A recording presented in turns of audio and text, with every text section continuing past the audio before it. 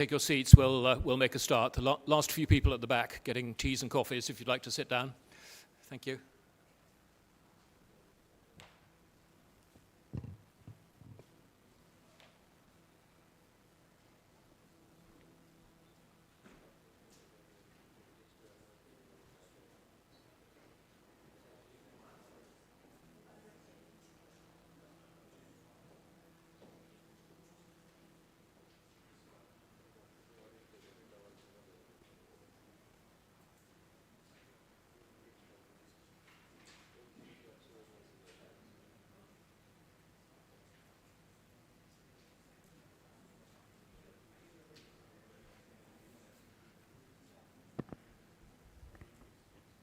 Okay, please come in.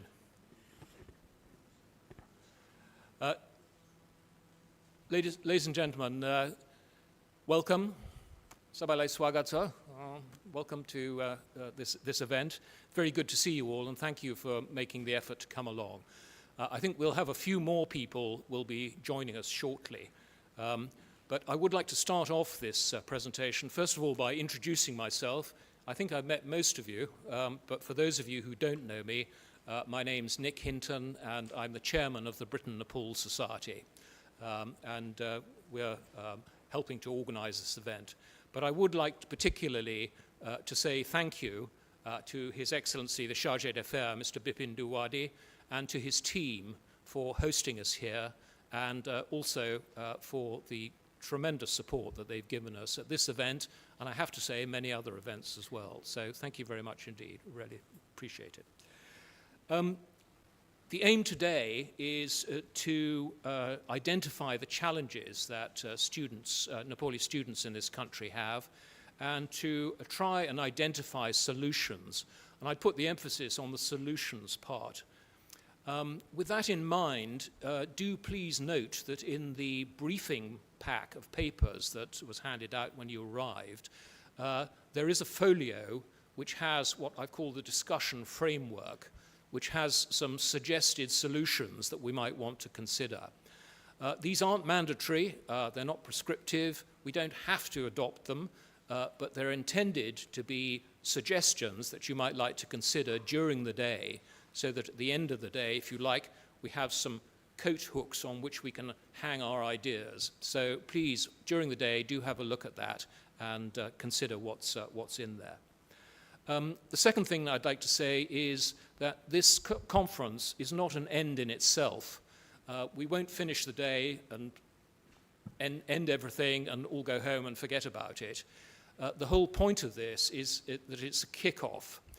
And what I'm hoping will happen is that at the end of the day, we'll have a much better idea of the different work streams that we want to look into, and that we will follow through on that in a group of discussions or work stream activities that will continue to develop the ideas we come up with. So please don't think of this day as an end in itself. It's very definitely a beginning rather than an end. Please do also bear in mind that a lot of the work that's been done up to now has been by volunteers. In fact, almost all of the work has been done by volunteers. We will, however, during the day, identify things which will require resourcing in terms of people and in terms of money. So when you are thinking about what it would be nice to have and what we should do please bear in mind that there is quite often a price tag associated with these things. So when you bring forward ideas in discussion, do please also give some consideration towards how they're going to be resourced. And if you individually would like to step forward and volunteer, then you'd be most welcome. A couple of other things. Time is limited today, but there will be the opportunity for you to make any points you have if you're not a speaker in the discussions this afternoon. For those of you who do have speaking slots this morning, I would ask you to be brief and do the best you can to stay within the 10 minutes allocated. Otherwise, lunch will be delayed, I'm sorry. I would also recommend that during the lunch break, you use the opportunity to network. One of the great things about today's event is that we've got a very wide range of stakeholders who are participating in order to get the maximum number of different perspectives on this set of issues. So do take the opportunity to move around, introduce yourselves to each other, and exchange ideas. That's very much part of today's event. I have put a box of post-it notes at the back there, and if you feel so inclined or don't want to stand up and talk in the discussions this afternoon, do feel free to jot down any thoughts you've got on a post-it note and just stick it on the mirror at the back there, and we'll collect them all afterwards. So if you're feeling a bit shy, that's how you can get your point across. The conference is being live streamed. I hope that's okay for everybody. It's being live streamed from the website, and I would welcome anybody who is looking at the live stream at the moment and say thank you very much for logging in. There will be a follow-up report on the conference, drawing the conclusions and the next steps out of the discussions we have today, and that will include a confirmed list of attendees. I mentioned it in the brief I sent out to you all, but if you don't want your contact details put in that attendance list, please let me or one of the other people who are organizing the event today know, and we'll make sure that it's excluded. One final point. At the back of the room, we have got some merchandise, Britain Nepal branded merchandise. This is a charitable activity.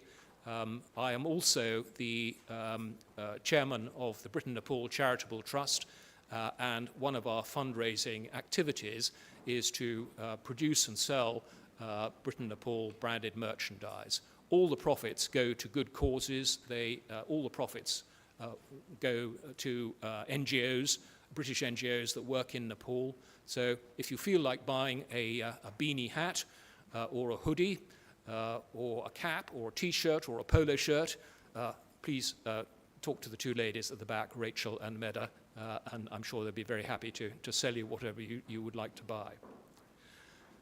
Again, welcome to you all. Thank you very much for joining. I'd now like to hand over to His Excellency the Chargé d'Affaires to say one or two words.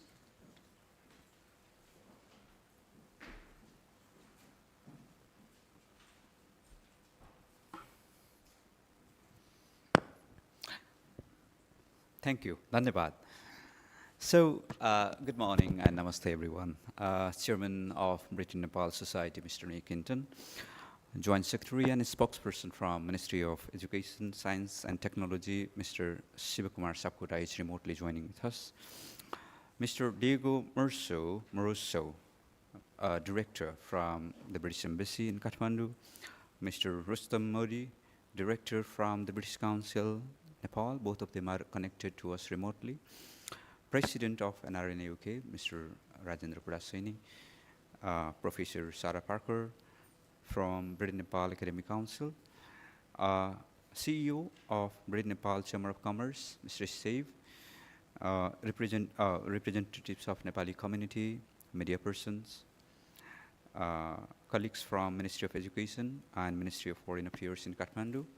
They are connected remotely, and from Home Office and Foreign Office in UK, they are here in person. Student representatives from various universities, colleagues from Embassy, and dear participants. Namaste, a very good morning and good afternoon in Nepal, and welcome to you all in today's conference. First of all, I would like to thank Nick for his valuable contribution to this program. He has proven that a responsible community organization always stands with its people and addresses their concerns. Thank you, MJ and Britain Nepal Society team. You truly deserve our appreciation. Please give them a huge round of applause.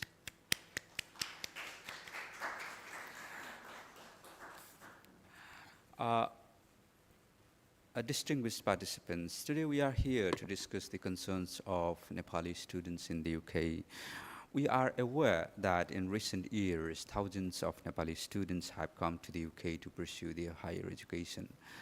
Many of them have performed excellently and achieved remarkable academic success. Staying at UK universities is often a rewarding experience, one that significantly contributes to their future career.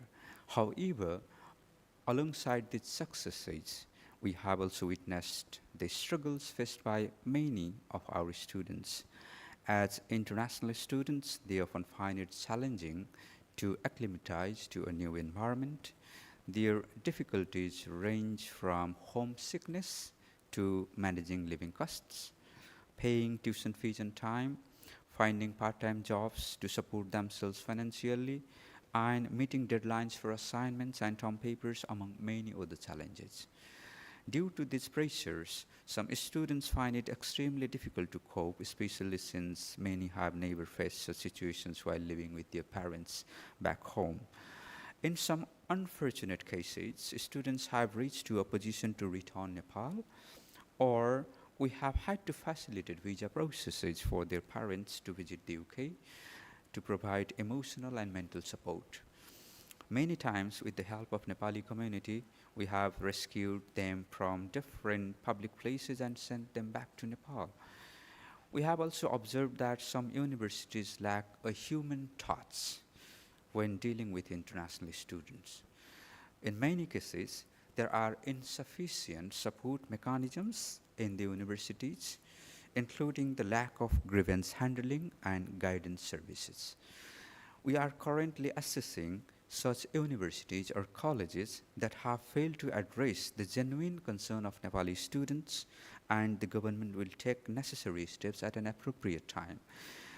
Parents also have an important role to play in this cycle. They need to be more responsible and realistic, carefully assessing their children's choices, the family's financial capacity, and the emotional readiness of their children before sending them to UK.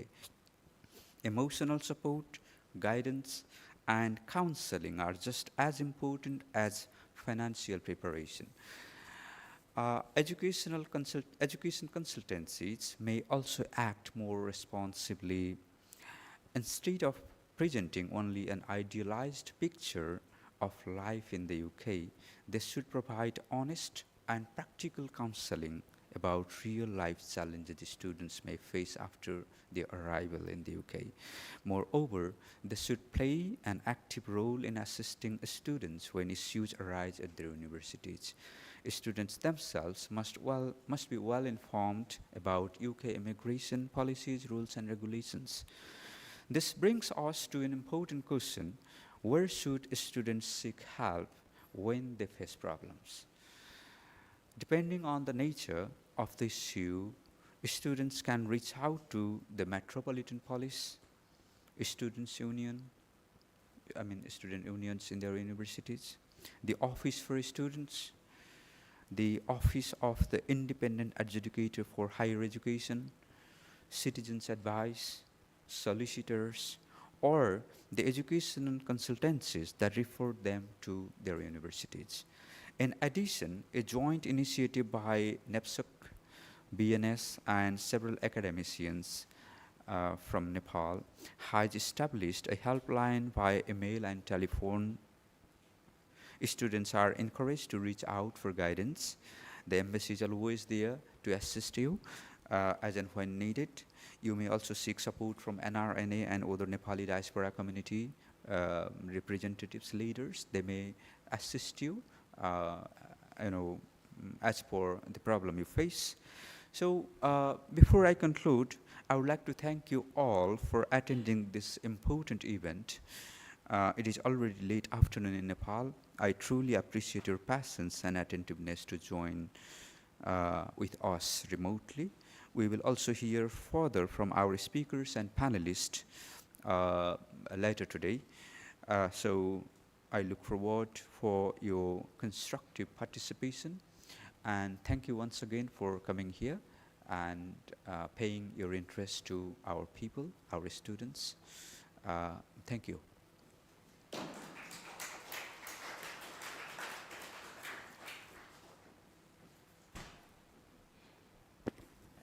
Thank you very much indeed. We now get to the technologically challenging part of the day, in which we will try and use the WebEx link to get 3 speakers from Nepal. And first up is Mr. Diego Moroso from the British Embassy. The British ambassador was going to speak. Unfortunately, other commitments meant that he couldn't, and so Mr. Moroso has very kindly stepped in. I have to say I've seen the background brief, and he was given some very concise instructions by the ambassador about what he was to say, so we'll see whether he follows those instructions or not. Can we get Mr. Moroso up on the screen? Hello, Diego, can you hear me? Yes, Sabra Namaskar. Hopefully everybody can hear me there. Yes, hello. We can see you up on the screen, and hopefully you can see us as well. Yes, I can. Excellent. Well, Diego, thank you very much for standing in, and the floor is yours. So thank you very much indeed. Thanks. Thank you very much, Chair, and thank you to the Embassy and the Britain-Nepal Society for bringing us all together today. A remarkable gathering of Nepali and UK colleagues deeply caring about the well-being and success of Nepali students in the UK. I guess this itself is a powerful message of pastoral empathy, one the ambassador, as you mentioned, Nick, was keen to underline, and one I'm very happy to carry forward on his behalf. I lead the British Embassy portfolio on social sectors, which includes work and education, so I recognize a few names and faces here, and this is also a topic that resonates closely for me as someone who studied and specialized away from my home country and identify with many of the challenges students abroad face. The agenda mentioned a presentation, but for me it's mostly about delivering some insight on how the British Embassy in Kathmandu is thinking about this topic on behalf of the ambassador.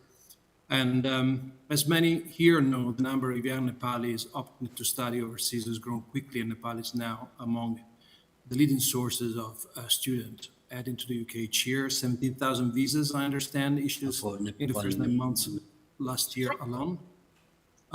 Even a small percentage of the students encountering difficulties translate into a significant number of young people needing support, and that is why today is not just an interesting discussion, is an essential one for all us concerned with students' well-being. Our focus, above all, is on students who risk falling through the net, as my ambassador likes to frame it, those who find themselves struggling quietly amidst academic pressure, cultural adjustment, financial stress, or emotional isolation. I was discussing with the ambassador, actually in preparation for this meeting. We agreed that while the issues are not the norm at UK university, they can and do happen, even within well-resourced institutions, and when they do, the consequence can be quite serious. That is why this conference can help stitch up those gaps so that Nepali students in the UK don't have to face these challenges alone. So this requires coordination, which is always the magical words we use in these settings, but so difficult to make a reality. One of the strongest messages when I was going through the briefing documents is that the landscape of support is currently somewhat fragmented. As Chargé d'Affaires, Mr. Duwadi mentioned, there are different actors doing good work, but often on separate tracks. So today's conference, as Nick said, can be the start of a process that brings us together and those tracks together, building a consensus of what these problems are and shaping the roadmap for action that can extend beyond the conference today. The challenges are indeed wide-ranging. I mentioned above, academic, social, emotional students often struggles with teaching styles, unfamiliar assessment systems, confusions around visas, the very human experience actually being far from home. And just during my Christmas break, I was chatting with a friend of mine from Cambridge, an associate professor, about our respective student lives. And she was mentioning how she wanted to escape Cambridge for her undergraduate studies, probably because her father was also a professor there. And went to London, so not very far, and found herself lost in this giant city where she struggled to find the right social and emotional support. And we're talking about a well-traveled British student in the UK, so we can imagine how it all means for someone landing in a different country and different academic framework. I don't want to repeat what was already said and discuss the details of specific initiatives that will probably be covered next by our dear friend, Mr. Sapkota, and my British Council neighbor in Nepal, Mr. Modi. My contribution today on behalf of the ambassador is just to reinforce what sits around and beyond those initiatives. So for us, the heart of the issues is that students and their families have placed their trust in us, our joint institutions, our communities, and the broader Nepal-UK partnership. And that trust creates a shared responsibility, and not for one organization, but for all of us.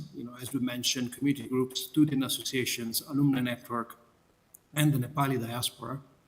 Where support currently feel dispersed, we must help join the dots. We need to make information more reliable. We need to make sure the students know where to turn, that the pathways of support are clear and culturally relatable. And where small problem risks snowballing into crisis, we need systems that spot these issues early and respond quickly. I also want to highlight something the briefing documents flag effectively, actually. While university provide a great deal of support, it does not always capture the full Nepali dimensions of student experience, the cultural expectation, social dynamics, and the weight of family hopes and the reluctance. Organizations in the UK can play a vital role, and we are here at the embassy stand ready to back more structured collaboration between these groups moving forward where we can. At the end of the day, our goal today is not to reinvent the wheel. It's really about combining what already exists into something more coherent, something that Nepali students can understand, navigate, and trust. And hopefully, doing this will help ensure that the overwhelmingly positive experience most Nepali students have in the UK, as Mr. Diwali said, is shared more widely and more consistently across the Nepali student diaspora. So allow me to finish by saying that for both Nepal and the UK, education has always been one of the closest points of connection between our two countries. It has shaped generations, anchored friendships, and opened doors for collaboration. So this conference is part of that continued renewing of that connection for the benefit of the next generation.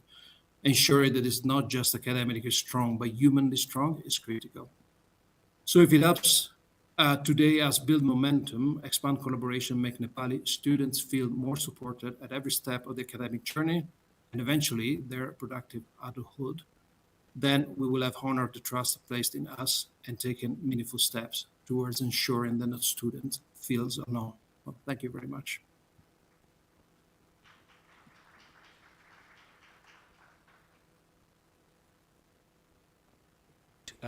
Much appreciate those words. Most grateful to you for sparing the time to come and talk to us. Thank you.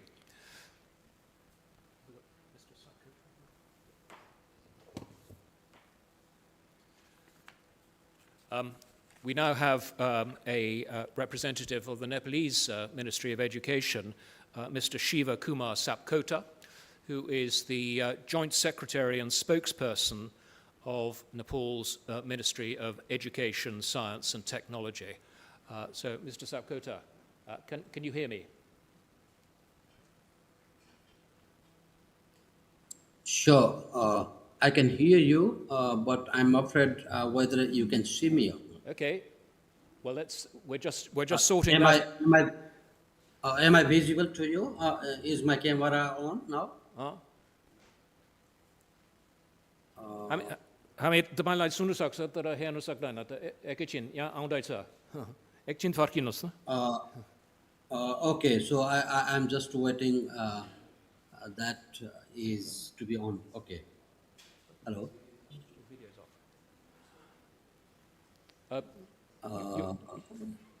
It's camera, but I'm trying to. तपाईँको video of छ भन्छ That's what I am trying to make it on, but how can I turn it on?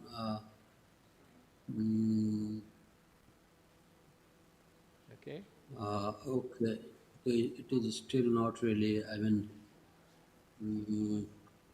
so you can hear me, right? Yeah, we can hear you. If you'd like to talk, that would be fine. I think Ramesh, one.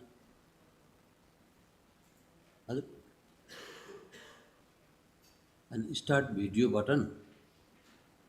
यहाँ stop video छ यहाँ हैन. हुन्छ सुरु गर्नुहोस् न Okay, I'll try to start. Wait a moment.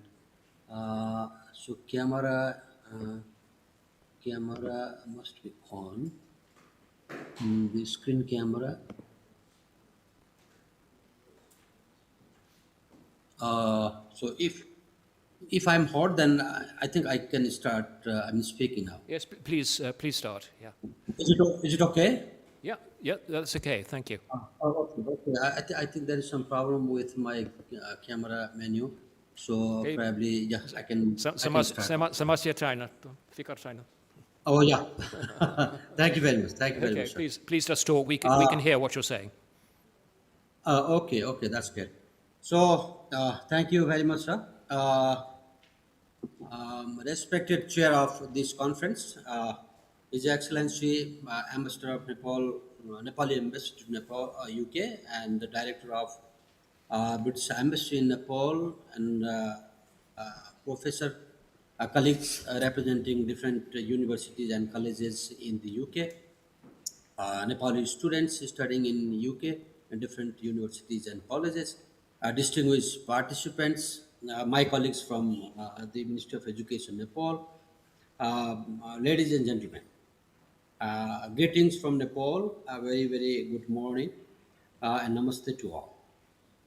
I feel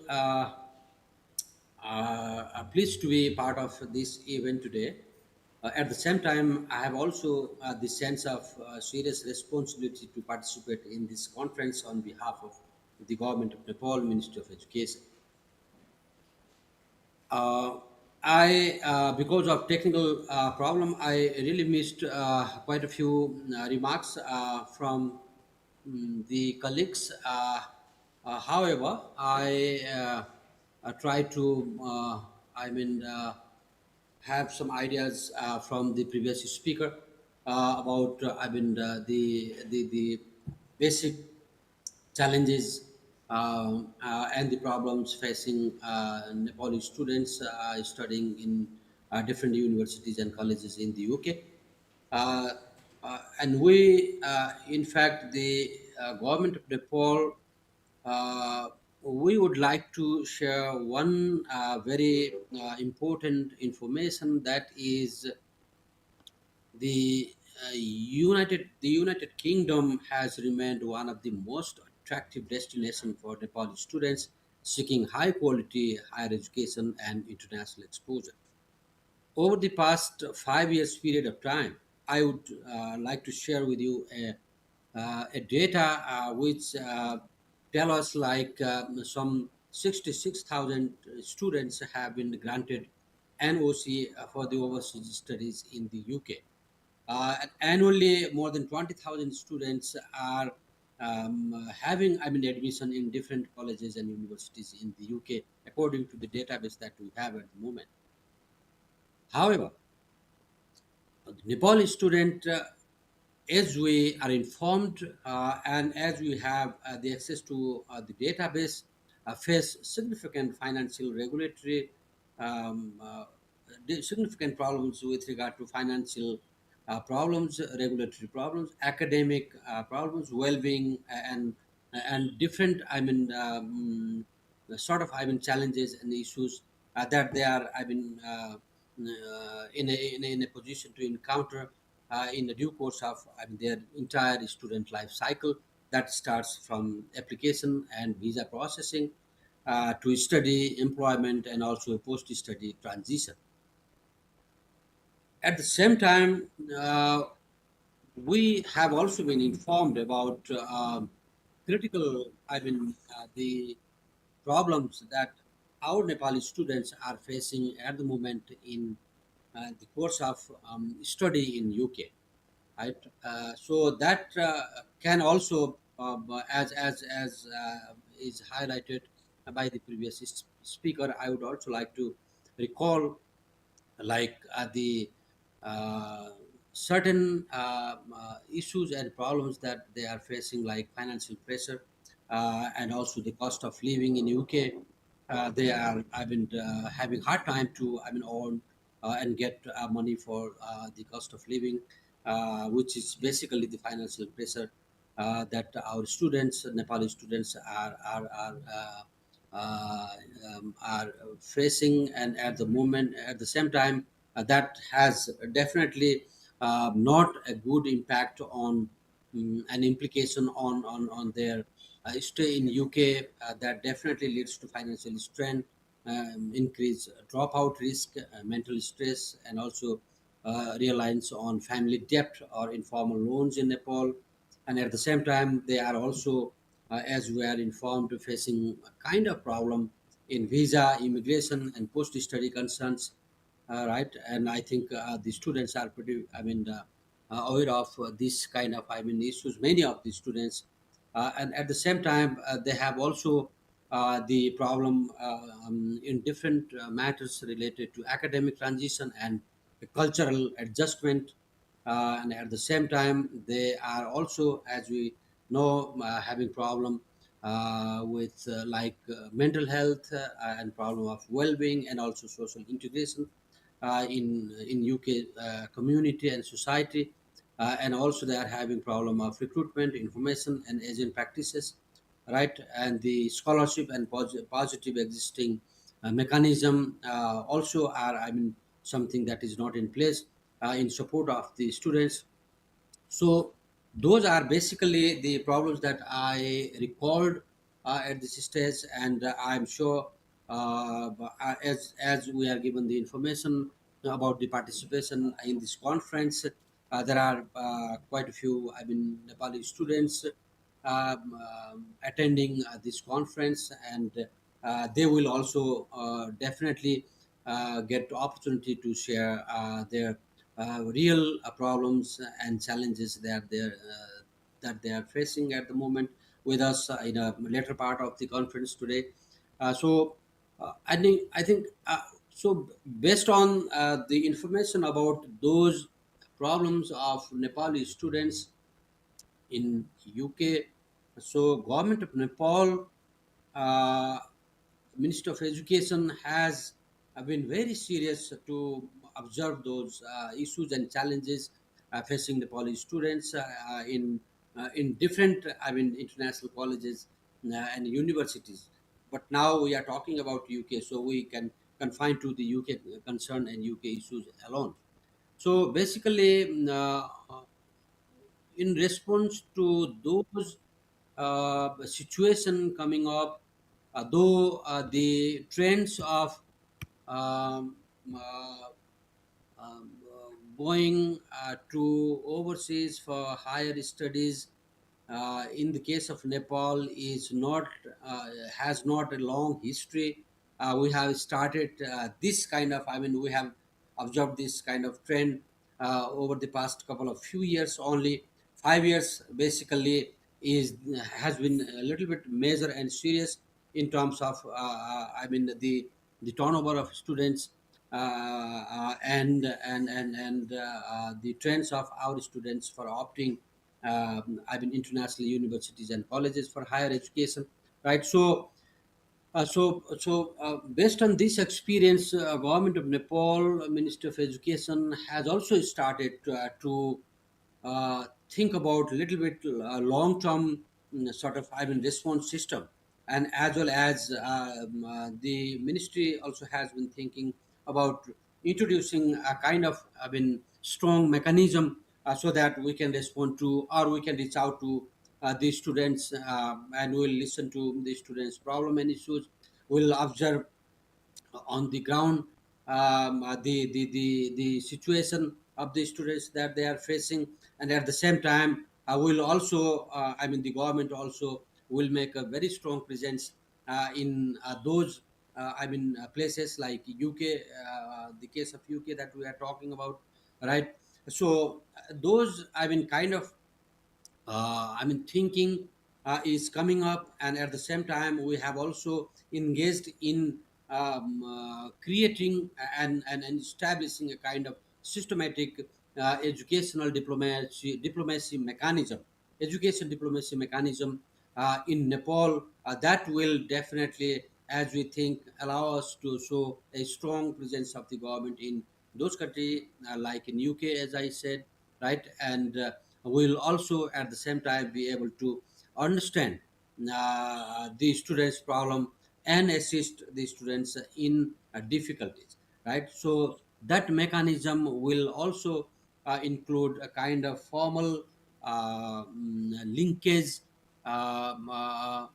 formal linkage between the governments like Nepal and the UK, and that will be utilized for collecting data and evidences about the students living in the UK, and also that linkage will be utilized for providing immediate as well as the long-term support under a coordinated framework, right? So this is something that we are engaged in terms of establishing a kind of mechanism. And at the same time, the ministry also has been revising the existing educational counseling regulation or counseling law to make the registered counseling agencies more accountable, more transparent, and also responsive to to their business of providing counseling services to the students aspiring for studying in the UK.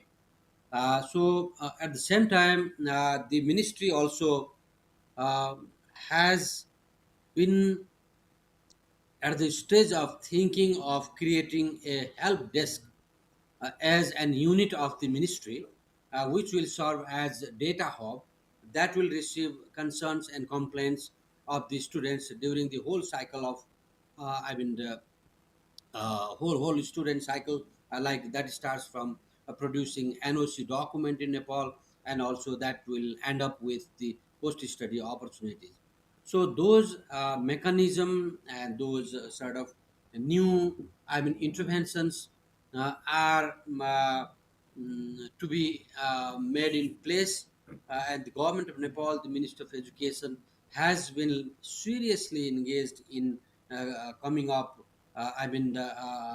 with those new arrangement, so that we will make our student studying in UK realize that they will have their government present where they are living.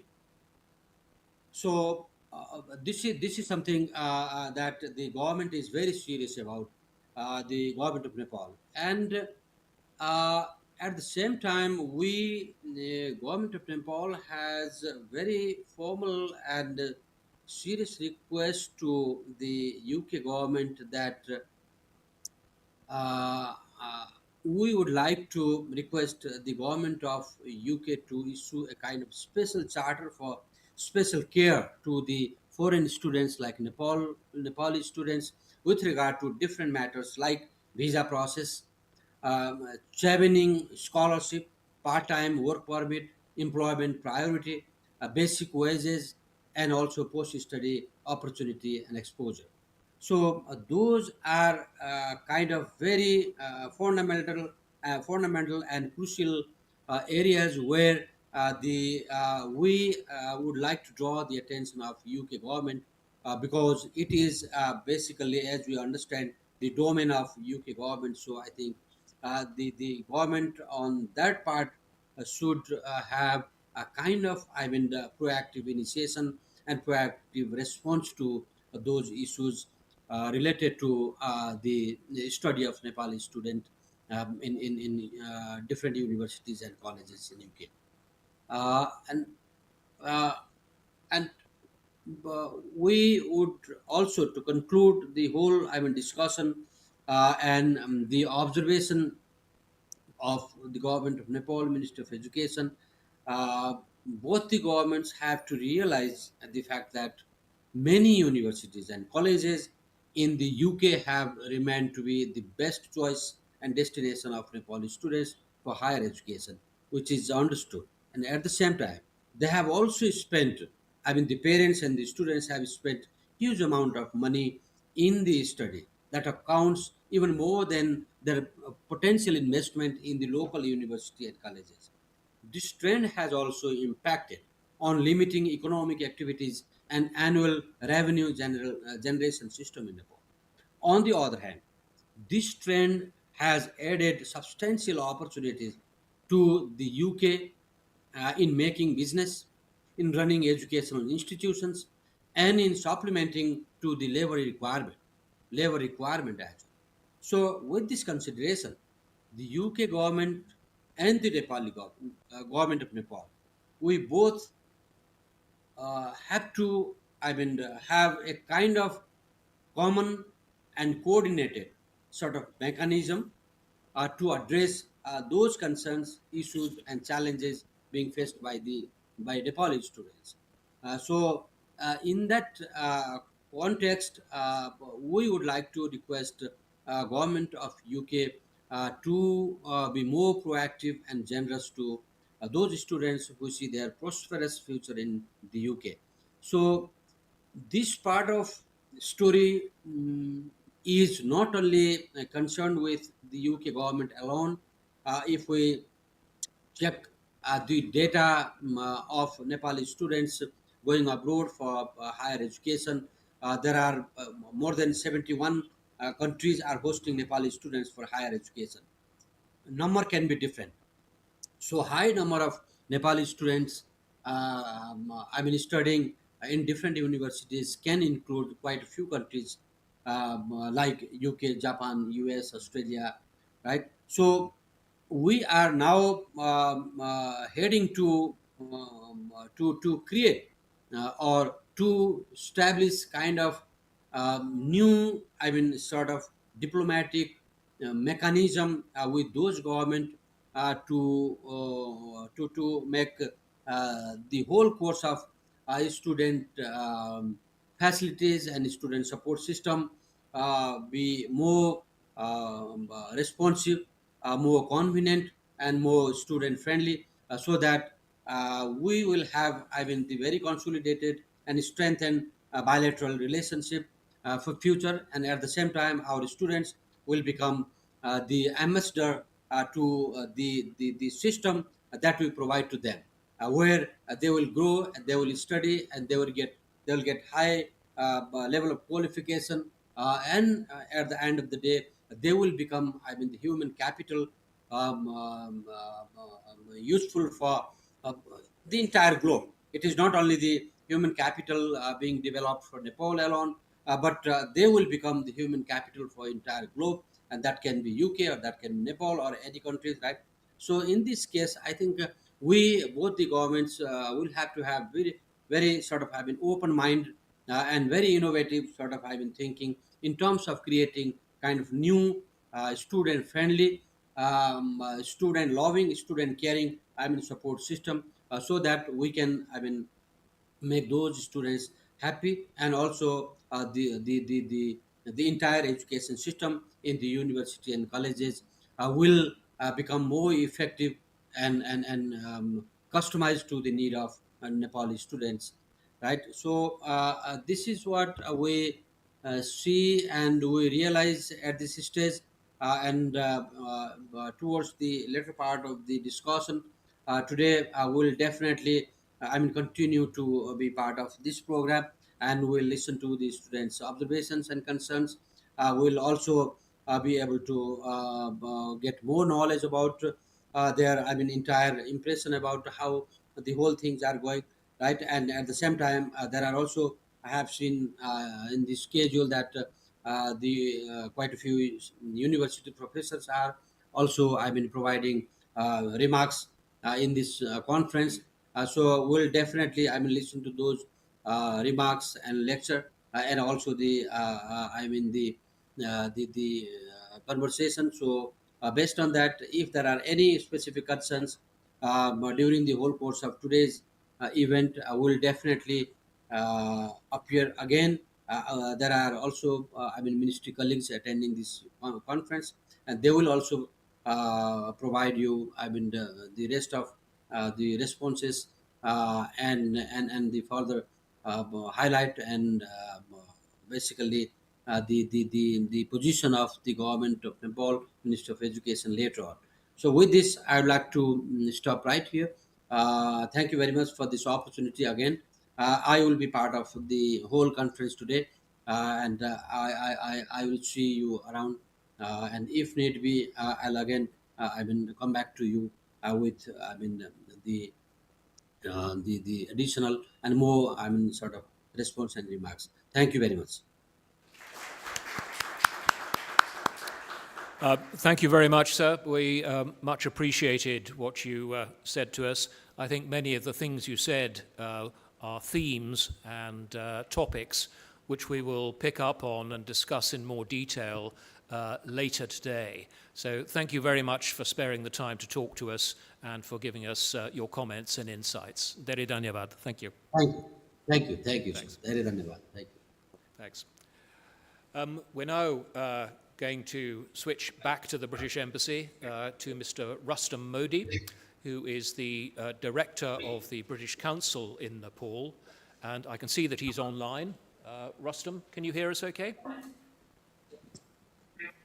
I can indeed. Can you hear me okay? Yep, and your picture was Is on that the clear?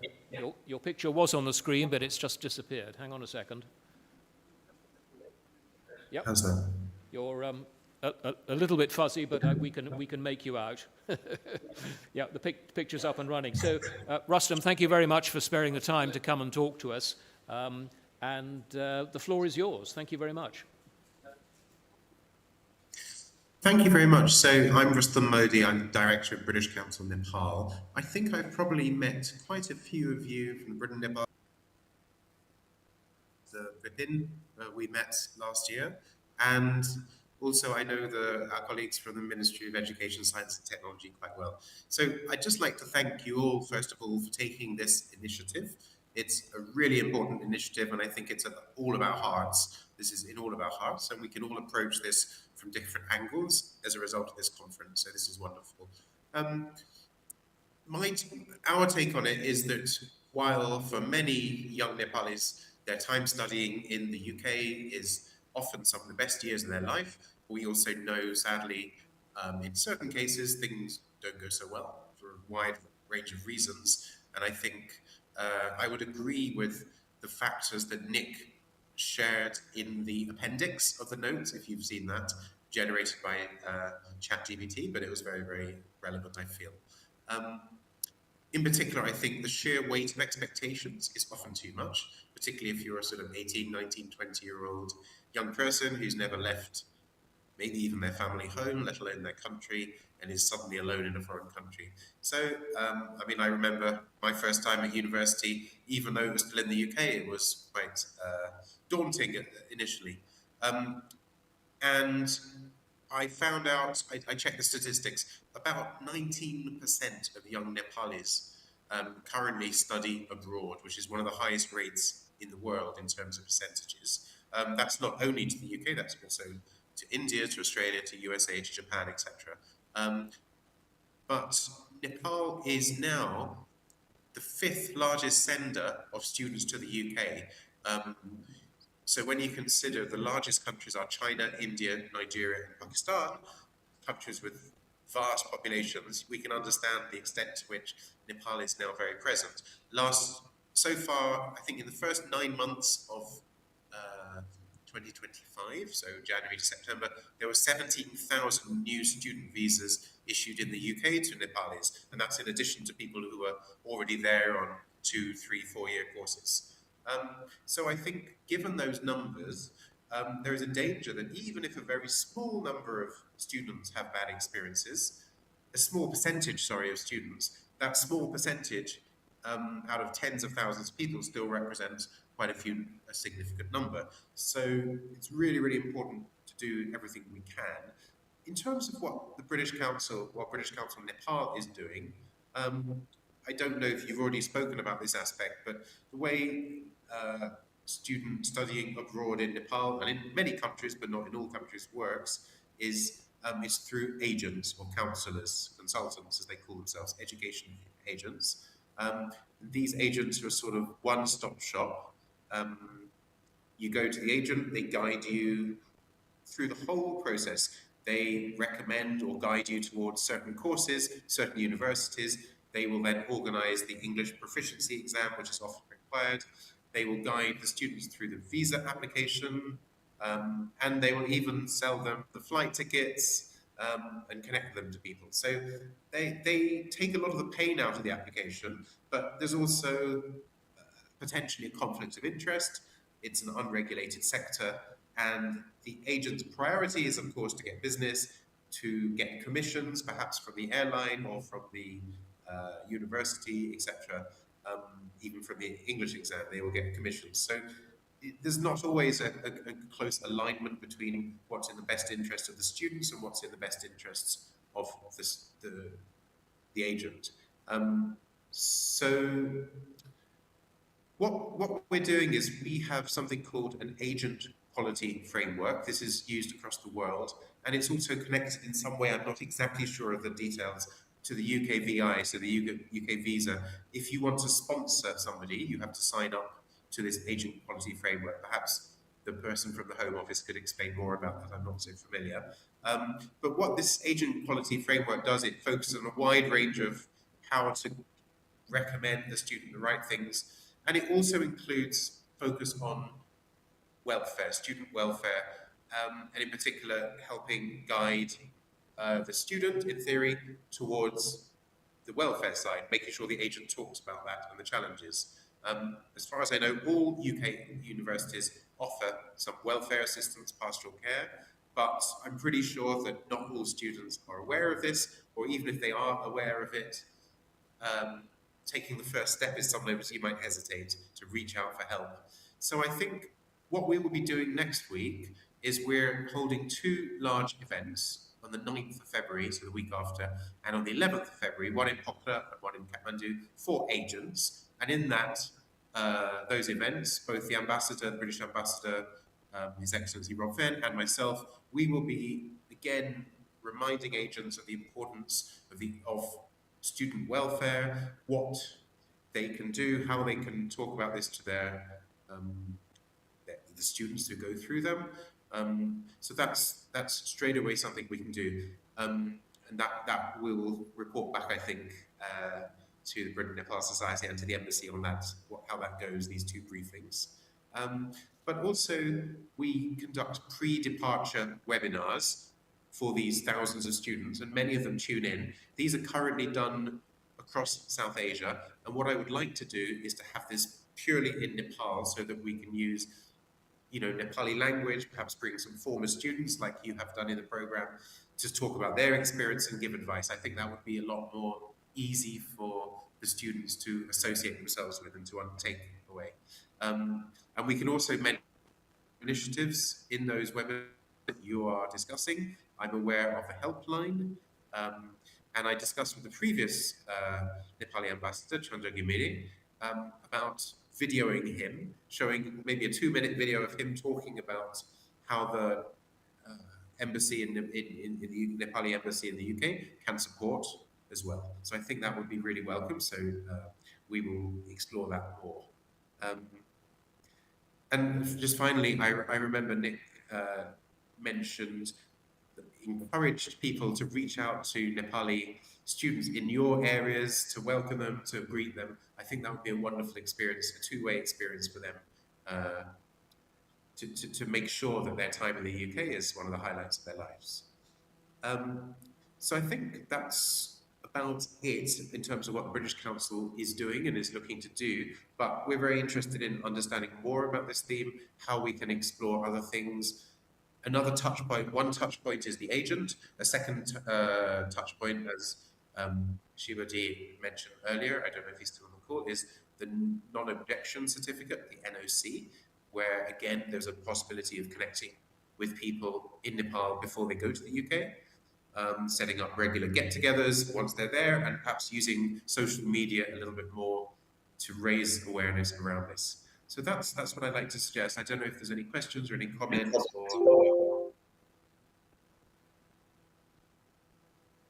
if you're still there. Rustam, thank you very much for that that overview. That was really, really helpful, and you've picked up again on many of the themes I think will come out in more detail later in this discussion. So it's a very helpful scene setter. Thank you. I was particularly interested to hear in your comments about the events on the 9th and the 11th, where you're talking to the agents. I think that'll come out as a very important part of what we're discussing here today. Can I just ask, has there been any discussion with the Nepalese government about actually regulating agencies, or is it an entirely voluntary buy-in from them in terms of signing up for your framework? I'm not sure. I think we would have to ask our friends at the ministry around that. I mean, I think regulation, if there is to be regulation, we have to make sure we're regulating the right things. Sometimes regulation in general, we've seen this in the UK and everywhere, it can become a tick box, which doesn't help anybody. So I think we would have to make sure uh, we're regulating the right thing, and it's quite a tricky thing to regulate. But I will defer that question to the ministry, perhaps. Okay, no, that's a good answer. Thank you. We've got a couple of minutes before we need to go on with the last part of the program, 2 or 3 minutes. Does anybody in the audience have a question they'd like to ask Rustam? No? Yes, Professor Sarah Parker, who I think you know, don't you, Rustam? Do you know Sarah? Yes, I do. Yeah. Hello, Sarah. From Liverpool John Moore and the also chair of the Britain-Nepal Academic Council. Yeah, Sarah. Just 1 second, we'll get you a...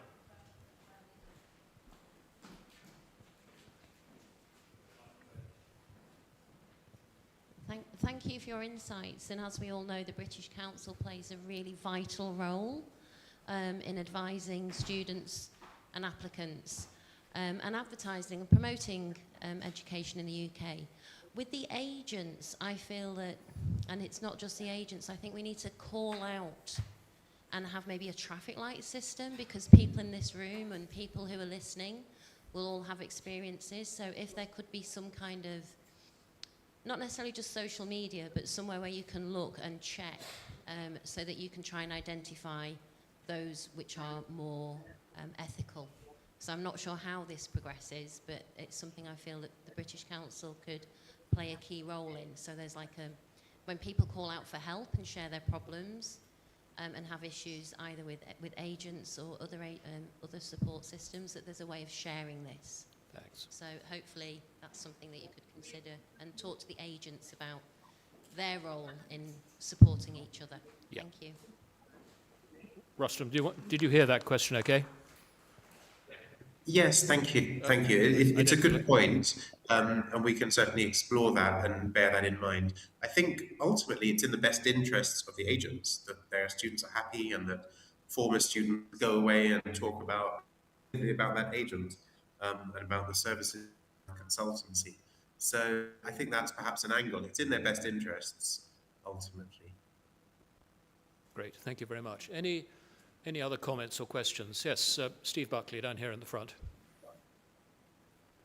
So Steve Buckley from the British Nepal Chamber of Commerce and a former member of the Foreign Office. Just interesting, I didn't realise that Nepal was the 5th largest provider of students to the UK. In that respect, does the British Council arrange for either groups of representatives from British universities to visit Nepal? Does it run any local education fairs where it's possible to sort of give the background and discuss a number of the things which we're going to be talking about today and which have already been raised? Because I'm also trying to put together a trade mission to Nepal later in the year. But it strikes me if you're not taking already groups from universities, they may be a target audience for our trade mission as well. Thank you. Thank you. Yes, and I would say in terms of trade mission, it's both universities in the UK who recruit students from Nepal, but there's also approximately 25 UK universities who have who it's called UK qualifications in partnership with Nepali colleges, universities. So there's a wide range of possibilities there. We can perhaps connect about that afterwards. Nick can share more details. In terms of your question, education fairs, there are education fairs. Often different agents are tied up to different universities. The universities, cultivate agents there to help them promote their own courses in Nepal. So we don't typically get directly involved. And I would say also there might be a risk that if we were to pick one university and not another, then we're arguably not performing our remit as part of the UK government by supporting one or not another. But I can certainly investigate if there are some more generic education fairs that we can perhaps talk about this matter. So that's a very good point. Thank you. Yeah, lovely. Thank you very much, Rustam. Rustam, that's perfect. Thank you very much indeed, and thanks for dealing with those 2 questions. We'll have to move on now. But thank you again for sparing the time to talk to us, and I look forward to communicating the conclusions of this conference to you after the event and to His Excellency the Ambassador. Much indeed. Thank you so Say much. goodbye for Thank now. you. Thanks a lot. Lovely interacting with you. Bye-bye. Bye. Good.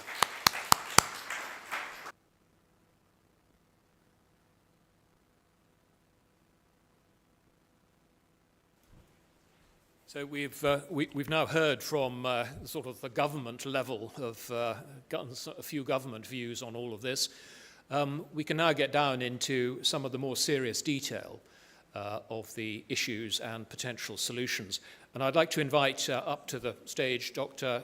Ravindra Noipani, who is, as many of you may know, a great philanthropist and has been doing an enormous amount across the board to try and help Nepali students. And it was actually, to some extent, him who pulled me into a greater awareness of the Nepali student situation in this country and things that needed to be done. He's also done a lot to help set up the helpline for students in this country. So Ravi, do come to the stage, and the floor is yours.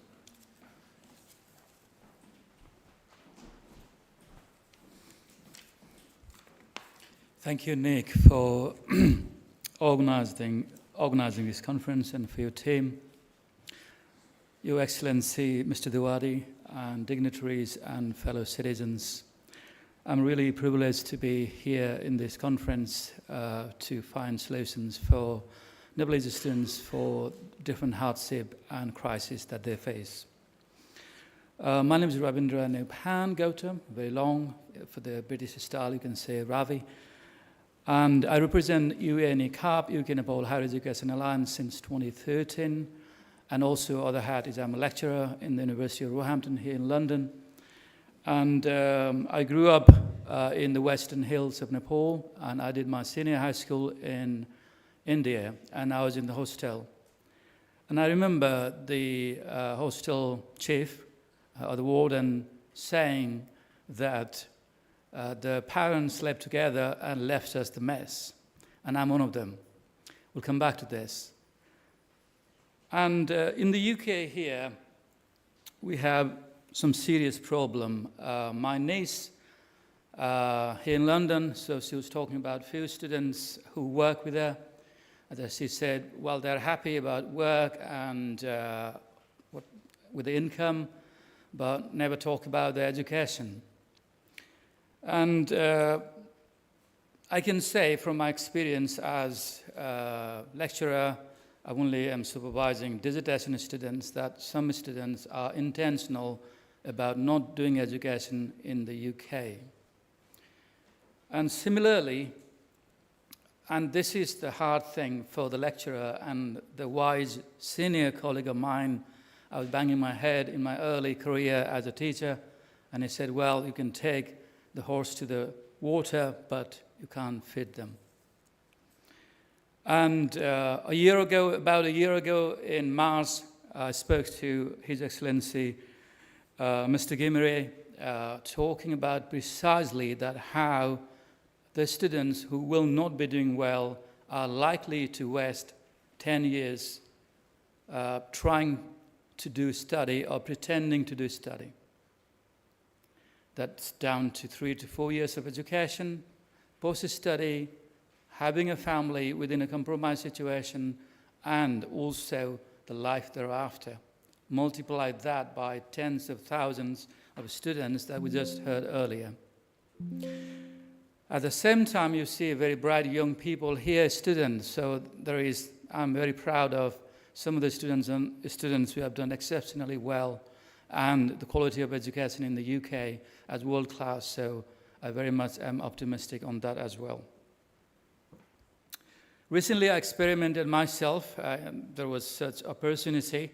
One of the young man who happens to be the grandchild of the man, very genius, who built my father's house. And his father and he came over to the town. I was in Nepal in December, and we talked about he was rejected twice at our university. He is 17, not 18, probably one of the risks, maybe other things, I don't know.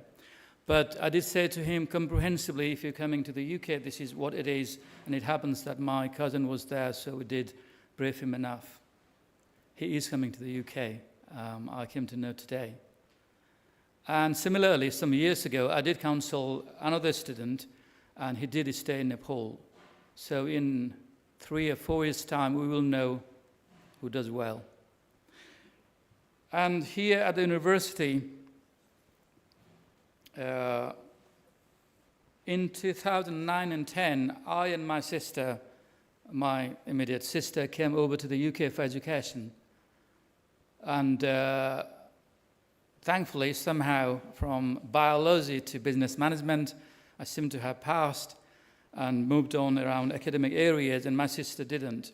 That was precisely to do with the bogus colleges. I suppose we have Home Ministry, Home Office ministers here, that the crisis of the early 2010s.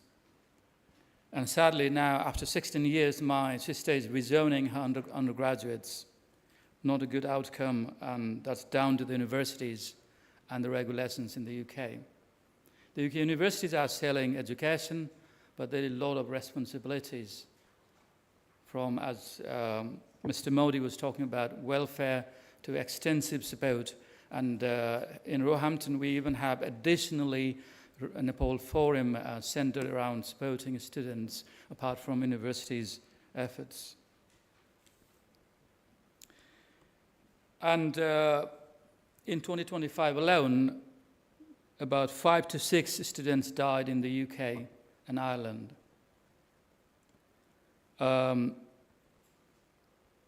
And this is disproportionately higher compared to similar South Asian neighbors, compared to the students incoming, visa granted, and the population. In somewhere 2012, I was among them that who pointed finger at Qatar about their stadium building for football World Cup. But today, this is here at home about deaths and crisis and homelessness. On the day that a young man from Eastern Terai was flying over to Nepal with a lot of efforts, and His Excellency Mr. Diwali, I was sat next to him talking about what happened, and a lot of generous support to him from the embassy and from other people. So we still have that battles of students being homeless and also removed from the universities for reasons of absence from the university and also financial crisis.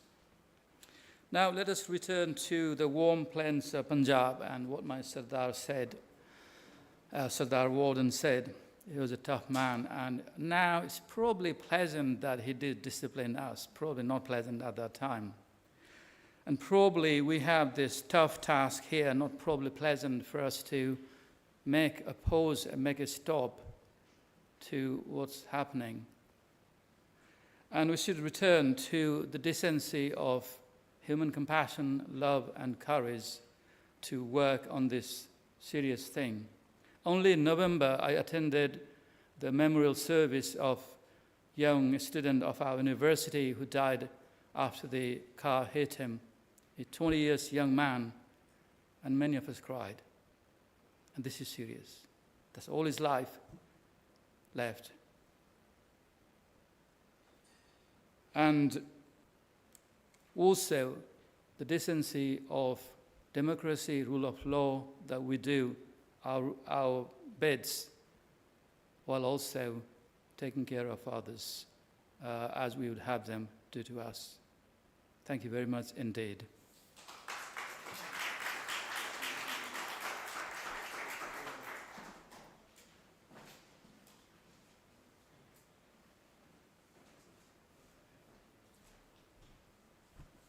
I should have mentioned that there will be opportunities to ask the speakers questions in the afternoon discussion sessions. So please hold your questions until this afternoon so we can have a really good discussion. I'd now like to invite Dr. Sushma Basnet up to the stage, yes, who is from the Centre for Nepal Studies, UK, And I think you have some slides as well, Sushma, don't you? So we'll get those up and running, and then the floor is yours. Thank you. Thanks very much.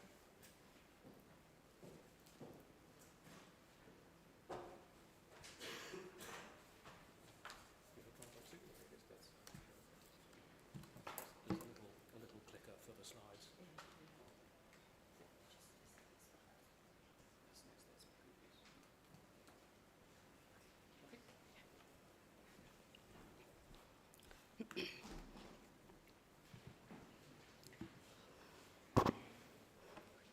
Well, a very good morning and warm welcome to everyone. His Excellency Mr. Bipin Dewaju, Nick Henton, I'd like to take this opportunity to thank you very much for organizing this timely and very important event. My name is Shushma Basnit, as you can see, and I'm representing CNS UK, Center for Nepal Studies UK, on a very important and a timely topic.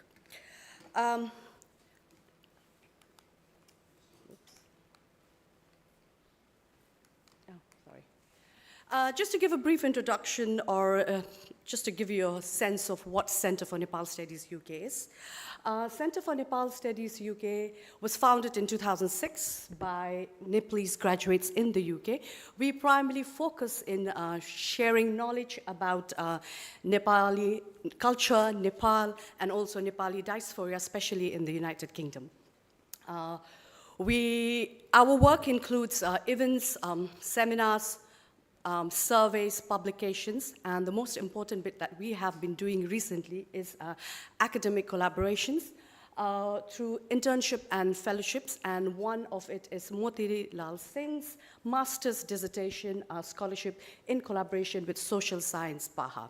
So we provide scholarship for Nepalese scholars, around 50,000 rupees, not much, but at least something is better than nothing.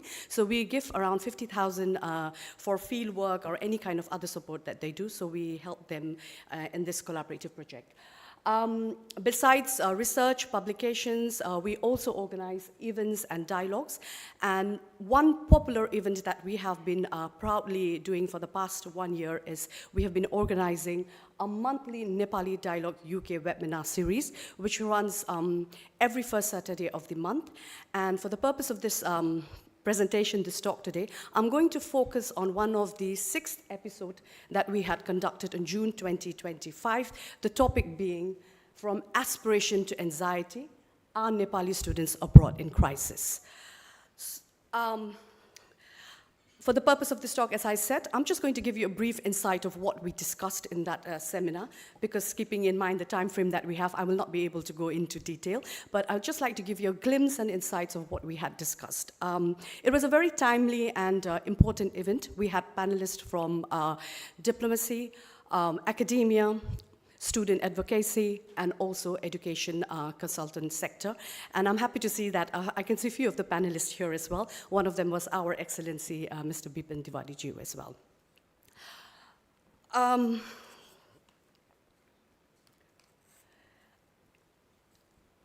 The series that we conducted, we focused primarily on why Nepalese students go abroad for studies. Especially our focus was on United Kingdom, why many students go to United Kingdom for studies.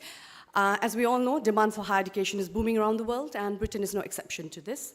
Over the past 5 years, the search for Nepali students coming to UK has risen sharply. From the event, the data that emerged were around 1,000 Nepalese students were enrolled in the UK in 2000. Over 8,000 were enrolled in UK HE institutions by 2023. As a result, 12,655 Nepali study visas were approved by March 2025. So approximately 20,000 plus student visas were issued year ending September 2025. And I believe if you go to the latest data record, this must have gone up as well. Again, as one of the speakers rightly pointed out today, Nepal ranks top 5 countries sending students to UK, alongside with other countries like India and China, who have larger populations than Nepal. Why UK? Okay, the reason why many students are attracted to UK. There are multiple factors. The panelists discussed that there were multiple factors, and some of them being these, the major ones: perceived quality and global recognition of UK education, post-study work opportunities and migrant expectations, comparative accessibility compared to other destinations such as USA, China, Canada, or Australia, strong presence of education agents who have been recruiting rigorously and targeting Nepalese students, and also social mobility aspirations and family expectations. Besides these, we identified key challenges that international students face here in UK, especially the Nepalese students. And these were some of the key challenges that we identified. Academic transition. Many students struggle to adapt UK's academic culture, which emphasizes on critical analysis, independent learning, and research-based assessment. These challenges often result in underperformance, frustration, and in some cases, academic misconduct. Financial pressure, rising tuition fees, living cost, place severe financial stress on these students and their families, limited working hours, difficulties finding employment, and also lack of financial safety nets gives them added stress. Mental health stress, we identified there is a gap in awareness and access to mental health support.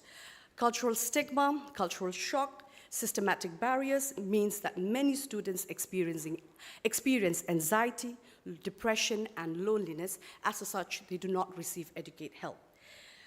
Hence, there have been cases where we have come to know that there have been some tragic cases like student suicide as well. There has been some instances and incidents. Again, immigration and employment uncertainty, frequent changes to UK immigration laws, particularly around student study work visas and dependent visas, create uncertainty regarding long-term prospects. Besides these key challenges, we also identified structural and ethical concerns. We believe that there is a weak regulation of education consultancies in Nepal. There should be a robust, commission-driven recruitment and information guidance for both universities as well as the agents or education consultancy. Aggressive international student recruitment, we all are aware, the role of agents, ill-regulated agents, so to say, not all agents, but there are many in the market who are just driven by commission rather than by just giving proper guidance and correct path to these students. Limited cross-border accountability for student welfare and outcomes. Once student leaves their home country, it's unclear who is responsible for looking after their well-being, safety, and success. Hence, what we concluded from this webinar was there is an urgent need for us how we take this forward, okay? There's a very important need and urgent call. We all need to work. It's a shared responsibility. We believe in Center for Studies Nepal, UK, along with the panelists who were present on this seminar, that it's a joint responsibility.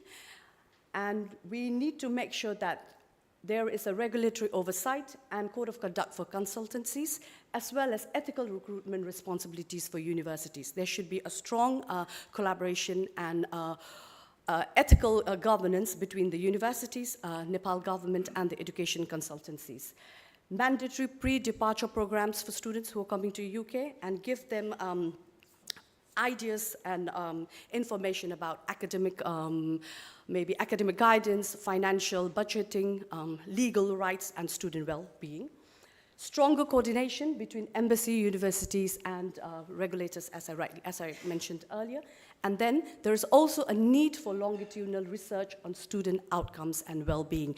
And we, as a Center for Nepal Studies UK, we believe that we can play a collective role here, where we can run research, explore students' issues that they are facing here in the UK, and probably provide some solutions. Just to conclude, my concluding remark, we strongly believed from the webinar that we conducted, and we seriously advocate that student mobility only strive when ethics, guidance, and governance align. In other words, student mobility isn't just about opportunity, it thrives when moral principles, practical support, and institutional rules reinforce each other. Thank you.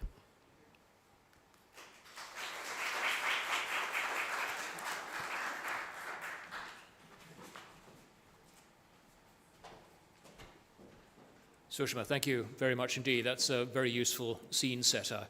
I was actually on the seminar that took place in June last year, and it was a long seminar. I think it lasted 3 or 4 hours. It was a very good discussion and a very good sort of precursor to the discussions we're having here today. So I'm delighted you're here today to give us the benefit of your insights into all this. Thank you. We're now going to hear from the students. And I'm absolutely delighted that 2 students have agreed to come up here on the stand and speak today. It's absolutely vital, of course, to hear from students about exactly what their experience is, which may be slightly different from what the rest of us may think the students' experience is. So I'd like to invite up first Namira Shrestha, who is the president of the Students' Union at the University of West London. Namira has been very involved in a lot of the preparation for this conference and has been enormously helpful in bringing together the student voices so that they can be properly heard at this event. So Namira, thank you very much indeed for coming.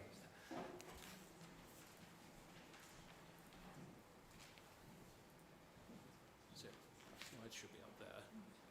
And that's just back and then forward. Okay? Good luck. Honorable representatives of the Embassy of Nepal, respected guests and fellow students, Namaste. I'm Namira Shrestha, and I'm the president of the Student Union at the University of West London. Before coming into the presidency role, I was the chairperson of Nepali Society, where we collaboratively built it for 3 years now. And today, I'd like to thank Mr. Nick Hinton for giving me this opportunity to speak with you all today. I'm honored to represent the Nepalese student community at the University of West London and to share our journey, our struggles, and our aspirations as international students in the United Kingdom. Why we are here? Nepalese students form a growing and vibrant part of the international student community in the UK. We come here with dreams of quality education, global exposure, and the hope of building a better future for not just ourselves, but for our families and for Nepal. Today, I will be about real challenges we face. And we conducted a short survey about common experiences that international students live at UWL. This survey was conducted at University of West London to understand the challenges faced by Nepalese students in the UK. While each student's experience is unique, clear pattern emerges, where studying abroad is major financial and social commitment. One of the most significant challenges Nepalese students face is financial pressure. Tuition fees for international students are high. The cost of living, especially in London, continues to rise. Many students also feel a strong responsibility to support their families in Nepal. Balancing part-time work within visa restriction while managing academic commitments can be exhausting. Talking about academic adjustment, the UK education system is very different from what we have come since the childhood. It requires independent learning, critical thinking, and academic writing with the active participation. For students whose first language is not English, this transition can be overwhelming at first. Moreover, moving to a new country also means adjusting socially and culturally. Many students experience homesickness, loneliness, and culture shock, especially in the first few months. While visa regulations are another source of stress for international students, uncertainty around working hours, post-study opportunities, and policy changes creates anxiety about the future, Students often feel pressure to succeed within a limited time frame, knowing that their ability to stay and progress depend heavily on immigration rules. All of these challenges, financial, academic, cultural, and legal, can impact mental health. Many students struggle quietly with stress, anxiety, and emotional pressure, especially when they feel the need to remain strong for their families back home. And here is a graph figure what our student has responded. So the major three problems they are facing right now is financial pressure, finding part-time work, and visa immigration concerns. Despite these challenges, Nepalese students continue to contribute positively to university life and wider society. We support one another, engage in part-time work, participate in student leadership, and act as cultural ambassador for Nepal. Our journey is not just about struggle, it's about growth, resilience, and transformation.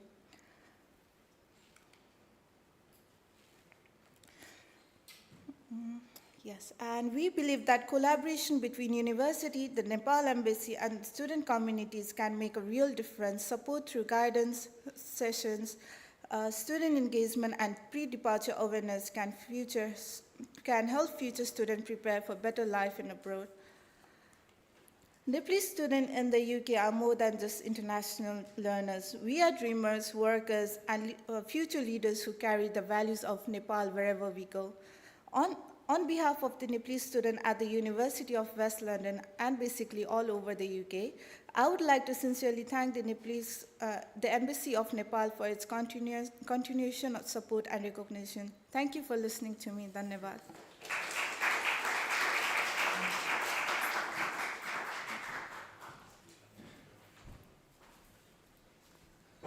Namira, thank you very much. Shabash, thank you. It was very good. Just what we needed. We will be hearing from another student in a moment, but next up is Mr. Pawan Kandel. Pawan? Yep, here we go. Pawan has been involved in helping Nepal students for some time and is the founder and driving force behind merging NEPSOCs, which many of you will have heard about, merging Nepalese societies, bringing it together, the university societies in the different places around the UK. So, Pawan, the floor is yours. Thanks very much.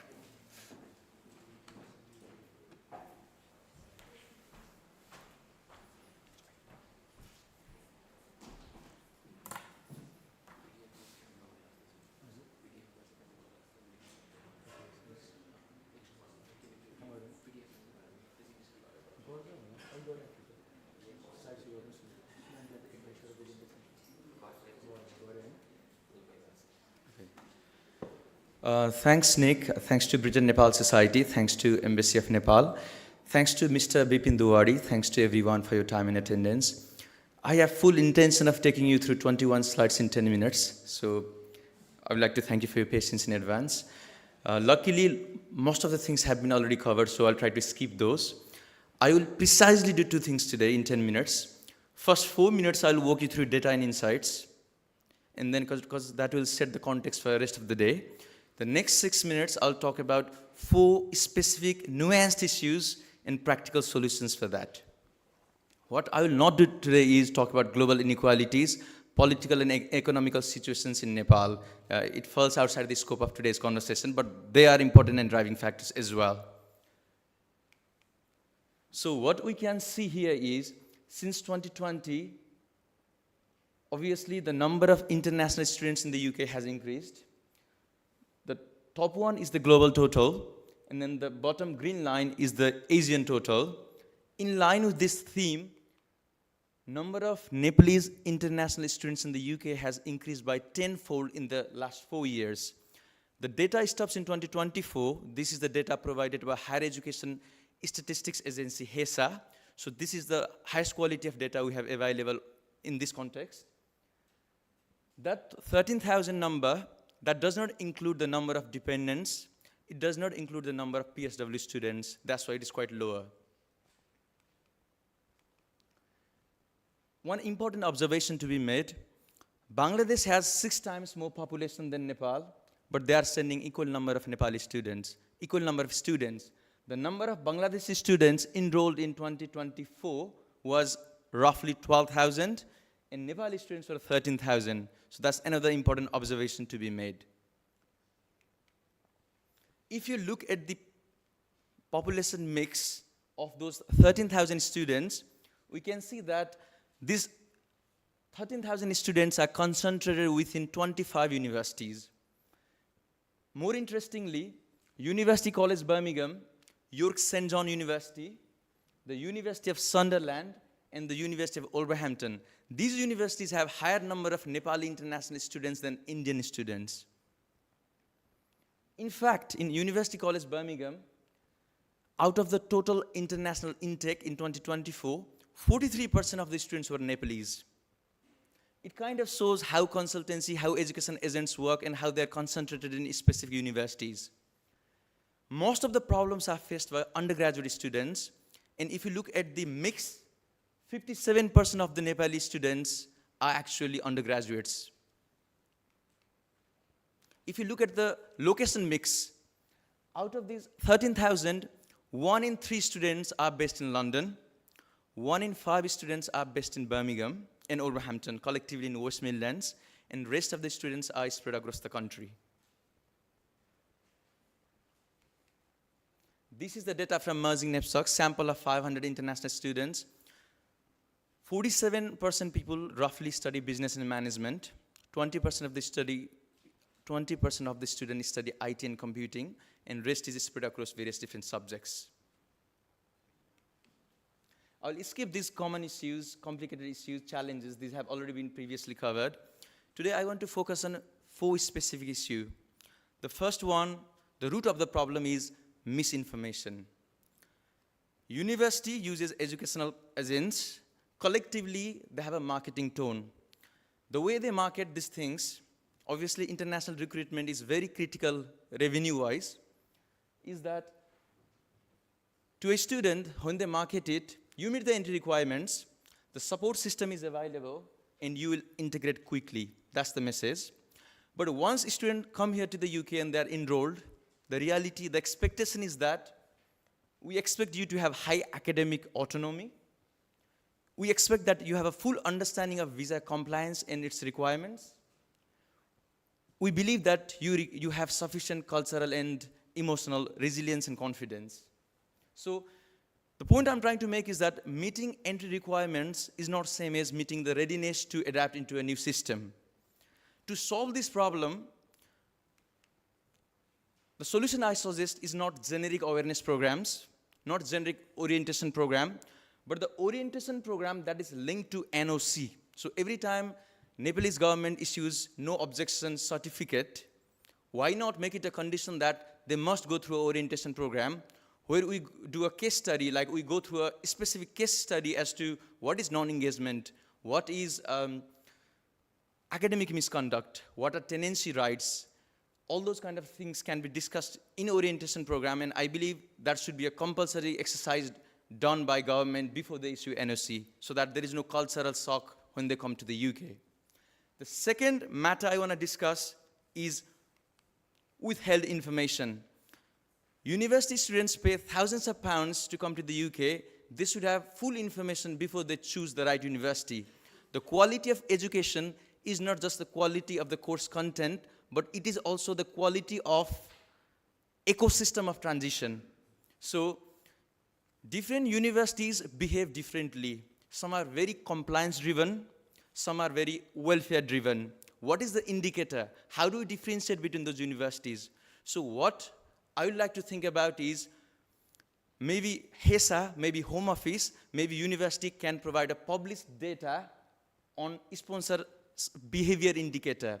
For example, how many sponsorships have been withdrawn in any academic year by a university? Where is that data? That is readily available data. University and Home Office both should have data as to how many sponsorship has been withdrawn by a university. That is an indicator of how strong the ecosystem, how strong the welfare system in the university is. But that information has been withheld. No one has that information.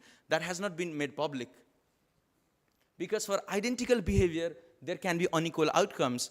Just because a student going to a heavily compliance-driven university might mean that his sponsorship get cancelled, while the other student might get a support system. So that's a behavioral difference, and we need a KPI for that. The third one is the death sentence. So I will explain that. What it means is that the university international education system works like an airport without air traffic control. University providing boarding passes, agency giving tickets, and they're telling them the destination is safe. Once the plane is in the air, there is no monitoring of fuel level or emergency signs. When there is a problem, then they eject the passenger and then call it a compliance. That's exactly how it operates, because when a student gets somehow involved in academic misconduct or non-engagement, rather than providing support, the reaction is, this is a compliance risk, we just send him back home. That is a death sentence. A student is in his third year, having paid 40,000 in student fees, and then university make that decision to withdraw sponsorship. Obviously, it is outside Home Office's scope to investigate that. There is independent adjudicator for higher studies, but they do not get involved in higher immigration issues. So what we need is student ombudsman that can handle immigration matters. Right now, university decides, and then no one can challenge it. Home Office doesn't get involved. Organizations like ours, we cannot do anything. Appeal is a self-review issue. So university has appeal processes, but that brings self-review threat. They are reviewing their own work, so that doesn't make sense. We definitely need to head towards student ombudsman. That is a bit policy heavy, but that should be the way forward. The final one, Merging NEPSOLVs had a helpline during COVID. We had raised £22,000, helped 400 students. Be mindful that in 2020, there were only 1,200 students, international students. So 1 in 3 people actually were being supported through the helpline. The important part we realize is that the funding is not sustainable. Raising money from diaspora for student cases, because this issue is inherent, this is going to stay. So it is not feasible and sustainable to kind of keep raising fund. So what we need to do is, rather than having a charity-led funding, we should have insurance-style funding. So maybe this can be linked to the NOC year. Every time a student comes, there are 12,000 students, they should donate £10 to the emergency fund. Imagine 12,000 people paying £10 per academic year, that's £120,000. 90% of these students come through agency. If agency contributes £10 per academic year per their student, that's another £100,000. So every year we have a pot of £200,000 emergency fund, and that maybe embassy can monitor that, we can help that, make a protocol how to release that. So it should not be welfare dependent, charity dependent. There should be collective risk management of this issue. So I think this is a sustainable model of insurance style funding. So those were my 4 practical solutions on these matters. This is an important matter. We need to act quickly, but collectively and not in parallel silos. Thank you.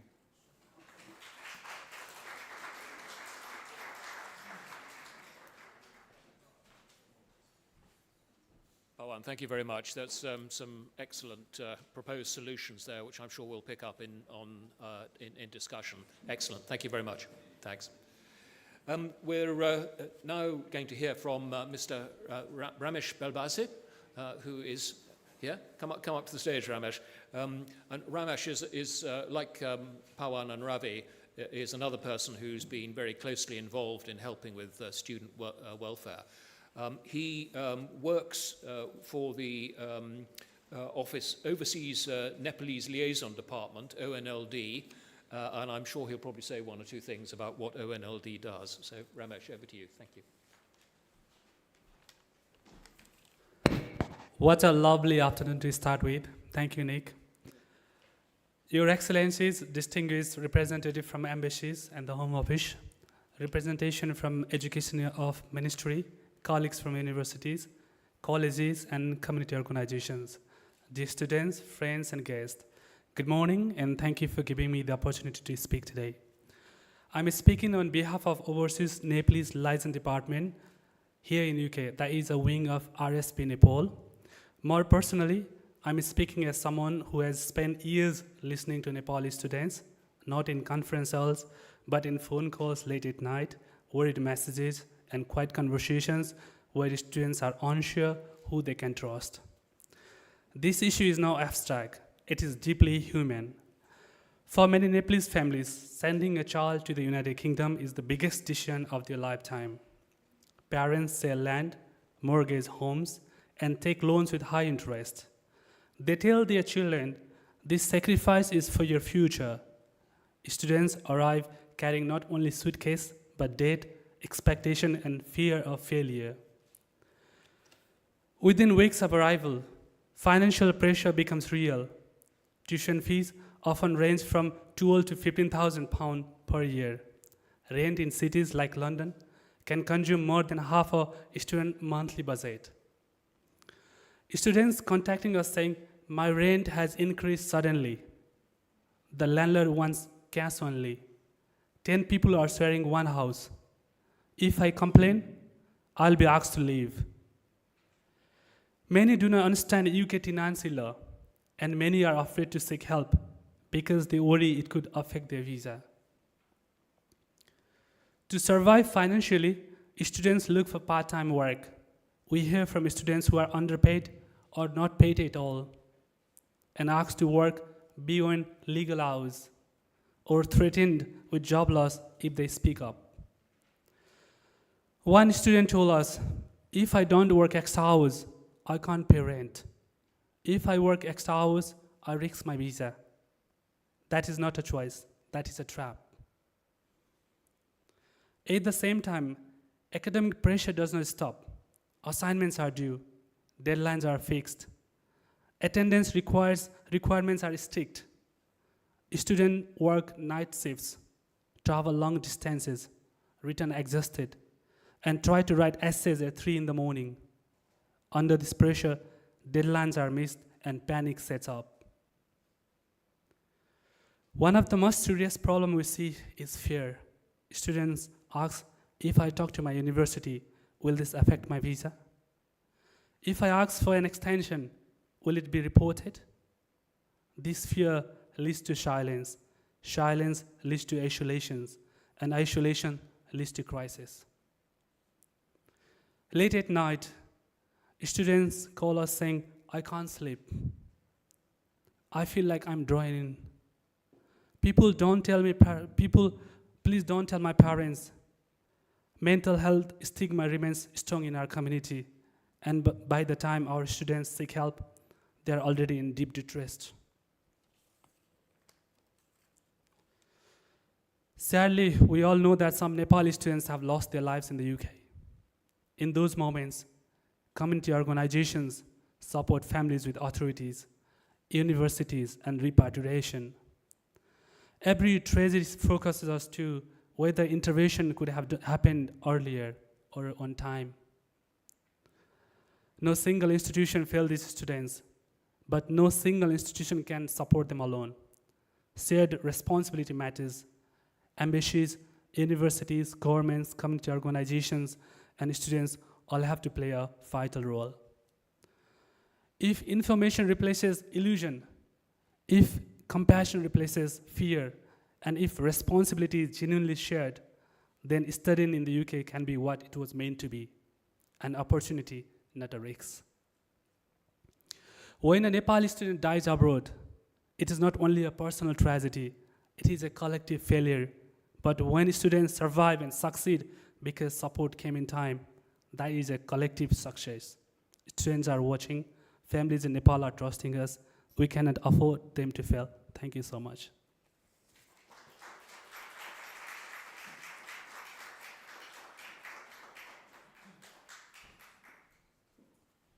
Ramesh, thank you very much.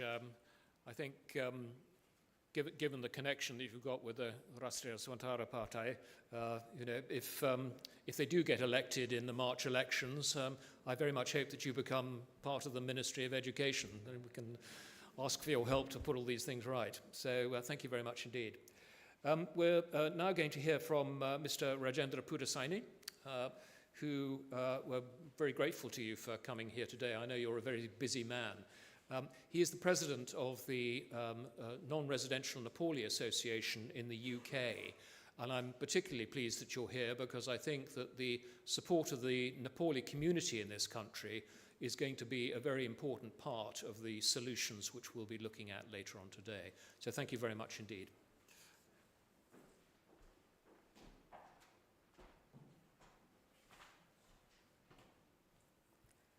Thank you, Nick, His Excellency, and dignitaries, especially the young student leaders and diplomats, and my former past president of NRNA UK. I am going to present on challenges facing Nepalese students in the UK and ways the Nepali community can support them. I'm really privileged and happy to be speaking in front of you today, and I thank Nick and the team for this opportunity. Let me begin with a real life experience. In December last year, one of the office bearers of NRNA UK got a call from Nepali community members stating that a Nepali student had become homeless and was spending nights at a train station in England. Our committee member were able to contact him, went to meet him, provided him emotional support, and housed him in a hotel locally. We also contacted his family members, arranged his return journey, went to the airport along with him to see him off. His name was A. Thapa from Kabri Palanchok district of Nepal. He has given us permission to use his name to raise awareness among Nepali students and their parents. Each year, thousands of students travel to the United Kingdom for higher education, driven by the promise of world-class universities, diverse cultural experiences, and better future opportunities. While many achieve academic successes like Pawan and the lady there, and with personal growth, a significant number also struggle with a range of challenges that can affect their mental health, academic performances, financial stability, and overall well-being. As a community organization, Non-Resident Nepali Association UK, NRNA UK chapter, is trying its best to support Nepali students in the UK and provide them every possible help. First of all, please allow me to discuss briefly what type of challenges Nepali students are facing in the UK and how the Nepali community, in partnership with Embassy of Nepal, London, and other organizations like Merging Knapsacks could help support them. Number one, financial hardship. I will be repeating lots of things because we share the common problem. Everybody is not, beyond our problem, and we will be repeating the same thing because we share the same problems. So I will be repeating, so bear with me. One of the most commonly reported problems among Nepali students in the UK is financial strain. The UK has one of the highest living costs in Europe, particularly in cities like London, Edinburgh, Manchester, and Birmingham. Tuition fees for international students are substantially higher than for domestic students, and scholarship opportunities are limited and highly competitive. Combined with rising accommodation, food, transport, and utility costs, many students find it difficult to balance their budgets. Some students take on part-time work to cover expenses, but strict visa regulation often limit the number of hours they can work. This creates stressful balancing act between meeting academic requirements and earning enough to live. 2, academic pressure and adjustment. This is repeated again, so everybody says the same thing. We have the UK education system is known for its emphasis on independent learning, critical thinking, and self-directed research. For many Nepali students who come from different academic cultures, adapting to these expectations can be challenging. Academic pressure such as tight deadlines, rigorous assessment, and the demand for high performance can contribute to especially anxiety and stress. Number 3, language. This has been repeated as well. Language and communication barrier. English language efficiency is another significant challenge. Although most Nepali students have English language qualifications before arriving, the reality of academic and social communication in the UK can still be daunting. Various variations in accents, idioms, fast-paced discussions, academic jargon can make it difficult to follow lectures and participate in seminars and engage socially. So communication barriers can lead to isolation, misunderstanding, and lower academic engagement, especially in group projects and presentation. Number 4, mental health and emotional well-being. This is being reported every day, every now and often. Mental health is a growing concern for among international students, and Nepali students are no exception to this. Being far from family, adjusting to a new culture, facing academic and financial pressures, and coping with the COVID-19 sort of pandemic can contribute to stress, loneliness, depression, and anxiety. Despite this, cultural stigma around mental health often prevents students from seeking help. Number 5, homesickness and cultural adjustment. This is again repeated. So living away from home often for the first time can trigger deep feelings of homesickness. I felt the same many years ago when I came to the UK as a student. Traditional Nepali society values close family ties, frequent communications, and community support. In contrast, life in the UK can be initially feel individualistic and isolating. Cultural differences, unfamiliar social norms, and being unable to participate in familiar tradition can intensify feelings and disconnections. Number 6, lack of access to community networks and guidelines, because Pawan has been saying that the students are targeted and taken into one particular areas, and they are deprived of this kind of community network and guidance. For most Nepali students, absence of a strong support network in the UK further compounds their challenges. When students arrive without prior connections, they may struggle to find guidance and on housing, employment, academic support, healthcare, particularly everyday issues. This is where Nepali community organization can and should step in. For example, if there is a student from Nuwakot district of Nepal, he or she should connect to the people who are from that region. If not, if they don't have such a friend or relative in the society, then students should reach out to the other Nepalese community who are actively working in that particular area. And how Nepali community in the UK can support students, I think this is a little emphasis we can give in this one. So because we want to go to the grassroots, listen to the people, and see the real problem in there rather than just making the policies and things like that. So we are saying as an NRNA, we go to the grassroots, listen to them, and help each other and embrace them, and our, like extended nationalism can flourish. Our Sanyathunga Fulgahami can be realistically, helpful in this situation. So, number 1, the Nepali diaspora in the UK includes families, professionals, community organizations, student associations, and volunteers. By harnessing the collective strength of these groups, the community can provide targeted support to the Nepali students available. Nepali students navigate their challenges and succeed academically, socially, and emotionally. Number 1, mentorship and peer support programs like Marjim NEPSOX and student like university student union are doing this rightly. And one of the most impactful forms of support is mentorship. The seniors helping the juniors, and the graduates helping the newcomer students, and something like this we can see, and we seek the collaborative work on this one. Nepali community organizations such as alumni networks, senior students can help mentorship programs to guide new students even before they come to the UK. And they can help in academic guidance, cultural orientation, practical advice. Like, for example, a lot of students deprived of the NHS facilities because they don't know. They need to, register to the GP and get the NHS support. So another one, number 2, emergency and academic support. NRNA UK is working to establish emergency relief fund for the Nepalese students facing emergencies, but we can't help them in terms of their living cost or tuition fees. In emergency, for example, homelessness, some dies, deportation, and emergency housing and shelter and something like this. So on this one, we have set up a student help desk that is advising and supporting students in their search for accommodation and jobs. We are trying our very best in this. This is being very, very important and very, very much necessity for the students, accommodation and looking for a job.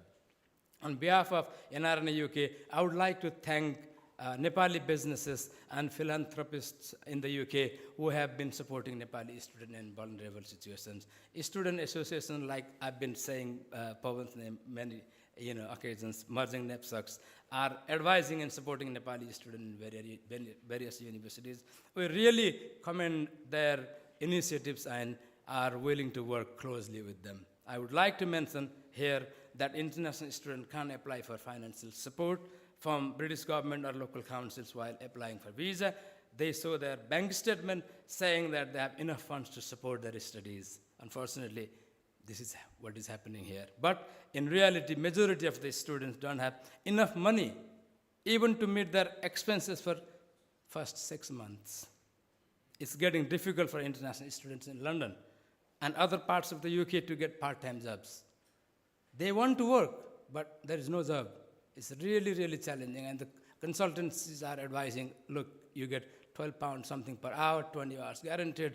In the holiday time, you can work full time. Look, you can afford your fees and this stuff. They are, being misled. So we should make Nepali students and their parents aware of high living costs in the UK. Number 3, mental health awareness and support. We all know about this one. Addressing the mental health openly and compassionately is a crucial. Nepalese community can host mental health awareness events, which we are doing in Scotland, we are doing in England, in collaboration with the local communities, and partnership with professional counselors to provide culturally sensitive issues, create peer support groups where students can safely share experiences. We are reaching out to the university student unions to organize events and communicate effectively, and offer training for community leaders, recognize sign of distress, and refer students. We need to signpost.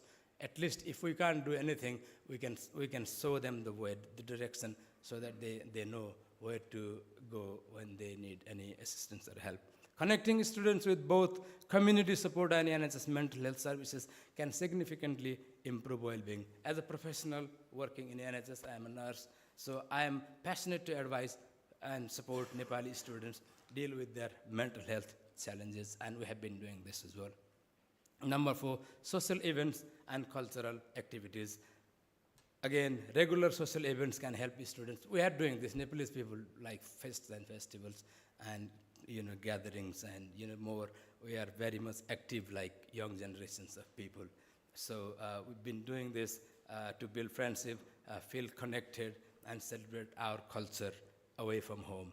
This could include like Nepalese festivals, embassy themselves organize like Dasani Karikram, Tees Karikram, and things like that. Cultural nights, performances being happening everywhere.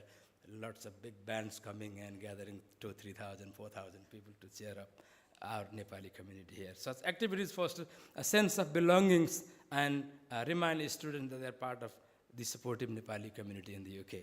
And legal or practical, this is very important. We've been talking to the Nepalese lawyers, solicitors, to help, at least to give some kind of support, either free or low cost. So many students struggle with the practical issues such as immigration questions, housing disputes, employment rights. We are not kind of, in Nepal, yes, we try to fight, but in here, we just go by the flow. We don't want our right protected. We don't know, and we think, oh, if we argue, our job will be lost and things like that. So we stay quietly in the job, even if there exists, like exploitation and things like that. So we need to see some legal part. We are talking to the solicitors, Nepali legal, experts to conduct a helpline for migration and immigration, tenant rights and renting contracts issues, employment rights, unlawful work condition issues, healthcare access and NHS facilities, mental health support kind of things, emotional support and encouragements. So structure mentorship, regular work check-in significantly reduce feeling of isolation, and students need this help in this difficult time. Emergency academic support. I think I've repeated this one. Let me go to the final part. I'm sorry, I'm being a little bit more kind of descriptive. But having access to trusted legal guidance can protect the student from exploitation and manipulation. Because we don't want our students to be exploited. Honestly speaking, we don't want to talk to the real issue, like burning issue. Our students are being exploited here.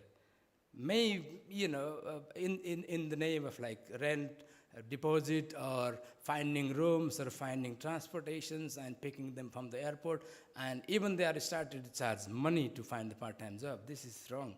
This is ethically wrong. So we should protect them from this vulnerable situation. And other issues are going as well, other kind of exploitation. We have heard lots of Nick, and we hear a lot of phone calls and lots of unethical questions happening in the society. So we need to be working to address this issue. In conclusion, Nepali students in the UK face complex challenges: financial hardship, academic pressure, language barriers, mental health difficulties, student cultural adjustment. Yet these hurdles are not insurmountable. With a compassionate, organized, and community-driven approach, Nepali diaspora in the UK can provide essential support system to help students flourish by building mentorship programs, signposting on the services, promoting mental health support, fostering cultural connection. Community can ensure that Nepali students not only survive, but thrive in their academic journeys abroad. I would like to call upon Nepal government, especially, to publish guidelines for Nepali students for abroad study. I would also like to suggest British universities to check financial affordability of international students robustly. Education consultancies should also advise students regarding various challenges overseas students might face in the UK, and these consultancies should be regulated to give students proper and ethical advice.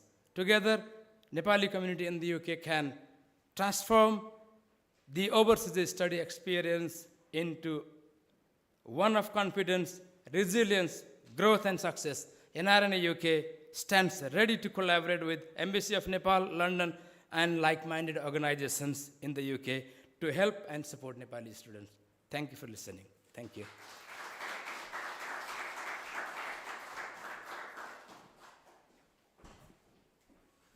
Rajendra, thank you. A lot of very useful insights there, so thank you very much. And again, I would emphasize the importance of the Nepali community in this country in helping students here. I think a very important factor. We now got another student speaker, Mr. Kailesh Karel, who has come from the Southampton University, where I believe I'm right in saying you're the president of the Students' Union? Nepalese Society, president of the Nepalese Society. Kailesh, thank you very much.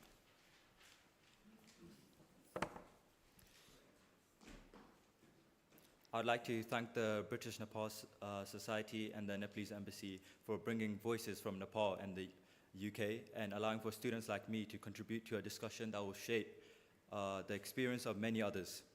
One of the most pressing yet under-discussed challenges facing Nepalese students in the UK today is the housing crisis. It affects a significant number of Nepalese international students every year. Many arrive without family support, often with just one or two friends, and immediately are forced to navigate a foreign country, unfamiliar institutions, and complex systems on their own. Naturally, they turn to their own Nepalese community online for support like housing. Platforms like Nepalese and UK become the first place they look for rooms and shared accommodation, driven by comfort of shared language and culture, but this trust can sometimes be exploited. Some students are removed from accommodations without notice and left nowhere to go. In those moments, their options are grim: sleep outdoors or spend £80 to £100 on a hotel room they cannot afford. It is a silent form of homelessness that rarely enters the public conversation. This problem exists not because of individual irresponsibility, but because students are not adequately prepared for the reality of UK housing. Many arrive believing accommodation can be sorted after landing, unaware of guarantee agreements, credit checks, high deposits, and the competitive rental market. University accommodation often prioritizes domestic undergraduates, leaving many Nepalese students, especially postgraduates, to fend for themselves in the private market. At the same time, rising rents, currency fluctuations, and visa restrictions on working hours create a financial gap that makes stable housing harder to secure. With no centralized support system and limited reliable information beforehand, students rely on informal Nepali networks that are well-meaning but unregulated, therefore vulnerable to exploitations.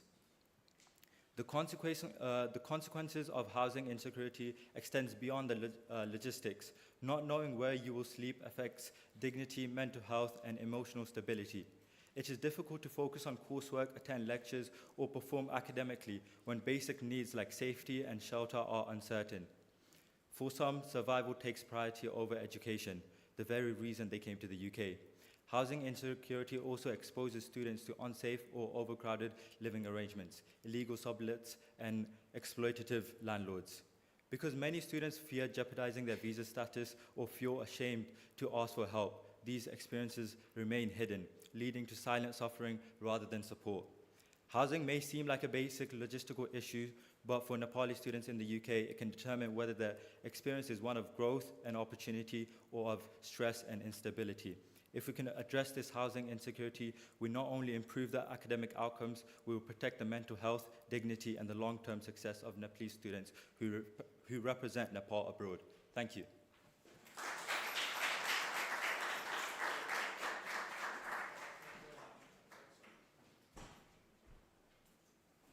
Thank you very much indeed, Kailash. That was very punchy and I think got across some excellent points. I was particularly taken with your phrase that survival takes priority over education, which of course is something we should all be trying to help students avoid. Yeah, excellent. Thank you very much indeed. A couple more to go before we have lunch. First of all, I'm delighted that Sharon Guman from the Home Office has been here, and I think given the number of issues that there are related to visa problems particularly, I'm absolutely delighted that Sharon has come here. Sharon, I can't see where oh, here you are. Yeah, right. So thank you very much indeed. The floor is yours. Thanks very much.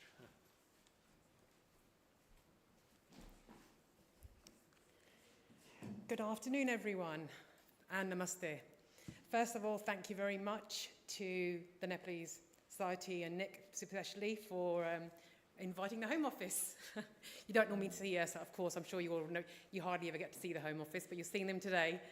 And thank you, Excellency, the Nepal Embassy for inviting us here today to talk about a topic I think that is prevalent at the moment, not only for Nepal, but I think for all international students at the moment in the UK.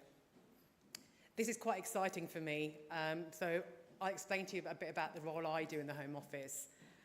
So I am the National Community Engagement Lead for Asia, South and Southeast. So one of my countries that I cover is obviously Nepal. However, I haven't done much work with Nepal. So this is an honor for me to attend today and absolutely understand the issues the Nepalese community is facing, especially with the students. So my talk today is mainly about the countries I have done a lot of work with. And actually listening to all the great speakers today, it is common across for many students. So I've done a lot of work with Indian students, for example, over the last few years. Very, very similar issues. So in terms of the role I do, so as you all know, government in general is massive. We've got lots of, Home Office itself has got so many different departments, and there'll be many of those departments that will cover the issues that we've been talking about today. I'll have my colleagues in UK visas. They'll be looking at the visas for the students. You'll have our colleagues up working in Kathmandu and Nepal over there doing their bit. There is a different section of the Home Office. You'll have our colleagues in our caseworking departments who will look at things like once you've done your students here and you want to carry on to do a postgrad or go into work, they'll be looking at applications. So there's a lot of us. There's many of us who will work on the student issue in different formats. Where I sit, so I have been in the Home Office now for 25 years in various aspects of the Home Office. So I've probably seen many of your journeys from the start to the finish in various different. I've worked at Heathrow Airport as a border force officer. I've been an enforcement officer where I've knocked on doors for enforcement action. I've worked in customs. So I've seen the whole sphere in terms of what immigration means for many of us sitting in this room today. And it's because of that experience, and I think the Home Office over the years has got much better at this now. We don't engage. We never routinely engage with communities. We are passing laws, but we're not listening to your voices. So hence, 10 years ago, almost now, the Home Office decided to set up the team I'm actually on now, the National Community Engagement Team.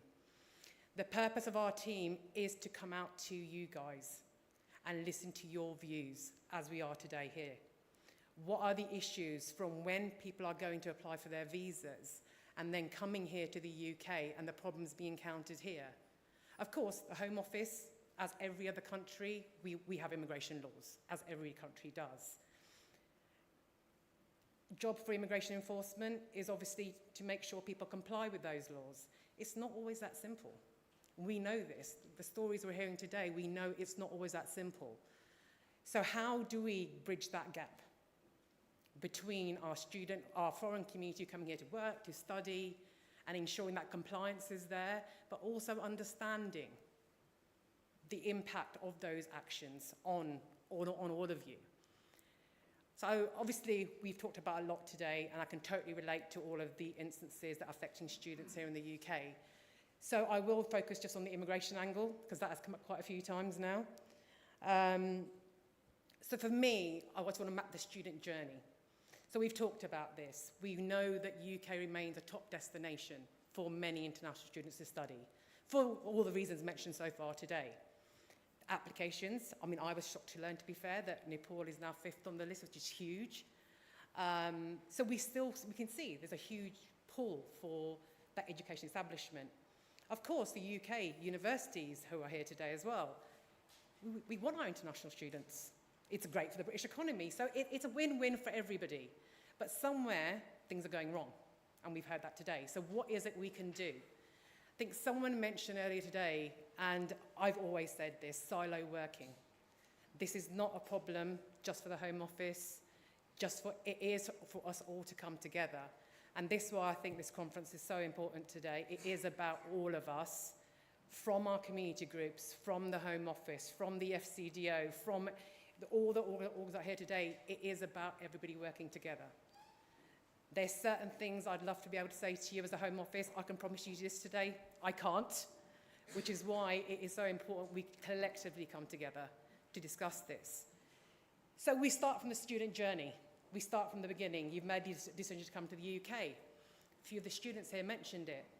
I remember being in Delhi a few months ago, and everywhere you turn, agent posters, study UK, visa UK, come and study.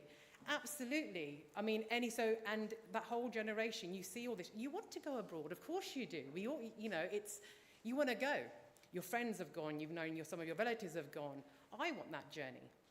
What we have to remember is, as well, also as mentioned earlier, somebody said today, the immigration landscape has changed massively in the last 15, 20 years. I think we spoke previously, someone mentioned previously before, I think it was a professor, in 2010, when we had a huge influx of students coming to bogus colleges. That was a much worse situation.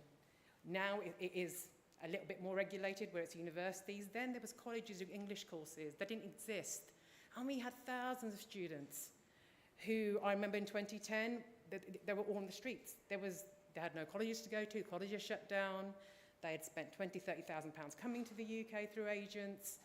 So this problem has been there for a long time. It's just in a different shape now, but it's still there. I absolutely agree with all of the comments people have made today about the difficulties, language barriers. I'm sure many students here in this room, you probably never left Nepal before this. Never left being away from home before this. You're now going to a completely new country. You may not even know anybody there. In a foreign country, absolutely, it's a very, very hard, challenging journey. So from that first instance, I would say, in terms of what we need to do, and we are, British Council was on the call earlier, things are already being done upstream. So we start from back home. What do we need to be telling our students? And people have proposed the solutions already. I think that pre-course that we talked about, lots of people have talked about in this room, absolutely, is something, definitely needs to be done. Okay, I'm thinking of going to the UK. What is that going to look like? What are my, university costs? What are my living costs going to be? We need to look at all of those. A pre-kind of course in coming to the UK needs to be there. I've done a couple of these sessions in Delhi before. It's the real life in the UK kind of talk. Now when we look at, obviously, we've talked a lot about unregulated, and that's come up, time and time again across when we talk about student visas, the regulation of the agents. We've talked about agents, they're all out there. So most of you, it's been touched on as well by my colleagues from British Council earlier. From the 1st of September 2025, the Home Office has now got the agent quality framework. So from 1st of September 2025, so a few months ago now, we're still in very early stages, every university in the UK, most universities, not every university, the bigger universities definitely, most actually to be fair, will have agents who help them recruit from Nepal, from India, from China, because they can't do it themselves, they need the agents. So many of the agents, and I've met a lot of them here actually, they can be based in the UK, but then they have sub-agents who work in your home countries. Now this framework is meant to regulate that entire industry. So is it compulsory? Yes. For every university at the moment in the UK, your agent that you're using must be regulated. We know that it's been a huge problem. As once again been mentioned throughout the course today, promises agents have made you. It will be fine. You'll go there. You'll get work. You'll do your, undergraduate. You'll get your postgraduate. You'll get a degree. You'll get all of this. But that's not always the case, as we've heard. And this is where I think as well, what our communities, what we do, we don't tell each other the truth. Because for many reasons, it's a shame factor. I've managed to go abroad now. I don't want to tell my people back at home that I'm suffering, So we do hide a lot of it. But I think in the days of social media now, it's out there. We should, as students, we should be telling our fellow people back at home, this is my life, this is what it's really like. And not make it sound all rosy, which I know that a lot of us do. We do it, because you don't want to be embarrassed, right? So we do it. So I think for me, one of the solutions would be that. If you are here, the diaspora here, if you're a student studying here, be honest with your friends and family back home. I get it. I've had it said before. Oh, but if I tell my friends, they're saying, oh, you would say that to me now because you're there already. So you're lying to me. I totally understand that reasoning as well. But we need to be honest. We need to be telling our friends and family back at home what it is truly like. Immigration policy, like we just said. So now the students here. We've come here, you've started your courses and all the challenges that we've talked about all this, this afternoon so far, morning so far. They're there. Of course they are. You're navigating a brand new system. You need to work. That's come up a lot. Of course you need to work. The 20 hours. The debate about the 20 hours, I think, has gone on for many years in policy making. Now, the 20-hour week rule was put in place. The government felt that is the right space, that you're studying full-time, you can manage 20 hours a week to sustain how you live here. Yes, I hear it all the time, that's not enough, I can't sustain myself. But the argument is, well, if you're working 50 hours, when are you studying? So it's about keeping that balance. Talking about, we've mentioned it, was touched on in the last speaker, what we've definitely seen over the years, and the communities I work with, and I hear this every single day, exploitation. Unfortunately, it's there. So those students at the moment, you are in those positions where you need that work, you are going to be exploited, and many have and many will. If I can go with one thing to all of you today, and we'll probably speak about it later as well, I understand all the arguments around, if I report this, I don't want to lose my visa. If I report this, I don't want to lose my job. So I'll carry on. I'll carry on below minimum wage, because a lot of students do that, because that's the only choice they have. They'll work for the less than £12 an hour because they need some kind of income. We've talked about the lack of jobs. I can fully understand the reasoning behind it, but then the people who are benefiting from this are carrying on benefiting from it. It needs to stop. So and I do say this too when I speak to every community out there, report those employers. You are a student here. You should not be being exploited. An employer will say to you, I'll give you extra hours. We won't record it anywhere. Home Office won't know. What happens when the Home Office, and as you will know, you've seen it on the news, Home Office do visits. They will come and visit your employment. If you are seen doing more than 20 hours, is it really worth all of that time and effort of your study to be caught working over those 20 hours? It's the little thing sometimes, it could affect your entire... So obviously, of course, I'm home, law is law. We aren't here to enforce compliance, but also we do understand. So today, after hearing about all of these issues, which we do, we totally recognise these issues, I will go back and feed this back. So one of my roles is feeding it back to my policy teams. What we're looking at. Recently, we had the graduate route change. We changed from the graduate route from being 2 years to 18 months. That caused a huge issue. We had universities saying to the Home Office, well, people won't come and do postgraduate visas now because the whole incentive was 2 years. So there's a lot of, and we've all seen it, there's been a lot of changes, many changes in the last 2-3 years. And there probably will carry on being changes. And I think it's that kind of uncertainty we've all mentioned on immigration changes. And it's about you as students, and it's our responsibility as well as the Home Office to ensure that those changes are being communicated correctly. We see them on the news. No dependence for students, no this, you can't do this. You now have to have QF6 rating if you want to get a skilled worker route. And all these acronyms that go out. I mean, Home Office love their acronyms, as you know. People don't understand them. And we often do rely on our friends saying, what did you do? But your friend might have been here 5 years ago. Rules have changed since then. So, and on the note of seeking legal advice, one thing I do say to my communities, we have some great lawyers, but you have some bad ones. Make sure that you are going to the correct legal advice as well. Make sure your lawyer you're going to is on the list that we have in the UK, that they're on the list. Make sure we're doing all the right things to protect yourself. It's very easy to say, oh, the lawyer down the road only charges £30, but is that lawyer a lawyer? Is that the correct advice? So it's protecting yourselves. I mean, all of you've got here. I know it's not easy to get here as a student. You're intelligent. Everything is on. You'll find it on websites. You'll find the information, and I know you probably already do. But yeah, I'm sure by this afternoon, we'll talk about it in a lot more detail. So I think I've probably done my 10 minutes now. I'm happy to talk further later on. But no, great conference, everyone. Thank you so much. And it's been great to hear everyone's views. And hopefully we can find some solutions later. Thank you.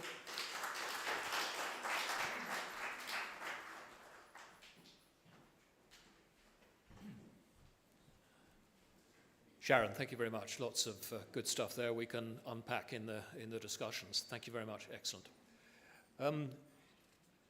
So, last leg before lunch. Two ladies who are going to share the last 10-minute slot.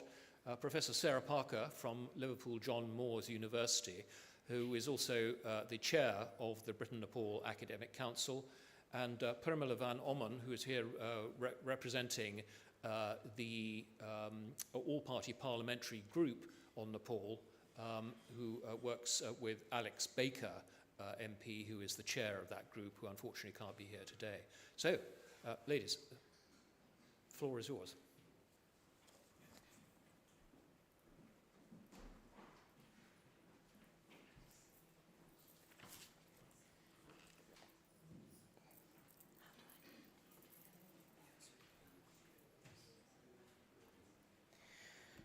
Hi, so I'd just like to introduce myself as well as I'm a professor of collaborative action research and first went to Nepal 40 years ago and have had links with Padmakanya campus, with Serij, with lots of universities, but also I'm an activist academic. And really glad today that Pramila can join us. So I'm currently the chair of the Britain-Nepal Academic Council, and I think today my job's quite easy because you've shared so much information in this room, and I'm mindful people are waiting for lunch. So I've been at Liverpool John Moores University for over 30 years, and in my current role as chair of the British Nepal Academic Council, we organise lots of different activities. And we also have Binu in the room, if you just put your hands up, who I'll mention in a moment, is leading the postgraduate group. So if you're a master's or postgraduate student, please make time to network. And we do lots of different activities as the BNAC, and a new website is coming. It's taking time just to fine-tune it and check it before we launch it, but we're very interested in collaborating, and I've learned so much today from people in this room. And it's a safe space to share your stories, but also they're being recorded, and I think we're going to have some really good solutions coming. It's got me thinking in some ways I'd change my presentation a little bit. But in terms of what we do, we are a group of academics and students who study and research in Nepal, both British and Nepali. As members, the academic team supervise, we publish, we host, we don't call the Nepal Study Days a conference. We want to keep it open and friendly, and we don't want to scare people off. And it's very much based on learning from and with masters and PhD students. But given the presentation today and coming here, I'm starting to think we need to do more and reach out to the undergraduate population. So we also convene conferences in Nepal, and this year the Nepal Study Days is in Birmingham on the 15th and 16th, and I'd like to call out to anyone, the speakers today, anyone who would like to come to join a panel. I think this discussion needs to take place within our networks as well. I'm also on the committee member of the Brango. I've got lots of contacts with NGOs and have got stories which I can't share. But one of the things that's I can't share the details of the stories, but one of the things that shocked me recently is people talking to me about how they have been sort of conned and ripped off and underpaid by the Nepali community. And that really hurt, because I have PhD students looking at Gurkhas and elderly Gurkhas who are coming off, who are also in vulnerable positions. They have organisations like the Gurkha Welfare Scheme to support them. But often those stories that I've heard in the past have been they've been conned by not from within their own community. And I think we do need to make this a public issue and a public debate. And how do you call people out when you hear things is a big dilemma, because we also need to be mindful of sort of confidentiality as well. We have a postgraduate support group. We lobby on key issues, and we're in the process, hopefully, sometime this year. It was our 25th year anniversary last year, but because of lots of things that were going on, especially politically, we postponed it till this year. So we will send details of that. But I'm also a lecturer, and I've been lecturing for 30 years and supporting not just Nepali students, but I'm currently the International Mobility Coordinator, and all universities who recruit students from overseas should have within their disciplines somebody who looks after the students when they come in. I'm connected to the Nepal Society in Liverpool John Moores, where I'm based, but currently there's not as many students in my university as there used to be, but have noticed, especially in business, an increasing rise. So my experience is, yes, they're starting to come in more numbers. So it's something that I need to reconnect with, because I think the pandemic had a little bit of an impact on the connections, and we need to make sure we do more in person. So as international mobility coordinators, I'm going to feed back to my university, but ask them to pass this on to other universities, that we do need to connect more and work, not just for Nepali students, but for all students who come with similar pressures. The key issue of rent has been made by many people, and it is a big issue, and knowledge is power. You need to know, what does your money buy? So I heard a story of 2 students paying £500 each for a room in a house, in a Nepali house, and they were being charged this amount of money, and they didn't even have a desk in their room. And I'm not going to mention the city or the community, because I'm sure this is happening in other places as well. But again, when they offered, when they were challenging this and saying they were going to leave, the community started to spread gossip, and that added to their mental stress, accusing them of having affairs with the people they were having their group work with. And this really hurt. This was like, whoa, you've already got lots of stress. You do not need more when you get here. So there is a vulnerability. Clear, open information about costs. You need to know, for those two people in that room, they could have had a complete full apartment in Liverpool. And this is something which we share and people will then learn from.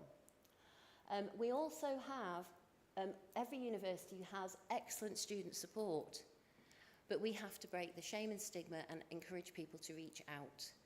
I've been lecturing for 30 years, and I would say at least 50, if not more, % of my national students all have high anxiety. We are living in a very pressurised world, and our services are under pressure, but we need to make sure that those services are available. And one example, Huddersfield has put a lot of effort because they have a lot of students there in the health department, and they've started to set up funds to support their own students from Nepal. So I'd be interested to see if anyone has positive examples from your universities. So yes, we need to look at the challenges, but let's also share some of the solutions that you have within your own communities and how we can work together. I've mentioned the PhD group, which came out of a conference that we hosted, and they're going to have a website page, and we need to talk to them about how we increase the numbers of people engaged, and also the role of you as ex-students. And the British Council also have a very good alumni network that they've developed. That I went to the event in Kathmandu in December, and we need to draw on the alumni to share stories of both the positive but also the challenges and how they resolved them, how the practical solutions. So please reach out if you're interested. And this idea that knowledge is power, there are some excellent sources of information out there sharing deeply personal stories, people sharing their struggles, but a lot of them, as somebody mentioned, of the advertisement, of the recruitment, it's kind of marketing speak. When the agents go, they're selling the positives. But we also need to highlight the issues, challenges, and support that can be offered. So these two here, one is by Hernikata, another one which I came across, but there are so many. But how do people access them, and which ones do you trust? And I think we have a need to create a space, and there are many spaces that everyone's talked about, and it's how we pull those together so people can be directed to the right information. And finally, social media has come up, and I'm really looking forward to the discussions in the panels this afternoon. We have people in this room who are social media influencers and can use that power. But what to use? It used to be Twitter was the main one. Now people have moved to maybe Blue Sky. Facebook is still very popular, and Instagram, but also LinkedIn and TikTok. And again, I've only just started TikTok, and it's a bit weird because the older generations, like myself, I've dipped my foot in to the pool of TikTok, and I've been quite surprised at the response to it because it's kind of gone viral because it's all about my life in sickness. But I do want to cover more serious topics as I engage in it, but I do need some help because I had help in Nepal with the TikTok posts. So I think we need to maybe, as older generations, get more involved in the spaces where young people are. And the website's coming soon, but the key thing is that we are here to listen to students, to learn from you, and to support you. And on that note, I'd like to hand over to Pramila, who is definitely got a lot of experience in this area. Thank you.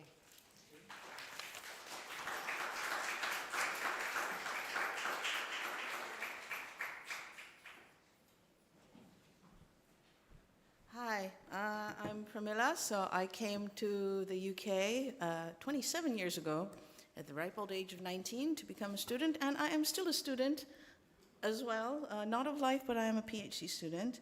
And also just wanted to say I'm also maybe a poster child for BNAC, for Britain-Nepal Academic Council, because they have been there for me since my undergraduate days when I went to different conferences, and it really is a family support of network. And then here I am now, many years later, doing a PhD through the support of Britain Nepali Academic Council on a full scholarship. I also work as the secretary for the All-Party Parliamentary Group for Nepal. Now, what is this? It's actually in Parliament, it's not just a name. And it is, APPGs are groups that have no official status in Parliament, but they are run by members from the House of Commons and Lords. And, you know, they can choose to work with different organizations. So we have one actually set up in Parliament where the chair, Alex Baker, MP, my boss, is running things to bring different MPs and Lords together who may have different topics of interest regards Nepal and, you know, who care very deeply. So there's Alex Baker, my chair, and what she does is she will advocate on different Nepal issues in Parliament, and also she will bring around, you know, maybe bring up different issues to different committees, like Defense Committee where she's at, and brought around different members of Parliament, MPs together to honor Gurkha. So here's just some of the activities that have been done in Parliament, and people can just go around there, and she's even, you know, brought Bajia and Bojus, our grandmothers, our elders, to go around on tours of Parliament. But it's not all just about advocacy and policy and all these bigger things. This is where the student section comes in. So I just wanted to lead you on a small little journey here, which is the Under Radar group in Aldershot, made mainly of students. And they had this little art exhibition, and we said, well, why don't we invite the chair? And people think, wow, you know, you can invite an MP for a small art exhibition with students? Yes. What happened then, after they invited Alex Baker, she connected them to the local council, who then connected them to the Hampshire Cultural Trust, and they got funding to do a wonderful outdoor festival in a public space in Aldershot. And after that, that then led on to other contacts within the local areas, which was, this is the Church of the Ascension, you know, so different spaces and links and different community members started saying, hey, you know what, you want to do an art exhibition, you want to do a film premiere, you can do it at my space. So these are the little ripple effects that happens when you start connecting with your local councillors, with your local members of Parliament. So I really encourage students to do that. It can, you know, we can talk about big issues, but we can also make wonderful things happen. And also, we had another event which, you know, you all, especially students, feel so much about the wonderful, well, the uprising that happened with Gen Z. And with that, through members of Parliament, we decided to have a little listening event at in Aldershot, and here you can see different councillors and the MP also coming there, where, you know, Nepali students in the area were invited. In fact, we had quite a few students from different Nepali student societies also write to us and ask what can, you know, the government do regards this. You know, when we were all checking the interim government had been implemented, everything was happening so fast, and we have invited students. If you want to do something in Parliament, you are welcome. Just reach out to us. So just practical tips. You can write to your local MP, no matter what your visa status. So this is very important for international students. You know, if there are local concerns, you can contact your local councillors, but you can contact it. You don't have to say, oh, I'm an international student, I don't have a British passport, or I'm not a European resident. No, you can write to your local MP. And if you want, if you have bigger, larger, more national issues or issues concerning Nepal and not just your local area, then you can write to us. So the details are there. And you can collaborate with us to create some events as well. And if you want to come and visit us, just contact us. All right, then. Thanks.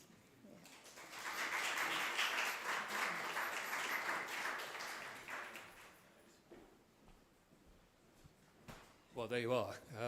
I think there's something that has struck me from all the speakers this morning is just how many people there are out there rooting for Nepali students in this country and trying to help. And I think that's a theme which we might try and pick up in some of the discussions this afternoon. However, Many of you are looking very hungry, so I think we'll break there for lunch. Could I ask you to be back in your seats, please, for 1:45? That's just over half an hour. Thank you very much. Oh, sorry, I should mention that lunch is in the room next door. So if you'd like to go through and pick up your lunch, then come back in here to eat it. Thanks.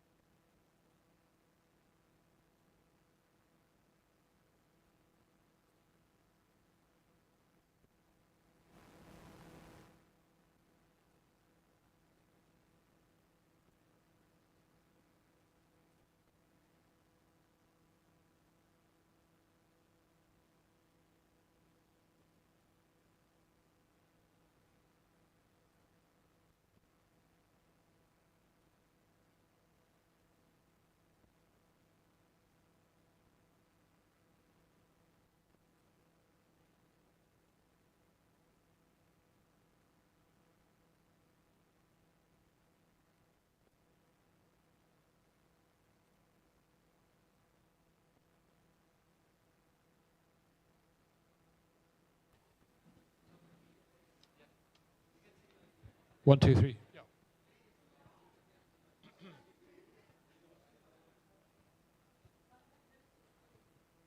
So could I ask those of you who are taking part in the panel discussion to come up onto the stage, please?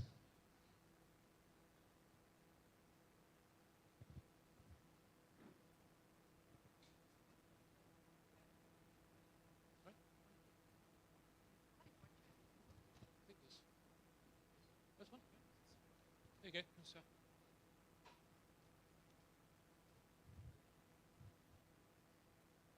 Okay, we're a bit short of panelists.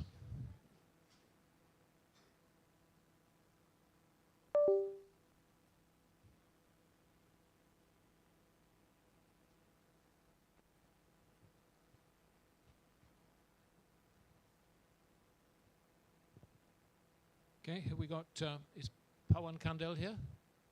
Pawan, do you want to come up on the stage?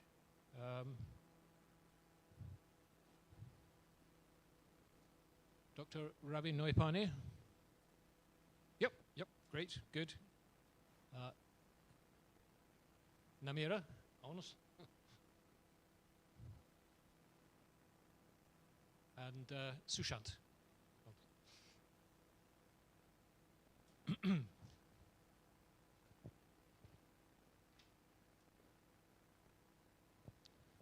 Okay, so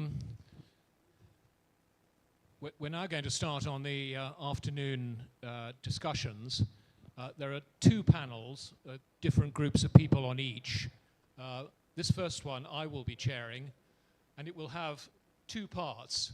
For the first 30 minutes or so, I'm going to ask the panelists to introduce themselves, and we'll then I'll then be asking a series of open questions related to the issues that Nepali students face, the challenges they face, and they'll be free to give answers. So we'll do that for about 30 minutes, and we'll then open up the panel discussion to questions from all of you. So please, as you're listening to the discussion, do think about questions you might like to ask the panelists, either individual panelists or general questions you'd like to ask the whole panel. So let's get started. I think if we could start from the far side, if you can just quickly introduce yourselves, please. Thank you. Hi, I'm Ravindra Nepane Gautam, and I'm lecturer at the University of Roehampton. I also represent the UK Nepal Higher Education Body, UNECAB. Thank you. Hi everyone, my name is Yingbo Yu. I'm from UK Council for International Student Affairs, known as UKISA. If it's easier, it rhymes with visa. That's how I usually introduce our organization. So our organization is an independent charity and a membership organization that supports international students directly, but also the university who work with them. And we provide credible, trusted information and advice to both international students and staff at universities.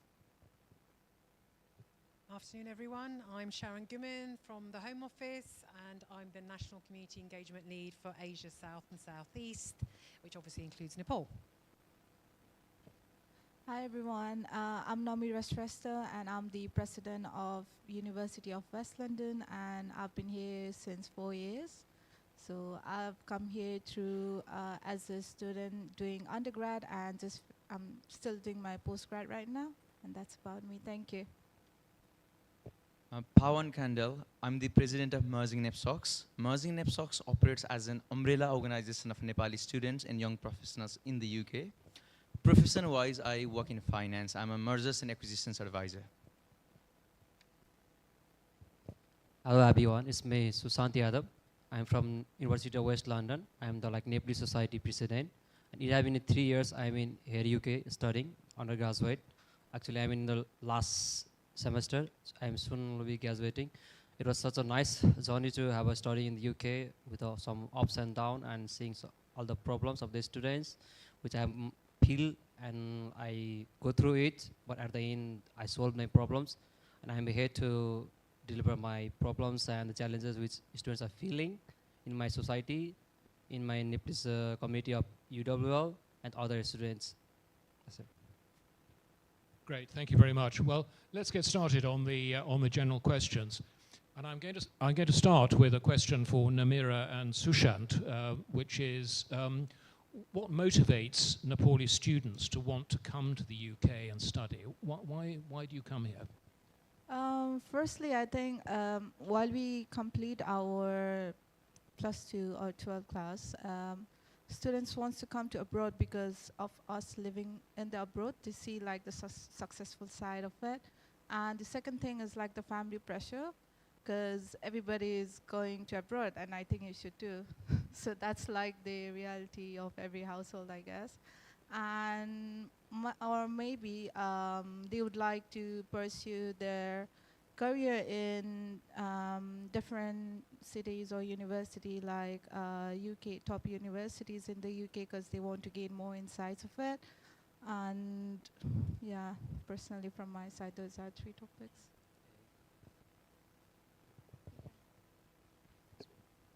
Okay, so if you see like Nepalese students who are coming in the UK for or the abroad, especially for the better education and the better life opportunity. But if you see in the Nepali context, like nowadays in the Nepal there has been trend going on, like everyone wants to go to abroad and study, not for the like better study. They are because of the family pressures. They are thinking like with the study wise they can have some on money, because in the foreign country there is a like part-time culture, so which makes in Nepalese family people like, oh, you are studying and you can earn money as well. So that's like there's a big impact in family head in back home, because most of our family back home in Nepal is not educated, because they just think like, oh, money. Only they in the mind they have only money. Even though, like you see the consultancies, like they mainly focus people saying, oh, you can earn this much money. They never say like what are you gonna study there, how you gonna manage your life there. They will never tell you like how will be your life after studying in a better uni, better courses, better module. They end up saying like, oh, you will have like this much money in this year. You can have a 3 or 4 month gap to earn lots of money. That's the only things I think Nepalese people have in their mind. Only I think only 10% of Nepalese students coming here to get a better study. Whenever I was seeing, because if you look back to the data, I have never seen like lots of Nepalese people have done good thing in a study wise. You will see, I think like 90% students having like good subjects, either in the undergraduate, in the postgraduate, but if you look before data, they end up doing just like low-graded jobs. Why? Because during the study time, they are not studying. Even the family is not seeing this. Even like, I think the government did not focus on these things. Even because in Nepal, the government is running on the remittance. And the government is fully wanted to like get as much remittance as they can get, because the country is fully cropped. And they have like no better idea about education. And if you see like 10% of students who are like really want to come for a country to study, it's like in the back home, people have like not better education. Like if you go to some field like modern ones, computer, they don't have better like industries, no internship opportunity. That's why people are like moving to other modern country like UK, like because UK education is based in the world. We all know that. We have the like long history of the best educations. That's why people from Nepal mostly want to come. If you look at like nowadays, like if you go to Nepal, if you go and study a 3-year course or a 4-year course, will take a 5-year time. Even I seen my my own brother, he was studying undergraduate. Like his course need to finish in 4 years, but he took around nearly 5 years to end up getting the result. And he was so frustrated, like I studied 4 years, but to get my result, I have to wait 2 more years. Why is like that? Because the government is not governing like education properly. These are the things as well, like in Nepal, students think like, oh, I will have to wait this much year to get studies, so it's better to go outside, other country, foreign country, to like there is lots of market opportunity as well. That's why mostly Nepalese students want to go abroad. Thank you. Thanks very much to both of you. Would any of the other panelists like to add anything on that topic of motivation of students? If not, we'll move on. Okay? Yeah, let's move on. So the next general question is all about information, and I was going to ask Pawan if you could just say a bit about the quality of the information which students get before they start their studies here. Thanks, Nick. I think information is the key, because that's the starting point. Unfortunately, Nepal does not really have research-based culture, so students don't really do their own research. There are few reasons why. For example, like Seren mentioned, the language on UKVI Home Office guidance is quite technical sometimes. There is certain level of literacy expectation, legal literacy expectation. So they rely on things like TikTok and social medias, which has outdated, incomplete, half-truth sort of information. Finding real information is difficult. All this information, the primary source is the marketing materials prepared by university through educational consultancies. So what they see in those marketing materials is what is probable rather than what is, like for instance, they see what is possible rather than what is probable. What is possible? A good job, well-paid career, maybe indefinite leave to remain. That is possible, and that's what is advertised. That's the impression. What is probable? Maybe academic misconduct, having to, face financial stress. Those kind of realities are never really touched on the marketing materials. Obviously, the purpose of marketing is to bring students to the university. So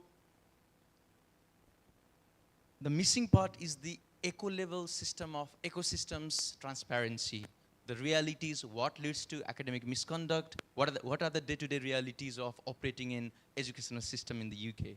So I think the source of information could be finding institutions or neutral parties like Merging NEPSOCs who have been volunteering in providing information and clarity. But the challenge is that obviously unless they are already in the UK, they do not really have much awareness about the existence of neutral parties like us. But more importantly, it goes back to the point I made earlier on step 1. There should be an orientation program who should be made compulsory linked to the NOC, no objection certificate. So they do not get to skip that program. Maybe British Council or relevant parties can run through that, and they'll cover every important. That would be then effective. Thank you very much. Any comments from anyone else? Yeah, Yinbo. Thank you. So as I mentioned, our organization, UKISA, does provide credible, trusted information, but one of our, I guess, horror story, actually, I would say, from our member institution, which I won't name who, it's a real story that a student went to their visa advisors within their university and asked for some information.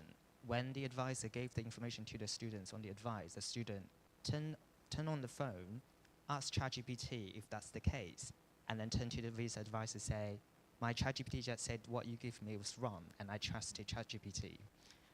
It's obviously a very sort of isolated incident, but really kind of it's quite revealing in terms of, I mean, we all use kind of technology from TikTok or AI platforms to find all sorts of information from professional life to daily life. I use AI to help me pick the restaurant for the weekends and all that. But where do we really, what we can do to support the students find the right credible information? We can't change their habits in terms of how they use the technology or platforms. But what we can do, which I know a lot of universities are doing a lot of good work, is to making sure that, for example, on their website, when information or guidance is there, it's going to be very user-friendly, not only to the students, but also to the AI platform, so that the ChatGPT or alike can capture that right information and potentially sharing that with the students. So I do think, as the technology and the world is evolving in terms of how human beings access information and how we would really kind of cope with that more digestible or with the shorter attention span, I think we all have to think really hard how we approach the new generations, not only students, but also future parents and families who would provide that information for the students too. Thank you. I think that's an excellent point. I mean, from my own experience, that's absolutely true. I mean, as an ex-employee of IBM, I'm very familiar with all the technologies, but I'm well aware that younger generation, particularly Gen Z and younger, are using these platforms in very different ways to, for example, somebody like of my generation would use it. So very valid point. Thank you very much. Any other comments on that? Okay. Let's move on then. The next question is about the agencies in Nepal. And I wanted to ask you, Ravi, what your view is on this.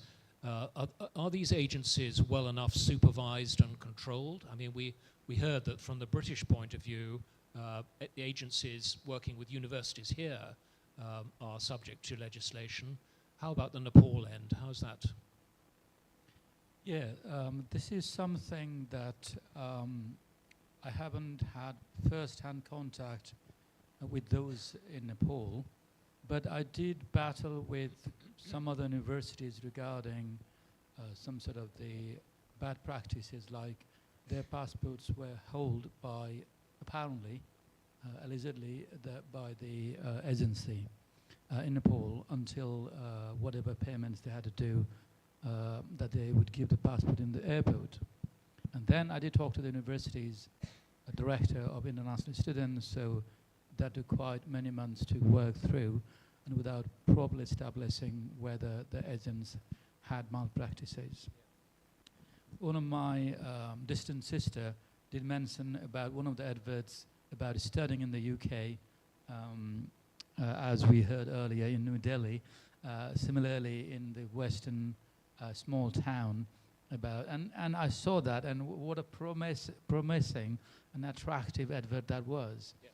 So here, what I meant to say is, what ordinary boys and girls in different part of the Nepal are getting information is, as we did say earlier, particularly about half-truth or misinformation and lack of clarity about the life here when they come to study. And secondly, I suppose that the ECAN, Nepal's educational agency body, industry body, there are more than that actually, and as the Joint Secretary with the Nepal government did mention, that they should work hard enough to regulate the agencies. And I suppose that, you know, the other challenges to that is the universities in the UK authorize fairly large businesses who are based in the UK. Then they do have a sub-agents within Nepal. Even if they were large companies within Nepal, they also have the sub-agents. And I do find many of them are not really equipped to do good work of providing independent information. UK, UKISA and the British Council are some of the, I personally find, trusted sources that they can go to. But again, we're talking about how much research students are going to do, how much efforts to go to the right people, right organizations, or just okay by any social media. But how do we work between the new generation and the authentic information, as well as blatant malpractices within Nepal about, you know, selling information that is not truth and that is not fully true. Good. Thank you very much. Yeah. Any other comments from anybody? Sharon, I don't know if you'd like to comment on this. Yeah, I mean, we spoke earlier about this as well. I mean, the agents problem, and you touched on it, it's completely correct. It's all good and well us regulating the universities here to say agents that you're using must be regulated. As I mentioned, I think I touched on it earlier, is that sub-agents. Now, we know the demand for international students is huge. In Nepal it would be, in all parts of India it is, in China it is. So agents know. So if you've got a big agent here, with all the best will in the world, they're going to have sub-agents. And it's probably those sub-agents who rely on the commission. Each student gets commission. I never realized at the time, until I started doing the work around students, probably about 2-3 years ago. For each, I mean, I'm sure every region is different, but you get quite a big, I think it's quite a high percentage for per student recruited into a UK university. And it's all paid up front.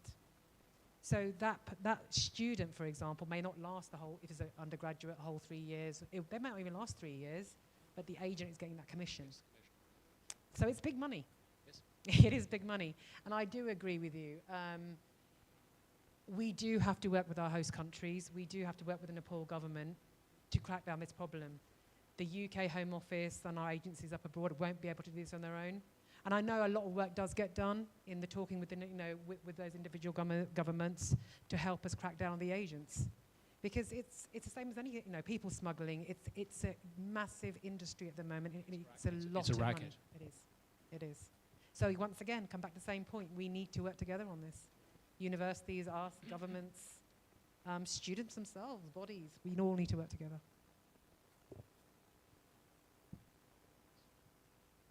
Any other comments? No? Okay, let's move on, and I'm going to come back to Pawan again, who's in the center of things today.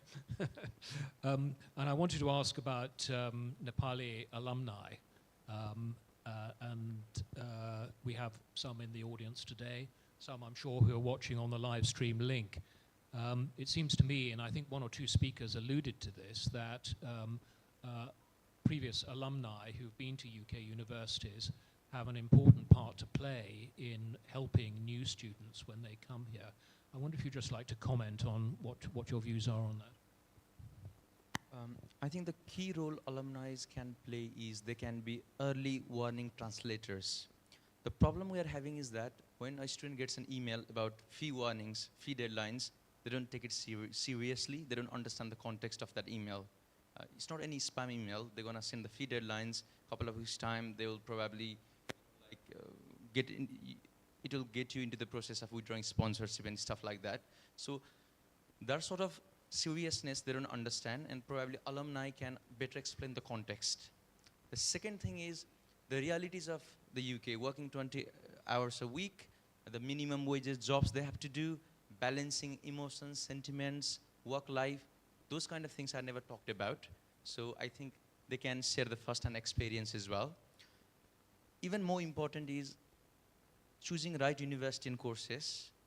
Obviously, there are enough online materials, but I think a first-hand experience and someone who has experienced the university systems, they can better tell what courses have a graduate prospectus and what do not, what is sellable in the market and what is not.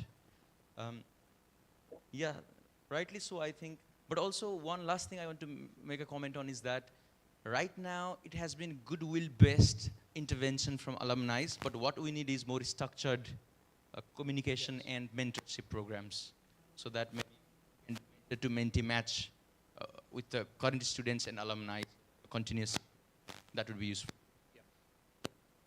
Thank you very much, Pawan. Any comments from anyone else? No? Okay, thank you very much. Let's move on and back to the student experience. And there's really two questions.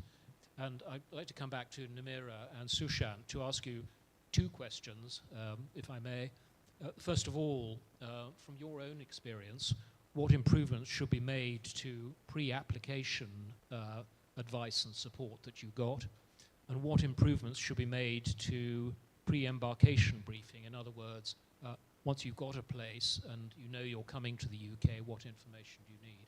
So, this is like pre-departure information. It's like mainly related to the accommodation, because when you come to the new country, the main problem is the accommodation. Where you're going to live, because we don't know where to live. You're going to have serious problem for you. So before departure, either is you're going to be through agencies, or you as a student you are coming, or the university.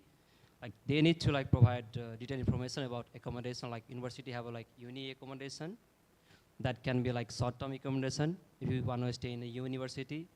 Otherwise, if you want to stay outside, you need to have proper detailed information about that.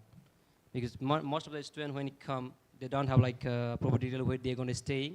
They don't know where is that place, how far is from the university. That make them trouble. While they are coming to the airport, immigration officers, they will be do you know about this place? They just know where you're going to stay, but where is it, how far is it, they don't know about it. So this information as well, they need to know before coming to the uni, either through the online, if you go to the online, you will say website is, every detail is there. If you go and search how far is this location from your uni, you can know about it. Other things as you say, there was orientation should be done, Pawan told. There's a mandatory orientation, so people will get to know what is going to happen there. The real, I will say it's people, not from the top peoples, actually the student experience. Either any student who have currently studying in the uni, they need to provide briefing because they are ground rooted, so they know what is the actual thing. Not from the outside people, just sitting on the top, they don't know actually the ground level. So it's better to get an orientation program from the students who are actually studying, because they will provide you details, more detailed, basic, what they are feeling emotionally or what they are lacking, the financially they are feeling, all the things you need to know before applying the visa, I will say. Not after the visa. You got the visa and you were like, oh, these are the problems there, how are you going to tackle this? If you know before the visa, everything like this, then you will be prepared. Before applying visa, you'll be wholly prepared. So, oh, after visa getting, I have to do this, I have to do that, and I have to go through that process. I have to find accommodation. I have to like look after my emotions, hot, loneliness. I have to manage my financial stress. These all things should be known before the visa. So like you say, education agency is doing the webinar, but they are just providing this uni, the fee, and the what is the study. They not tell you about the actual life and social life of the UK. So before visa, these things should be mandatory done. Either like webinar having the agency, the sub agencies in our country, they need to do these kind of things. Either the governments like the UKBI, they also need to do any webinar related to this. So like this issue should be done and people should know before their visas, not after the visas. I'm repeating after the visas. Why? Because once you get the people visa in the back home country like us, they have spent lots of money to get that visa. And they can't go back. They end up coming here. Even though they know they can't handle it, they end up coming here. And you can see there's some serious issues. The people having like a mental problem coming here. They have a loneliness. They don't want to talk with anyone. Why it's happening? Because they weren't prepared. They were not all aware. So that's all I think. Super. Thank you very much. I think I'm going to skip a couple of questions in the interest of time, but I'd like to come back to one question we've got, which is for Ravi, which is the question about additional arrangements that are needed to help students when they come to this country. And I know you've been very involved in setting up a telephone and email helpline, for example, and Merging NEPSOCs also have very good arrangements for that. What additional measures do you think are necessary to help students? It largely comes down to the role of what I do as a lecturer, really, because some of the students that I taught in the summer were keen to meet me as the first lecturer that they met, and they had a gap after the summer to the autumn time. So the reason I'm saying this is that while there are several departments within the university as large organization, but the first line contact is largely lecturer. And we do have explicit role as a pastoral care and for welfare. And we've been provided guidelines and professional response to that. And I believe which we do quite in length regarding such as financial stuff, academic stuff. And I said to a student, if you continue what you are now doing with your dissertation, either you will fail, or if you did get help, there may be that you may be caught into academic misconduct. I don't know what he's going to do, but I've told him, you ask me for more meetings.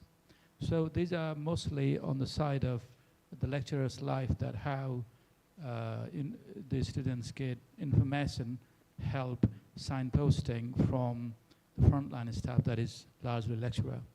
But right at the beginning, as we probably talked about life in Nepal, and coming here for the first week will be around, rules coming from Home Office, the attendance requirement, and therefore attending the lectures and accommodation and all that kind of things. So that first week is very important for students to know everything about what's where.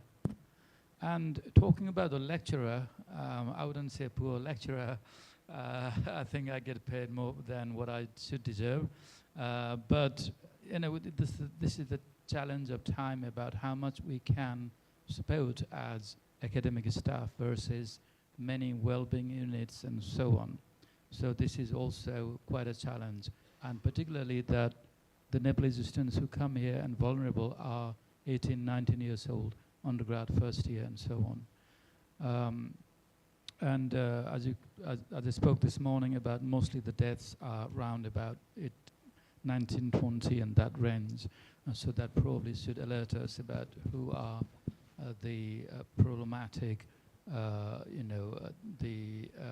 age group largely. The other side, the organizations such as the helpline that we started in September with you, Nick, and Paul, and I, and Rajan is here, and Ramesh is here. So we have also the embassy support, I believe. And so helpline basically is where you go mostly at the crisis stage when regular university helpline is not there. It is when you likely are about to be homeless or that there is something serious that is not ordinarily sorted out by university. However, the students ask all kinds of help and questions. Now, talking about one of the students that I was very involved about sending him back home started from January last year, where at the end of the January, the Met Police had attended a distress call. Soon after, he went missing, and that was to do with housing where it started. And I launched the missing person report to the Met Police, and for a month until end of February, so they searched. Eventually, he was found in the homeless center in Ilford, and that's where I went to meet him, and His Excellency Mr. Diwadi did arrange the documentation, and eventually he did go back home, and thankfully that is continuing with his education in Nepal. What it shows here, at the root was him coming off the university. And by the time he was in the homeless center, he had addictions. So it was multifold challenge that I came to experience in the front line. And I don't know how, where it comes from, but I had person to kind of work over time. I think it was April time when he eventually went back. But I suppose that part of the problem is the disconnection with the university. Either student chooses or that there is something that where they are not taking help. So university, like me, I'm the, sort of the, babysitting guy, partly. They should, make use of that. If there's a bit complex problem, there's helpline. And also that we need to know about some of the complex problem that Rajan mentioned in his talk earlier, that some of the things become really complex, and I believe that the government agencies could also assist in those situations where we have found ourselves talking, what are we going to do about this case in the helpline? This is absolutely new, and we are not trained professionals, but a listening service and signposting. Have I answered the question or too much? Yes. Thank you. I think you've answered the question, but let's see what the others think. Anybody like to add anything to what Ravi's been saying there? No? Okay. Thank you, Ravi. That's great.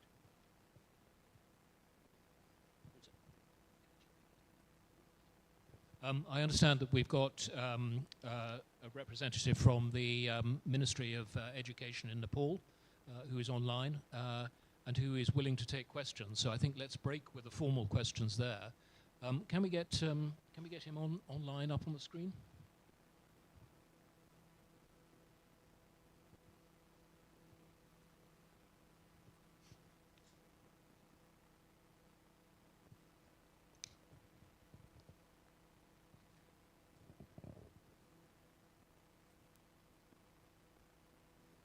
And meanwhile, can I have the...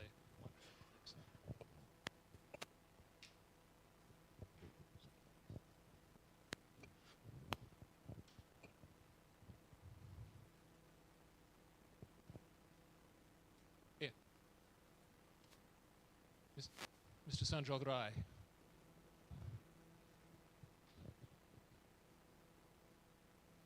Oh, no, sorry, not Sanjog Rai. Yeah.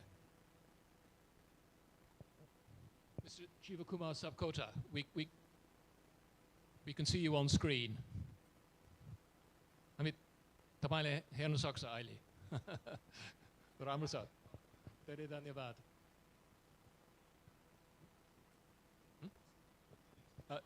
we need to unmute हामी तपाईँलाई सुन्न सक्दैन तपाईँ unmute गर्नुपर्छ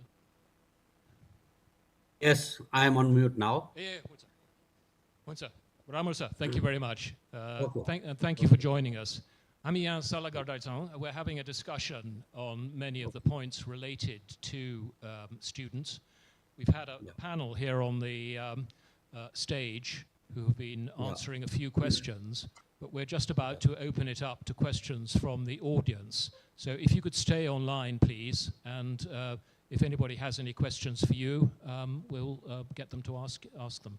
So let's. I will for sure. I will for sure. Thank you very much. Thanks. Please go on. Yeah. So let's open the discussion up to questions from the floor. And as we have Mr. Shivakumar Sapkota online, I suggest that we focus our questions to him first, as he's quite a busy man, and I think it'd be a good idea to get the questions to him. So, questions?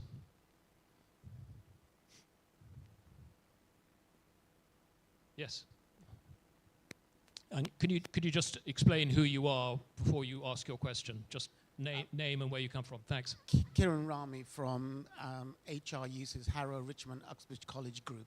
I suppose the obvious question, and something which we've been discussing here, and the question for the ministry, is what plans do you have to regulate the agents in Nepal? Because having visited Nepal a number of times, we've seen some very good consultancies and some very, very not so good, put it mildly. And so what plans do you have?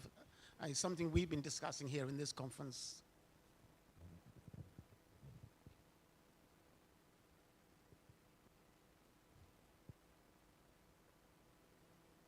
Sorry, you're on mute again. So shall I wait for the other questions as well, or go one by one? If you'd like to answer that question, if you'd like to answer that question first, please, that'd be great.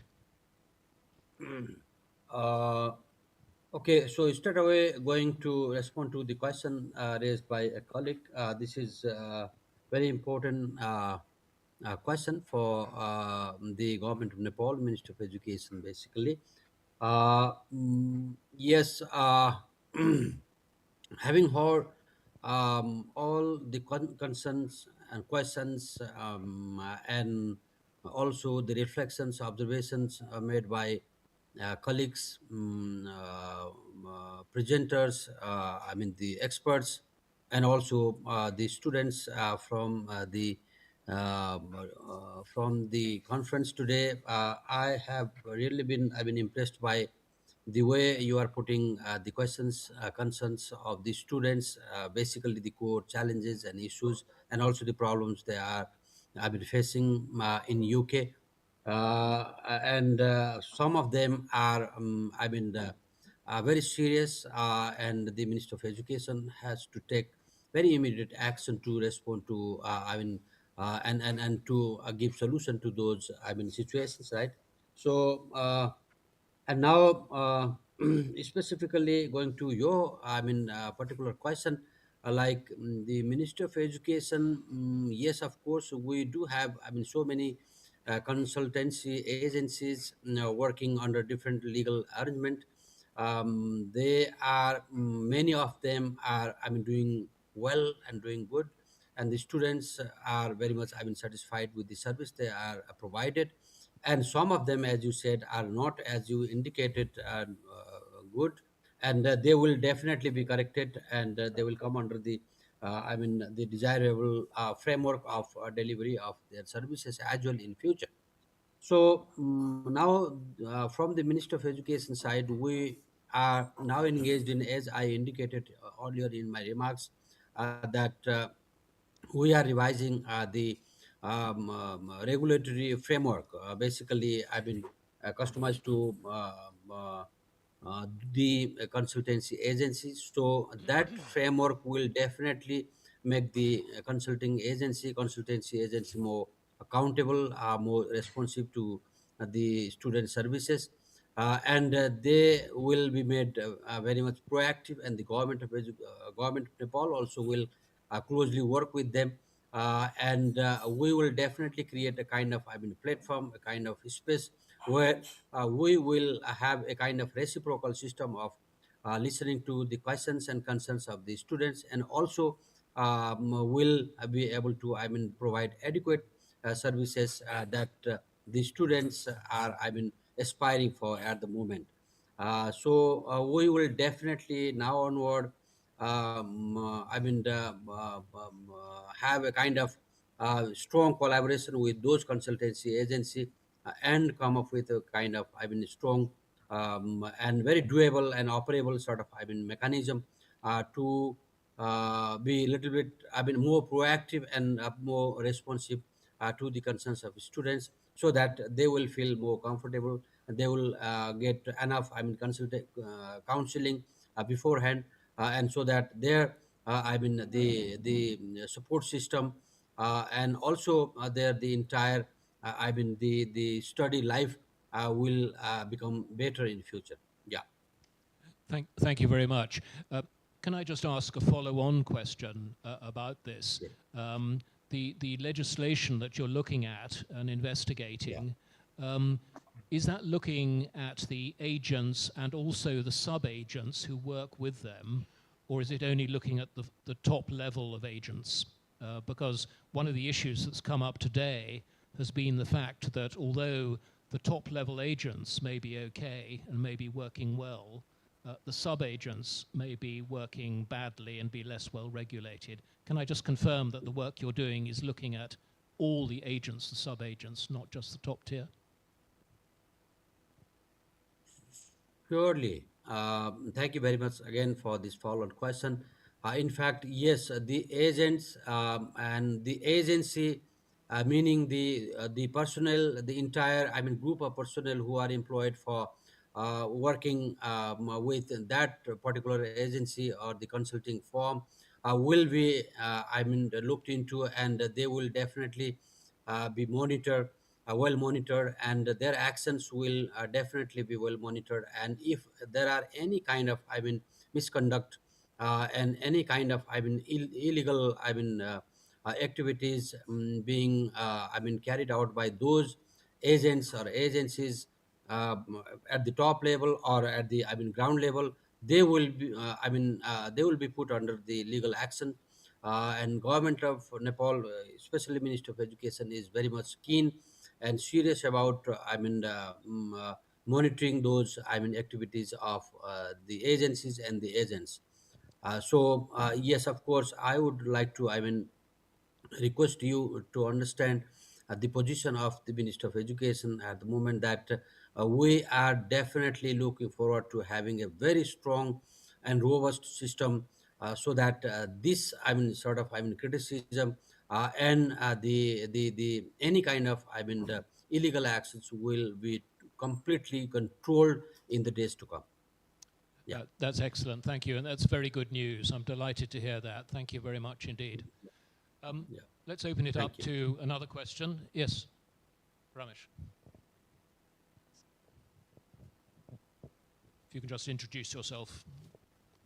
Thank you. I'm Ramesh Velvase, and I'm the co-secretary of ONLD UK, a wing of Rashtriya Swatantra Party Nepal. My question, it's kind of a very serious question for you, because we have been facing that issues in here as well. We have been advocating for student rights and everything. In event of death of a student in UK, is there any insurance policy, anything like the workers who goes to Gulf country? I think they have an insurance plan in Nepal. Can it be said, insurance plan for students, so that his or her body can be carried in Nepal? Currently, we have been raising funds from different institutions, relatives, and other members. So, can a fund could be set up so that a body can be carried to Nepal? Thank you. Thank you for the very serious and sensitive question as well. In fact, what I would like to let you know is, as I indicated in my earlier remarks, that the cross-border education system, international education system, transnational education system, this trend has been increasing over the past quite a few years in Nepal.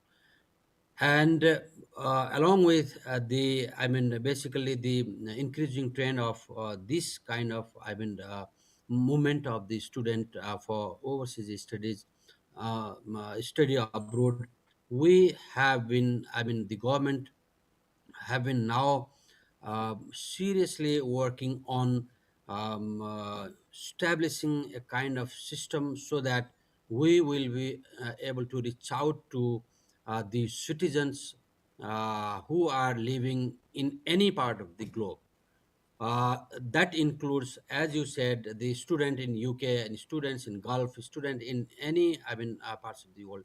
So this is also not only the question of, establishing insurance system, but also the establishing a kind of support mechanism based on the very coordinated kind of linkage and the system established within the relevant countries and relevant governments and also relevant agencies of the relevant governments, right? So I think now Minister of Education is my colleague. I would like to tell you very frankly that based on this kind of new trend of, student movement around the globe, you see, we are trying to develop a kind of new legal arrangement, legal mechanism to address those issues, including the one that you raised and also the ones that were discussed during the whole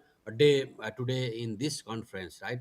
So but definitely government of Nepal is working towards that direction, and I think you will be able to see the result in very shortly. Yes, this is what I would like to tell you now. Super, thank you. Yeah, thank you.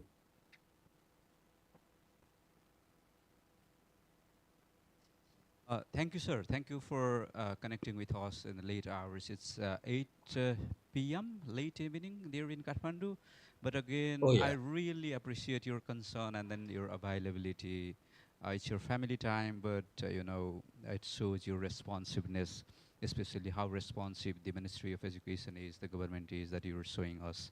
I thank you so much and your team for connecting with us. Especially this concern just raised by Rameshji is really important because in the late months, especially in the last couple of years, we have been reported the death cases of Nepali students. And, we need to compare it with the migrant workers who go to Middle East and other countries through a legal channel, through work permit from Department of Employment. DOFE maybe. And Yeah. if there is any issue arises, especially for the repatriation of dead bodies of the migrant workers, there is a Foreign Employment Promotion Board, and they support the embassies to carry those bodies, to repatriate those bodies back to Nepal. But it's unfortunate, but I think we need to think about this case, especially to the case of students, because Yeah. they do not go through the process that Nepali laborers go to foreign countries for work, and embassies do not have separate fund to send those bodies back to Nepal. So we are doing all these things with the support of community. So Ministry of Education, I think, need to take note of these things and think in coming days how we can be very responsive to our students, especially not only in UK, in other countries as well, because the casualties are increasing, number of students in foreign countries are increasing, and the problems are equally increasing. So community is really generous to the embassy, so they are shouldering our responsibility, the responsibility of the government, but it will be again it comes in our prerogative that we need to be very responsive. So this is like, I'm not seeking answer from your side, but this is a common concern for us in our coming days. Thank you, sir. Thank you very much for this opportunity. And finally, I would also like to emphasize that we will definitely initiate with very specific, concerns and also specific actions in coordination with relevant departments in Nepal, relevant ministries in Nepal, and also we will, as I already, let you know that. We have also been working with ambassadors of the certain countries in Nepal to establish a kind of a system so that we will have a very much clear cut visibility in those areas, and also we will be very much effective to provide those sort of support system to the Nepali citizen, irrespective of their location, present location, right? So this is what we have been working on. Thank you very much for this opportunity. I will definitely, continue to be concerned with those, issues and challenges, and definitely in future, I will be able to come up with a very robust, legal system to definitely, provide the services that are anticipated from the government of Nepal. Yeah, thank you. Super. Thank you very much indeed. Thank you. And again, can I add my thanks for you? It is very late in Kathmandu now, and we're most grateful to you. Most grateful to you. Thank you very much indeed for joining us. Thank you. Thank you. Thank you. Okay. Great. Let's continue with the questions from the floor.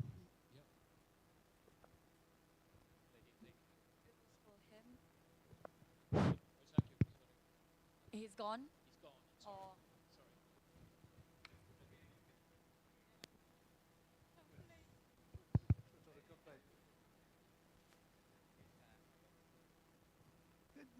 Just to get a bit of clarification on the role of the agents. I'm sure the agents, education agents, will advise on what university or what education establishment should be best suited for the student. How much does the agent get involved in the visa process? Because it's one thing recommending a university, but then clearly the visa process, strictly speaking, if an applicant isn't able to demonstrate that they can support themselves to cover their fees and their living costs in the UK, they shouldn't be given a visa in the first place. I mean, that's pretty standard procedure. Do the agents get involved with providing documentation to support the visa application? Do they actually complete the visa application on the part of the applicants? Because, I mean, that gets into a very different area than advising purely on what's the best education establishment for them. Let's try and find somebody who can answer that for you, because I certainly can't. Is anybody on the panel able to answer? I mean, some of the students themselves who may have gone through agents, maybe. Namira. I mean, for UKISA, we don't work directly with agents, but from my knowledge in the sector, so it really depends on the agents, what kind of service they provide and what sort of students would choose. I mean, university do also have offices that provide that sort of immigration advice for the students to, obviously, they do need to complete the process by themselves. They could have done that through the agents. But what I also want to stress is that the UK now has the agent quality framework that British Council is leading and working with University UK, with UKISA, BUILA, and as well as actually, with consultation with Home Office and other departments. It is, of course, not a regulatory framework, but nonetheless, it's a very important framework to enable both the university, but also agents to work together to share that good practices. I mean, the rogue agent, or the rogue actor, I'd rather say, you can never really truly eliminate them, no matter how punitive the regulation might be. But what we can do is to making sure when, I think a lot of the horror story, again, I keep saying the horror story I've heard from students directly, is that they haven't made that informed choice when they go to their agents. They are not really aware of the consequences or even sometimes the package they sign up to. So it's not just the, again, a lot of the theme today is talking about working collaboration, coordination, and share that information clearly with everybody. who to go to and when at what stage of the journey. I think instead of focusing on those like the sort of bad actors and rogue practices, I think we should really focus on the good practices and making sure that we are supporting both the students and universities to thrive in that environment so that they can make that informed choice and follow, well, both the legal regulation but as well as the good practices. I don't know if anyone, student want to share. You basically covered everything, but the only thing is like from starting choosing a university to coming to the UK, it's solely depend on what agents are doing. So from the process of getting into the university, by the application procedure and everything, by applying to the visa, everything is done by them. So it's really important for agents to tell us what's actually happening here in the UK. From personally speaking, from my side, I went to different consultancy in Nepal, and one of the university was pressurizing me to go to different university, which I didn't want to. And I said, no, I want to join University of West London. And they were like, no, this university is not good. You should go to I won't say the name, but yeah, that university, it's really good, this and that. And for me, like for any normal students at Nepal, they would not look at the rankings, or they would not do their research or anything, and they will mainly trust the consultancy because we've come to them and we want to know what actually it's like, and they are the ones who have experience on providing visas, like experience on knowing the university more than us. So that's what students really do, yes.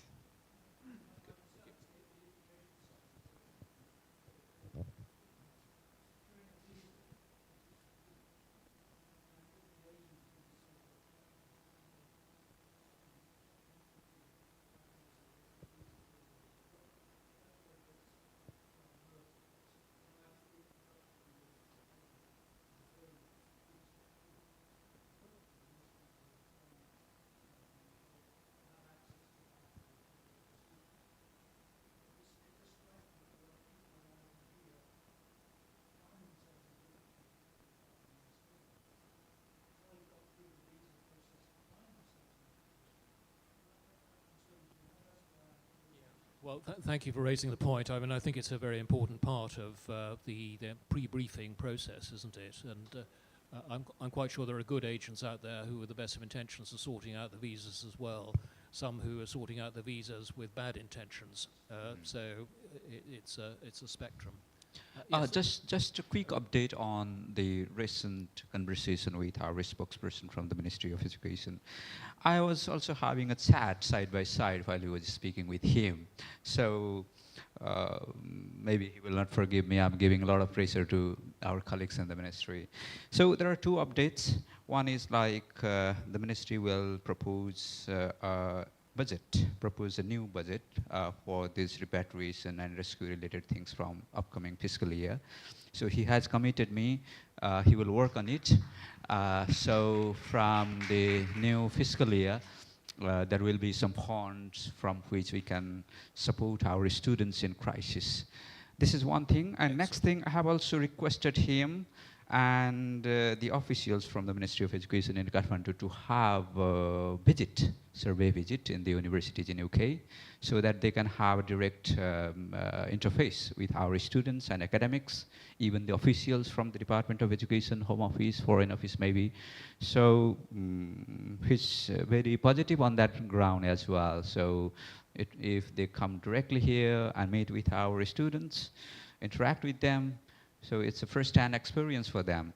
So let's hope I'm in touch with them and then ready to facilitate on this ground as well.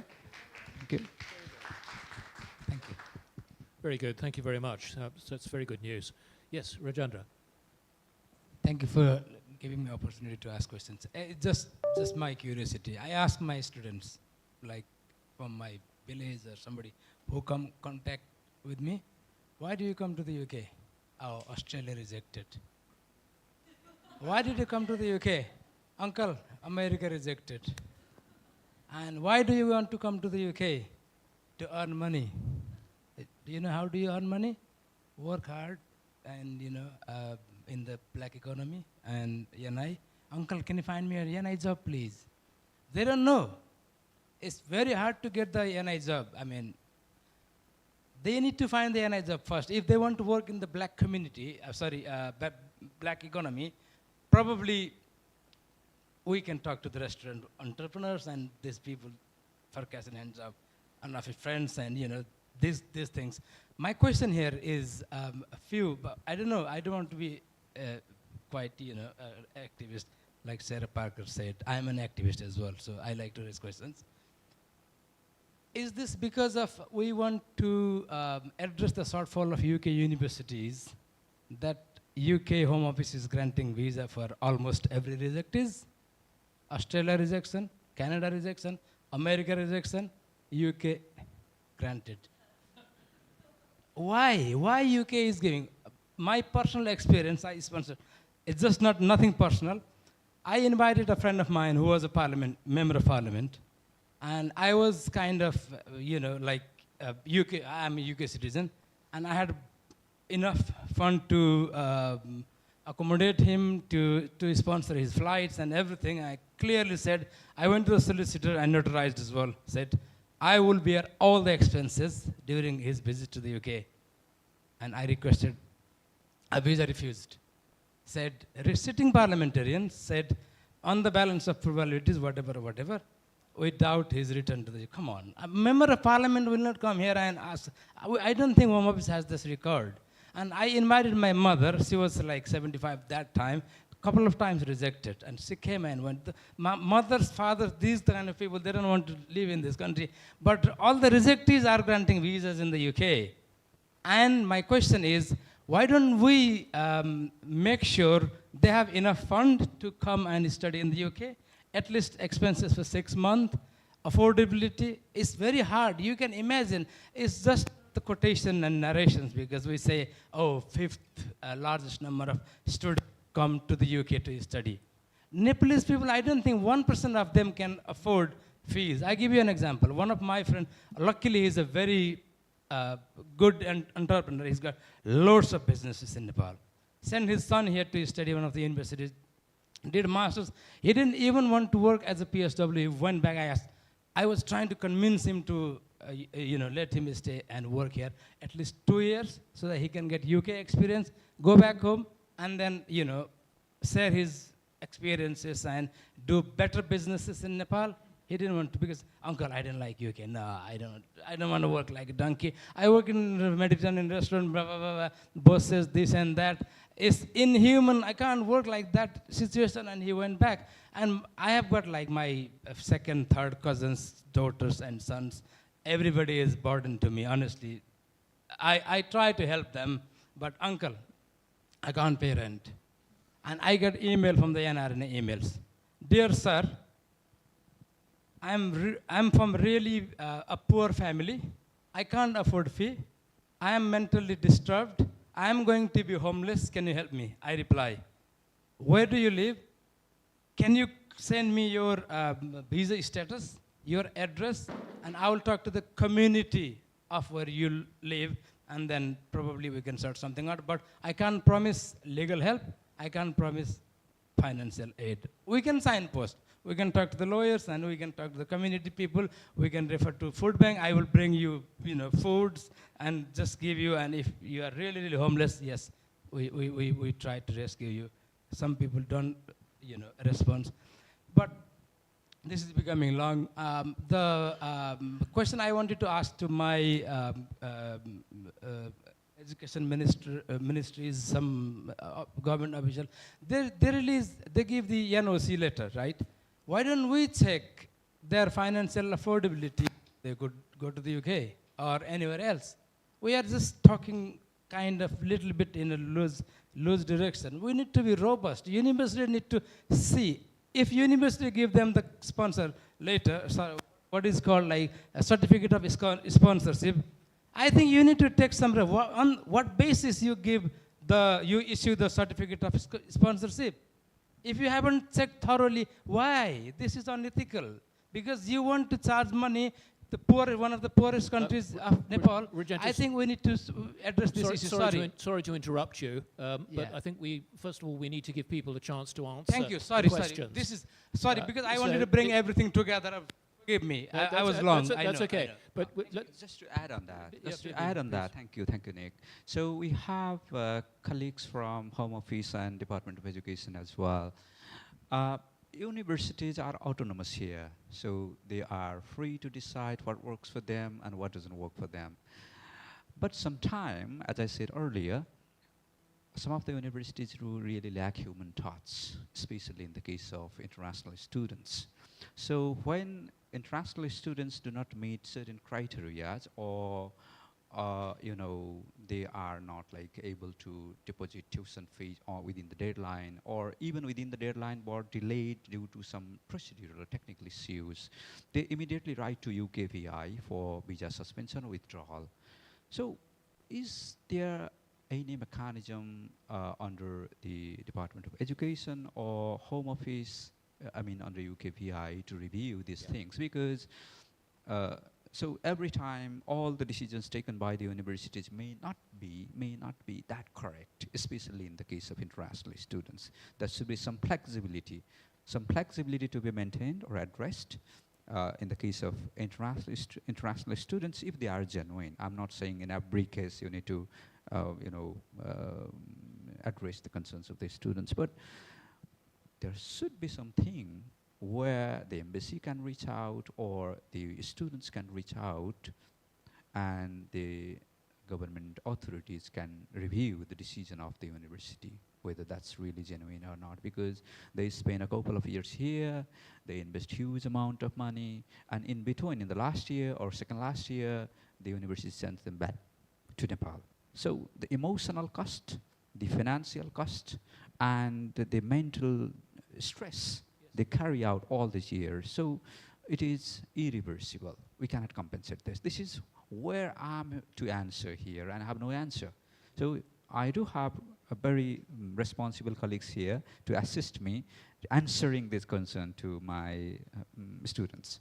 Yes. Thank you very much, Bipin. And I'm happy to take that. yes, I was going to look at the two of you actually to see if you'd like to, to pick up on all the many points that have been made in the last 5 minutes, and then we'll break this session, have a break, bit of a leg stretch, and then we'll start in the afternoon session. So first of all, give your answers to it's a very important area, and I'm aware, obviously, we do have colleagues from Home Office, DFE and FCDO here, but I'm not sure they are in the right team, actually, to answer that particularly student migration policy-related question. But in terms of UKISA's work that we do with UKVI, Home Office, very closely, I do want to kind of explain the sort of rationale behind some of the university's decision or the process of like whether it might be the lack of tuition fee or it might be other factors that they might have to report the students to the UKVI. This terminology called the BCA, which is the Basic Compliance Assessment, which is the Home Office regulations where how the university can remain as a student sponsor to provide that student visa to the students. So there is a KPI for them to be compliant in terms of, for example, now the new immigration white paper published last May has increased it to 90% of the course completion, where if you are lower than that number, that can be at risk for the university to be revoked from the student sponsor. So it's really hard, which I know I'm defending our members, but it's really hard for universities sometimes to at the risk of losing their student license, to really kind of not, trying their best to support our students in the individual cases, but also not to be compliant with the visa and the regulation. But I think if any message that I'm sure our colleagues here from the government would pass out on to the relevant team is that we do have to think about those individual students and humanize the numbers, whether we're talking about the basic compliance assessment rate or other sort of crisis that students might be facing. These are the individual student lives that, either it's the mental stress that you mentioned, either it might be the other things they're facing. There must be a mechanism to giving that sort of extenuating circumstances to making sure it's not just black and white to say the student don't have enough funding or that student might have failed their course.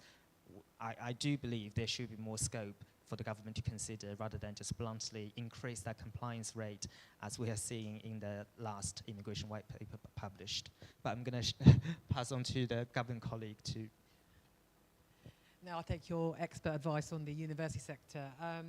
So over the last couple of years, I've heard universities' views, probably every university in the UK, and I get this is a problem. It almost becomes universities then versus the Home Office. Yes, absolutely, the white paper did introduce a lot of changes. At the moment, as far as I'm aware, I do know the Home Office don't get involved in those decisions. That is for the university to decide. If the university decides to revoke that license, yes, the Home Office do not get involved. One question I did raise very much at the beginning, and I know universities weren't very happy when I said it to them, we've talked about how many applications internationally every university gets. Huge, we know that. One thing we were noticing at the Home Office and my colleagues who worked at the airports and Border Force was sometimes when people were coming and turning up at the borders, they actually spoke no English. So you're like, well, how do these people get through the exams and the English test and the university? In my head at the time, I didn't know that much about it at the time. And I was like, well, surely they would have had an interview with the university. No. So not every university interviews. It's done through the agent, so there's no actual interview. So I was like, well, could we not reintroduce that? Could every university not interview every prospective, online? I'm not saying they're going to come there personally. And they were like, we simply don't have the capacity to be able to interview every student. So this is where the argument was, I think, us and the universities and the Home Office at the time is like, well, you should make time for an interview of every single student. Because by then you'll know if they can speak English and it's the same person on the screen. But yeah, and we get it. I think it's such a vast system. And I think solution-wise, it's about everybody, once again, I'll keep coming back to, it is about everyone working together. Universities, we need to work together with the universities. You do already work with the UKVI. We've got that compliance framework now as well from the, the quality framework. Yeah, I think it's about working together, basically. Try and get this right with everybody. One final point I want to make is that every party in isolation is acting rationally. Home Office needs to enforce laws, that's what they're doing. University works under their own frameworks, that's fine as well. A student is using their democratic rights to enter another country, that's fine as well. Agents are selling products made by university, there's a salesman, that's fine as well. Everyone is acting rationally in isolation, but the outcome is still irrational. That's because there is just some system level issues here. Universities have control over the entry requirements, so the narrative should not be that it's just only the agents who should be blaming for, because agents is only selling the university's product. The thing is that universities should be welfare driven enough, not just purely compliance driven. That's the message I wanted to pass. Thank you very much, Pawan. That's great. Okay, one last question from Sushma. And Premal, I notice you had a question, but can we leave that to the next session? Would that be okay? Yeah, Sushma. Thank you, Nick. Pawan, I think you rightly resonate what I was trying to say. When we talk about students' recruitment, no doubt agents play a very pivotal role. But what about the role of parents? Since a lot of major career decisions is still solely made by parents for the most of the Nepali students studying in UK. So what I thought, my question was actually for the MOE, but now we don't have him here. So what are your thoughts? Do you think we should have some workshop for parents or some kind of career guidance for students so that a collective informed decision making can take place? Because it's not only about students who are coming here and who are facing the issues that we all discussed today, but equally I think the stress, the emotional agony and disappointment, the expectations, the aspirations that these families have for these children when they send them, they are also equally at the same position, I feel. So when they see here that their children are struggling, not meeting up the expectations, aspirations, then I think they need to have some kind of support, they need to have some kind of guidance as well, so that they're mentally prepared when they see their children going through such situations here in the UK. So just my thoughts, what are your thoughts on that? Yeah, thank you. Would anybody like to comment on that? I mean, I think you've identified an issue which needs to be addressed rather than there being any sort of obvious, immediate solution to it. Anybody on the panel want to comment? Totally agree. Yeah, great. We all agree. Thank you. Good. Thank you very much indeed. That's been an excellent session. We got through a lot there. Let's have a 5-minute leg stretch. If I can ask you to be back in your seats in 5 minutes' time, and we'll have the second panel discussion. Thank you. Thank you all very much. Thanks. Thanks.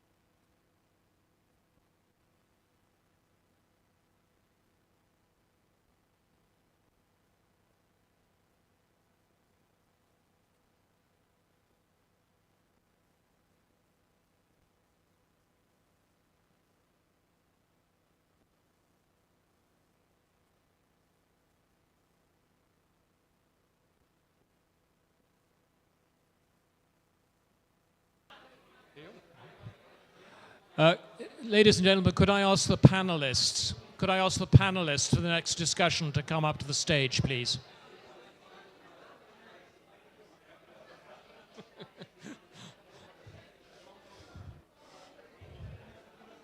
Make them go for.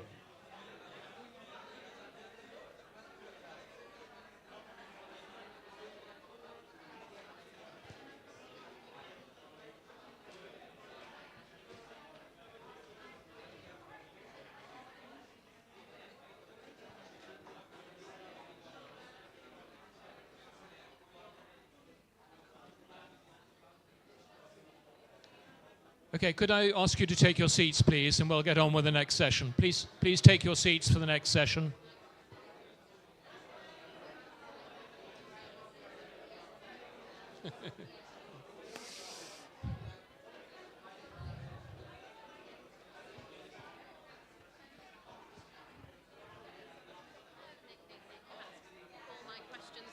Out the window. No, I mean, we've done about just over half of the questions. If you want to pick up on the others, fine. Really good. I think it's brilliant. Are there any questions that you have that you've not got around to asking? Well, I've got questions. I'm going to give the first two speakers a little bit longer. Well, feel free to repeat any questions, but I didn't manage to get down to any of those. There's a group at the back that I think want the students who want to contribute. So Well, give them the opportunity. Yeah. Perfect. There you go. Maybe a microphone there too. You can give that to. To who?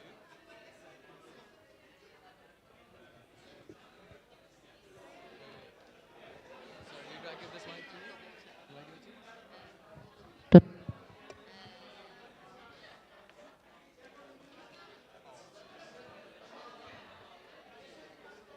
Gentlemen, can you please take your seats? Please take your seats.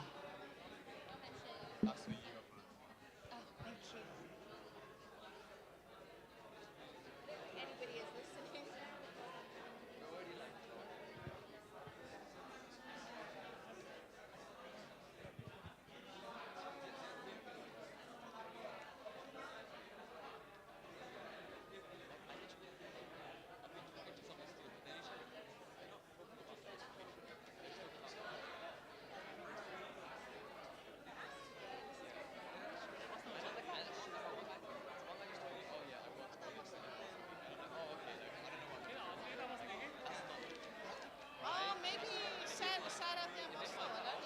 I think she'll need to be more in the center.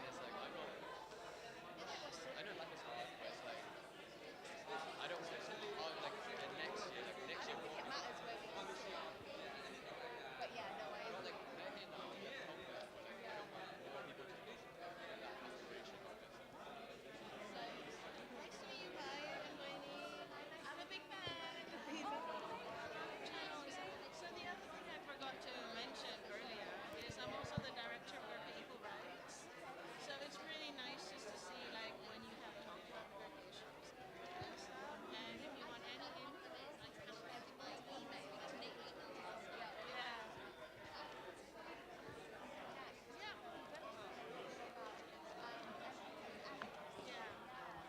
know, if you want to do like a interview with I think you free flow 1, 2, 3 quite well. Okay. Pick them up. So yeah, just shoot out away. I'm still a student, so you know. I know. I'm like a terrible PhD student. I'm on my like 11th, 12th year anymore. Because it's like 8 years part time. But then you know there was COVID, and I got sick in the mid like post-COVID, and then I had like 2 different types of illness. PhDs are hard. They are. So Yeah, that's why I suck. take your time. Yeah. Mine's so unserious though. I look at Nepali rappers. Is that what your PhD is about? My PhD's on cultural expressions of Gurkha heritage amongst young Nepali men in the UK. So the cultural expressions means art. So I look at it's like a concert. It's kind of like I'm just the PhD is an excuse to go to gigs and to look to interviews. Well, I know who she is.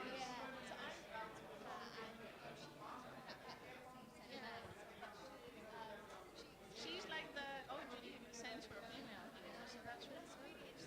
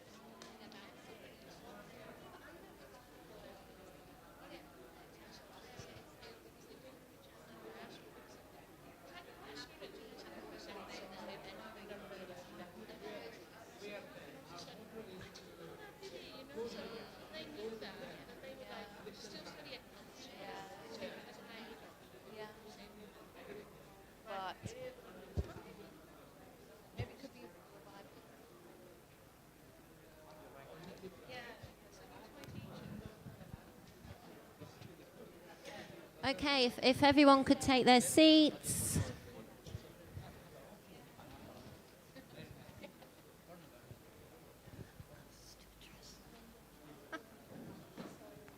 Namaste, namaste.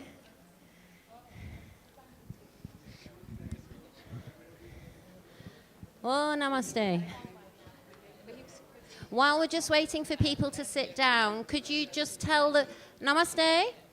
While we're waiting for people to sit down, just tell the person next to you the strongest message that you have learned today. So just while you settle down, just turn to the person to your...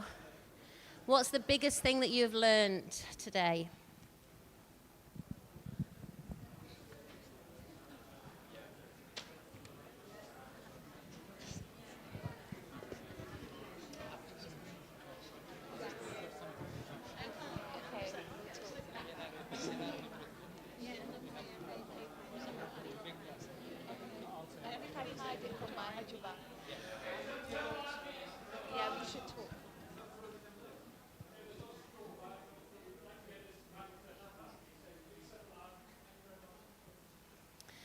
Okay, so welcome to the second panel. I don't need to introduce myself to you in the audience, but for anyone who's on YouTube, who's catching up, who missed this morning, I'm Professor Sarah Parker from Liverpool John Moores University and the chair of the British Nepal Academic Council. And some of the panelists have spoken this morning. If by any chance you've missed that, the Nepalese embassy has recorded, and this is available for you to watch afterwards. So welcome everybody. I'm going to first of all just ask you for a very brief introduction of who you are, but I'll do that linked to the question just to be mindful of time. And Suprina and Sakar haven't spoken yet, and we are starting to hear sort of the narrative emerging. The key issues are really starting to be clarified. So if you have experiences that connect to that, that would be great. But Suprina, are there any issues you feel haven't been raised from your perspective? And please introduce yourself, and yeah, we'll take it from there. Hello everyone, namaste. So yeah, my name is Suprina and I work full-time as a journalist. So I mainly speak on Nepali politics and what's happening there, but I also make content on it as well on social media. But I'm also doing a part-time master's at SOAS in politics and international relations, and my dissertation is on the Gen Z movement. So I have been currently interviewing Gen Z protesters and getting their opinions on what's happening there. And I've really enjoyed the conversations that have been happening today. And obviously a few challenges have been brought up, like finances, visas. But what I feel has been missing from today's conversation is we've been speaking about the struggles of Nepali students as a whole, but we haven't been looking at the intersectionality within that. And one thing that I mainly wanted to bring up is Nepali women who come to the UK. And they come to the UK, they're students, and of course they're here to study, but they're also here as students to have fun. So they go out, they enjoy themselves, but we really need to have an honest conversation about Nepali women's safety coming to the UK, and speaking about how, especially, it's not known within our culture how taboo it is to speak about some subjects, whether it be sexual assault or whether it be opening up about their mental health, which is obviously not just women, men as well. And these conversations are difficult for people to have. So of course these resources are available, such as helplines, but we can't expect Nepali students who are coming to the UK to utilize these helplines and speak openly about situations such as sexual abuse or mental health when they've never had these conversations at home. We can't expect them to come to the UK and speak about it with strangers. And I think this is a conversation that really needs to be had, is not just having these resources available, but also breaking stigmas within our community to able these students to actually speak about it. And another point that I think hasn't been raised as well is a lot of students are also coming to the UK because it's not now, with what's happening in America in terms of immigration and racism, people are seeing the UK as now a viable option because they're scared, but they're not also being aware of the political climate that's happening here and the rise of political ideologies such as the Reform Party and these Unite the Kingdom protests. And Nepali students are, again, also very vulnerable to racism, and because of that language barrier as well. So again, that needs to be spoken about on how we can help these Nepali students with dealing with racism and tackling these issues, because I don't, again, think that that's been spoken about enough today, and these are real issues that they're dealing with. I think those are really important issues as well for Nepali students who are born here, British Nepali students. So thank you for raising that, because on one of my slides, it said something about taboos and break the silence, and that links to my research on menstruation and the importance of speaking. There may not be a solution or support, but actually speaking. And so could you just reflect a little bit on the role of social media, given that you're involved in that area, and journalism, the news?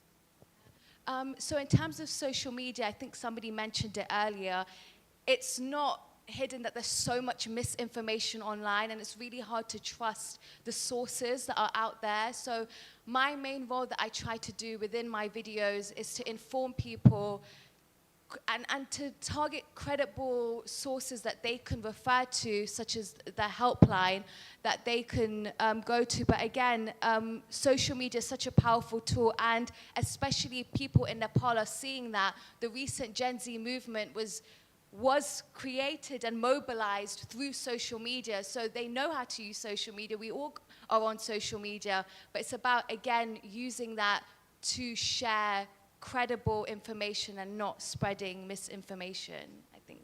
Thank you. I'm moving to Sagar from King's College, London. It feels like university challenge. So yeah, especially going around the way we're going. Would you like to add from the Nepali Society's perspective that you run, the practical things that you do, but also anything that you feel has been missing from the dialogue today? Thank you so much for this opportunity. My name is Sakarai, and I am the secretary of KCO Nepali Society.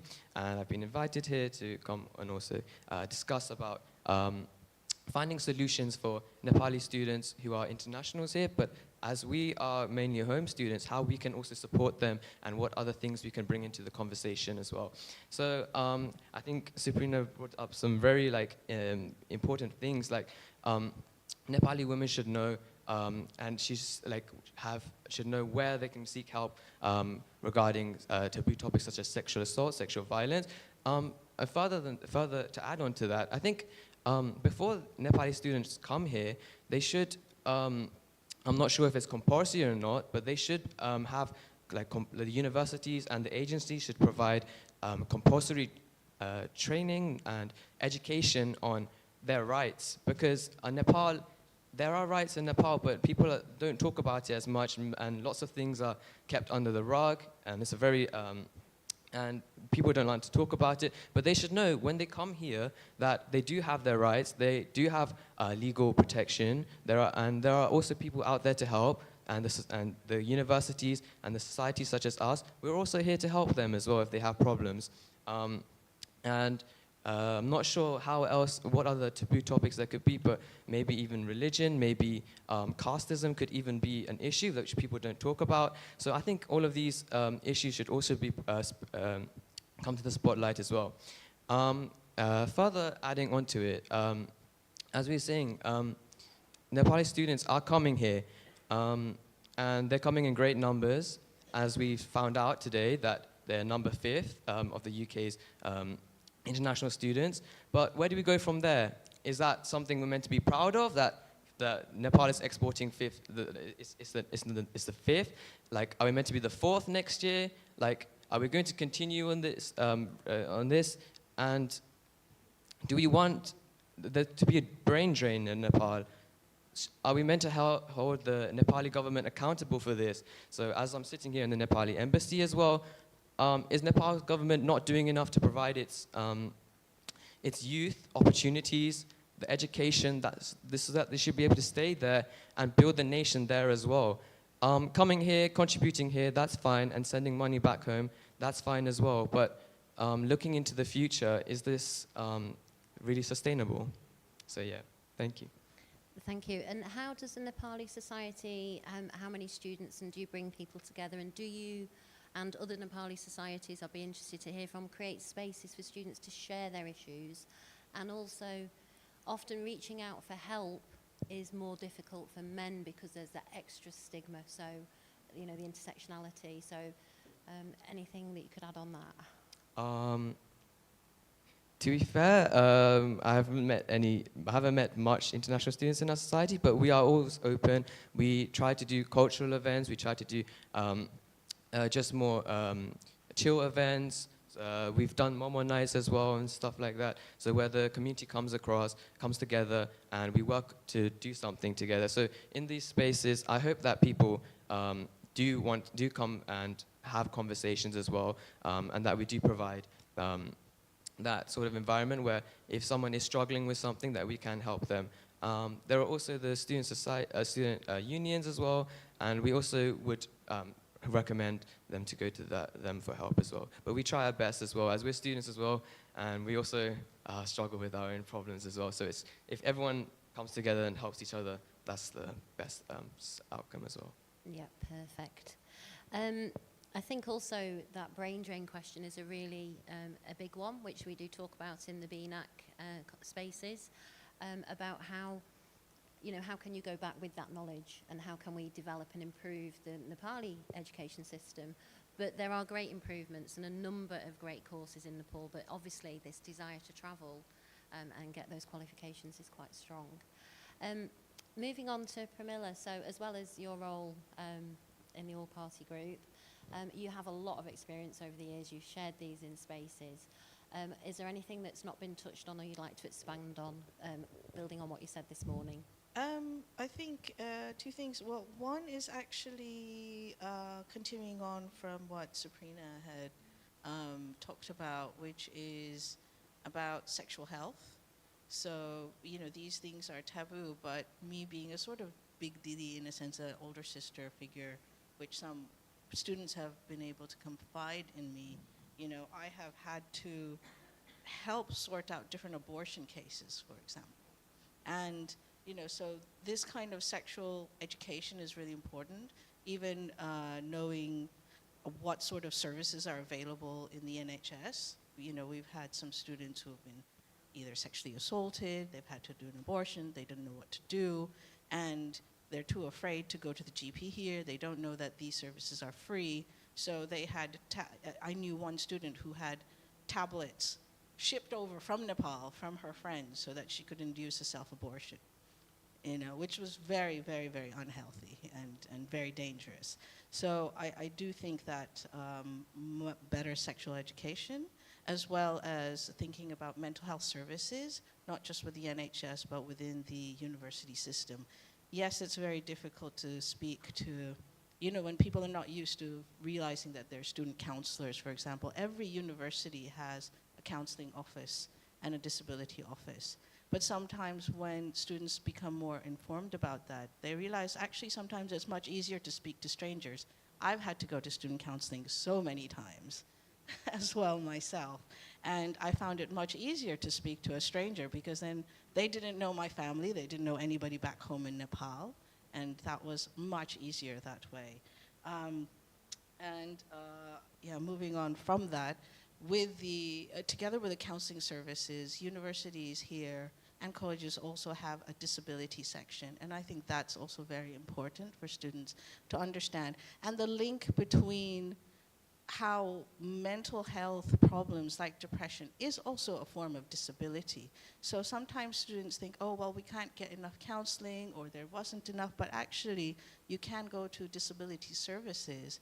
And I've had to access that myself in university, where you can then be provided a mentor as well. And people can learn about different services there. I myself, just by going to the disability section, only realized that I had dyslexia much, much later in life during my PhD, because, you know, a lot of Nepali students, we learn there's particular ways of learning, so you just cope, you just get on with it, you pass. I won scholarship, so I think, how can I be dyslexic if I have a scholarship, right? But actually, when it comes to certain forms of learning, you realize, oh, there are things that can go undiagnosed, and this is where universities can also come and help services. So to look at these kind of three aspects of health in terms of disability, in terms of mental health and sexual health. Yeah. That's actually really interesting because my PhD was on non-formal education, and the first question I was asked was, are you dyslexic? And I was not diagnosed then, but yes, I am. And when you go through the menopause, but I prefer sort of looking at being neurodivergent, because again in Nepal there's a lot of stigma around disabilities, so students don't then want to tell their parents that they have a diagnosis because it creates a panic, where actually being neurodivergent I think is a gift. But how comes back to, we'll maybe come back to this about how we can then educate and inform the parents who are pushing the students. So thank you for that insight. Just one little one, with the artwork and creating safe spaces, I think there's something there we could pick up on in terms of the Nepali societies could run sessions and well-being sessions, not just for Nepali students, but for students who are international, who face sort of the cultural stigmas and taboos, which add on an extra level. But there's also that, I have many students with so many different issues that there is a little bit of a pandemic at the moment because of the world we're living in. So supporting each other is really important. Thank you. Sushma, you spoke this morning about CNS studies, and your webinars that you put on are excellent, and they're on Saturday mornings, so do check out. I think we should all share our platforms. But what are your key insights from today, from both presenting and then listening, and the barriers what are the barriers to actually acting on some of the key issues that you feel have emerged? Thank you, Sarah. Again, my name is Sushma Basnit. I'm representing Center for Nepal Studies, UK. First of all, I think I should congratulate BNS and His Excellency Mr. Bipin Dewadi GP for organizing this first ever, I believe, if I'm not wrong. I've been in this country for 25 years, and I came in as an international student myself. I did my master's in Brunel University. I then went on to do my PSW, and then again I completed my PhD from Brunel University. So I do have a first-hand experience of what international students really face, the dilemmas, the academic challenges, cultural shock, you name it. It's on the list. So I do exactly feel what our current students are going through. But however, situation was different then, and situation is very different now. When I came in, it was around 2004, a long time ago. We were more academic based, I guess. We came here solely to study. We didn't have any other interior motives. But then having said that, I don't say that this generation or the students who are coming here, like, they have any interior motives, or like, they have any ill feeling, or like, they want to, like, stay here forever. I'm sure it's everyone's right to think about their future. And so these students who come here, they equally, like, they need to think about their future prospects. And we all know how our current Nepal situation is. A lot of youngsters, surprisingly and sadly, they're moving out of the country because there's not much future prospects there in our country. And hence, most of the students are coming here with greater aspirations, future goals. But coming to your question, Sarah, I think, as I said, this is the first time ever, as far as my knowledge is concerned, correct me if I'm wrong, I think this is the first time that Embassy has taken this initiative where we're talking about international students, the real issues, the dilemmas, and it's a very good platform because everyone from all governing bodies, Home Office, authorities, Nepali diaspora, we all are in a common platform here today for the first time, and I think this is a good opportunity where we all can raise our concerns, voices, issues. But however, having said that, the barriers I think would be, it shouldn't just limit to this seminar or conference. We should also go beyond that, walk hand in hand closely, and try to organize more such events in future where each one of us can collectively support each other, collectively give our inputs, as I think it was Nick's panelist where we discussed about the alumni's role. And I think I really fit in there. Like, I really fit in there because, as I said, like, I came myself as an international student here, so I know the challenges of and also I do know, like, how you need to balance your life and your work as well as your studies. It can be very, very challenging, especially if you're coming from Nepal, like, where you are, like, silver spoon-feeded by our parents, so to say, like, we come here and then, like, everything is just thrown to us. We suddenly realize, oh, we have to pay rent, like, we've never told that before. We've never even realized that we have to pay rent. We are so used to living in our, as my dad calls it, his hotel. My dad always says that whenever I go to Nepal and I say, like, oh, I like being in Nepal because I don't have stress.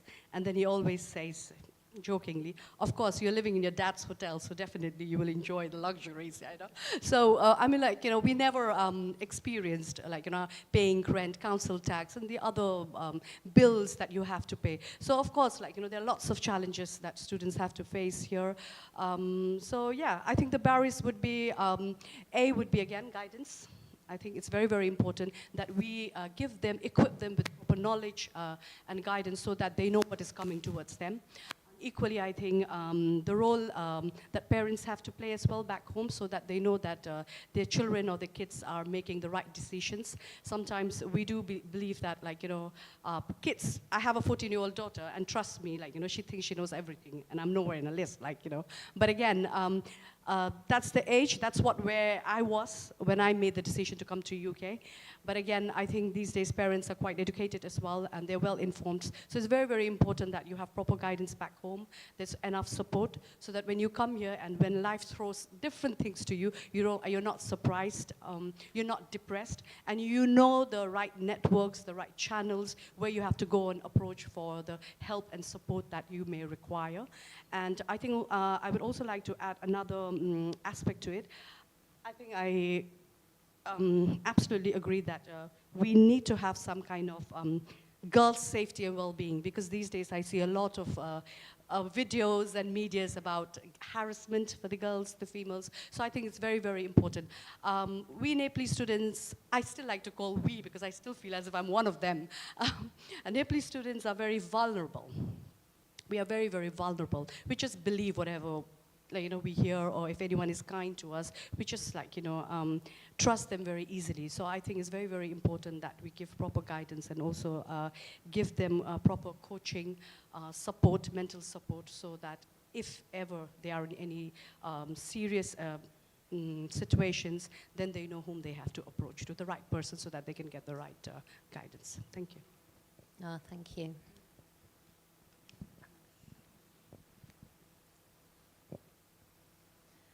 So Ramesh, in your role as Overseas Liaison Officer, particularly interested in what works in practice. There's some amazing ideas here, but what works in practice, but also how can we work together? What platforms should we be using rather than all creating our own and creating work for ourselves? How can we best collaborate? Good afternoon, everyone. My name is Ramesh Ulvase, and by profession I'm a business analyst, and I've been working as a member of RSP Nepal since 2 years. And let me give some brief information about my organization. We have been advocating for students. We have a help desk where we support students. Support can be very simple, like our students come from abroad and then they need help with the job search. We help with CV review, interview techniques, and if there are some employers who are looking for candidates, then we refer them to the employees as well. So, as well as we had an incident last time, late Susan Wali, ONLD UK contributed so much because he was passed away in the UK, and we contributed to with the kind of collaboration with the parents, because university wasn't involved, and we raised fund and all these things we came through. So I think coming back to your questions, I would like to add some more, because like I find a gap between the students, like the prospective students who would like to come to UK, in sitting in a home country like Nepal and having the information about the UK and coming here and seeing the kind of real situation. So considering this, I had published kind of all this information in one of the leading portal in Nepal, and I got a good response on that as well. So there is a lots of gap there, you know, like what I've seen so far is if a student is coming for master's or a postgraduate course, they might be studying for 1 year and then paying tuition fees just for 1 year and then going to post-study work, and then they could manage their finances, all these things. But coming in an undergraduate course, a girl, like I like to talk about link the sexual assault as well, a girl coming from a remote place in Nepal, you know, like parents doing loans or keeping in mortgage and bearing her expenditure to come in UK, and just paying a 6-month tuition fees or a year fee, and then she had to go through 3 years more. You know, like as my data shows, like if a student is working for 20 hours, they could make only £800 per month, and they will be paying 350 to 400 pound as a rent. So how they gonna kind of manage all these tuition fees? There is a serious concern on that as well. And moreover, you know, if he's a son, their parents are ready to sell the lands and bear the tuition fees and all the expenses. But being a girl is quite difficult. And working with the National Student Helpline and working with OANLD help desks, I have dealt with so many situations like this, like you know, like to pay for the tuition fees, they have to work extra hours. Sometimes they have to go for many day trials and all these things, cancelling, and they have come through a very difficult situation. And in some cases, there are some cases of sexual harassment as well. So this is a very miserable conditions, and we have to solve this issue from the very ground level, you know, like we are talking like we want a plan and all these things, but the situation is very different in here. So yeah, this is my experience, and we have been working for that, and we are ready to collaborate on that as well. You had any link of questions on that? It was more about how we can work better together. Any recommendations? Yeah, you know, like actually, like let me take the current situation. OANLD UK, merging Nepal and Britain Nepal Society, and we have been working together. We have a Nepal embassy, even Bipin sir is there. So we have been working, and you know, like let me give an example. We had a death in that Barnet last time. So we got a call, and Rajendra sir and me, Rajendra and me were there. You know, like we were working together. Yeah. So nowadays we are kind of sharing so many information together. Because like I live in village, and he lives outside London, and my colleague, they live in different places. So London is quite crowded nowadays. There are loads of Nepali students here. So if I mean, like we can work. We have been working, and we can work in more constructive ways. Like if a student is in a problem in one location, then we can kind of communicate with that issue as well. So, yeah. No, that's actually a really important point as well in terms of where students are located. There's different costs of living, so we can't just share the generalise. We need to kind of make it, you know, it's obviously a lot cheaper in the northwest, for example, in London. So different challenges in different areas. And I would like to highlight one more point. Like if a student can get a good job, an NI job, like some said Cassinan, but I would prefer NI job for 20 hours, their issues are kind of 50% solved, you know. If you go to village, I like to ask to come to village and see the kind of, this is a crowd area because that's a big Nepalese community. So many students are located in village. There are different shops there, Nepalese shops. If you come in there, we have like kind of, students, they don't even have a place for shelter. They don't have money for food. And they have been kind of without job for 6 months. So that is a bizarre situation there. So we have to work from the very ground level. Yeah, definitely. It reminded me, Pramila, when you were talking about Aldershot and people reaching out to the MPs. So if you have a Nepalese MP, it helps, but also a larger community. So again, it really is, geography does matter in terms of where students are. So we need to connect, and I'd like to know a little bit more about where they are, especially when they're in smaller communities. That leads on very nicely to Rajendra and the role of the NRN. And you've shared some really positive stories about the support that you and others have provided, but we've also heard sort of anonymous stories of the Nepali community taking advantage. So how can we challenge that and promote a much healthier, supportive relationship? And what role do you play in that in your organisation? In NRNA, so my name is Rajendra Pudaseni. I come from Nuwakot district of Nepal. I live in Essex. I'm a nurse by profession, currently president of NRNA UK. Two things I want to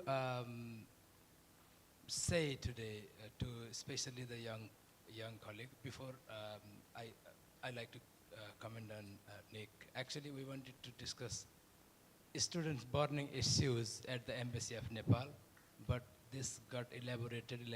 Nick did so much hard work, and in my whole stay in the United Kingdom, I've never seen this sort of program, this sort of organic program at the Embassy of Nepal. Thank you so much, Vipin sir and Nick. We have organic people from various organizations, stakeholders, and actually the essence of this meeting is very, very important. So I want to say two things. Number one, we need to go to the community and spread our words.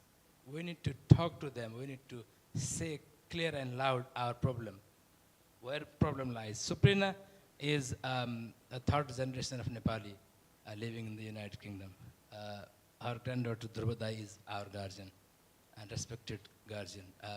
He has done a lot of social work, inspiration. He was like a role model to thousands of Nepalis living in the UK. So it's still raising. Third generation Nepali diaspora is concerned about our safeguarding. So what I want to say is we need to take this message to our communities. We need to go to the communities and spread the word for safeguarding of our kids, daughters, sisters, even brothers. They are vulnerable in the United Kingdom now because of the current situation. Nepali people can't afford to come and live here and study here in the UK. This is impossible. Yes, NI work, black economy work, probably some of the luckiest can survive, but this is really hard. Still, some people are survived, and we survived that way. We came as a student, and we have a family and everything. Luckily, we survived. So thanks God for that. So another message is we have a national anthem that is a very precious thing to have. Precious message gives by our national anthem.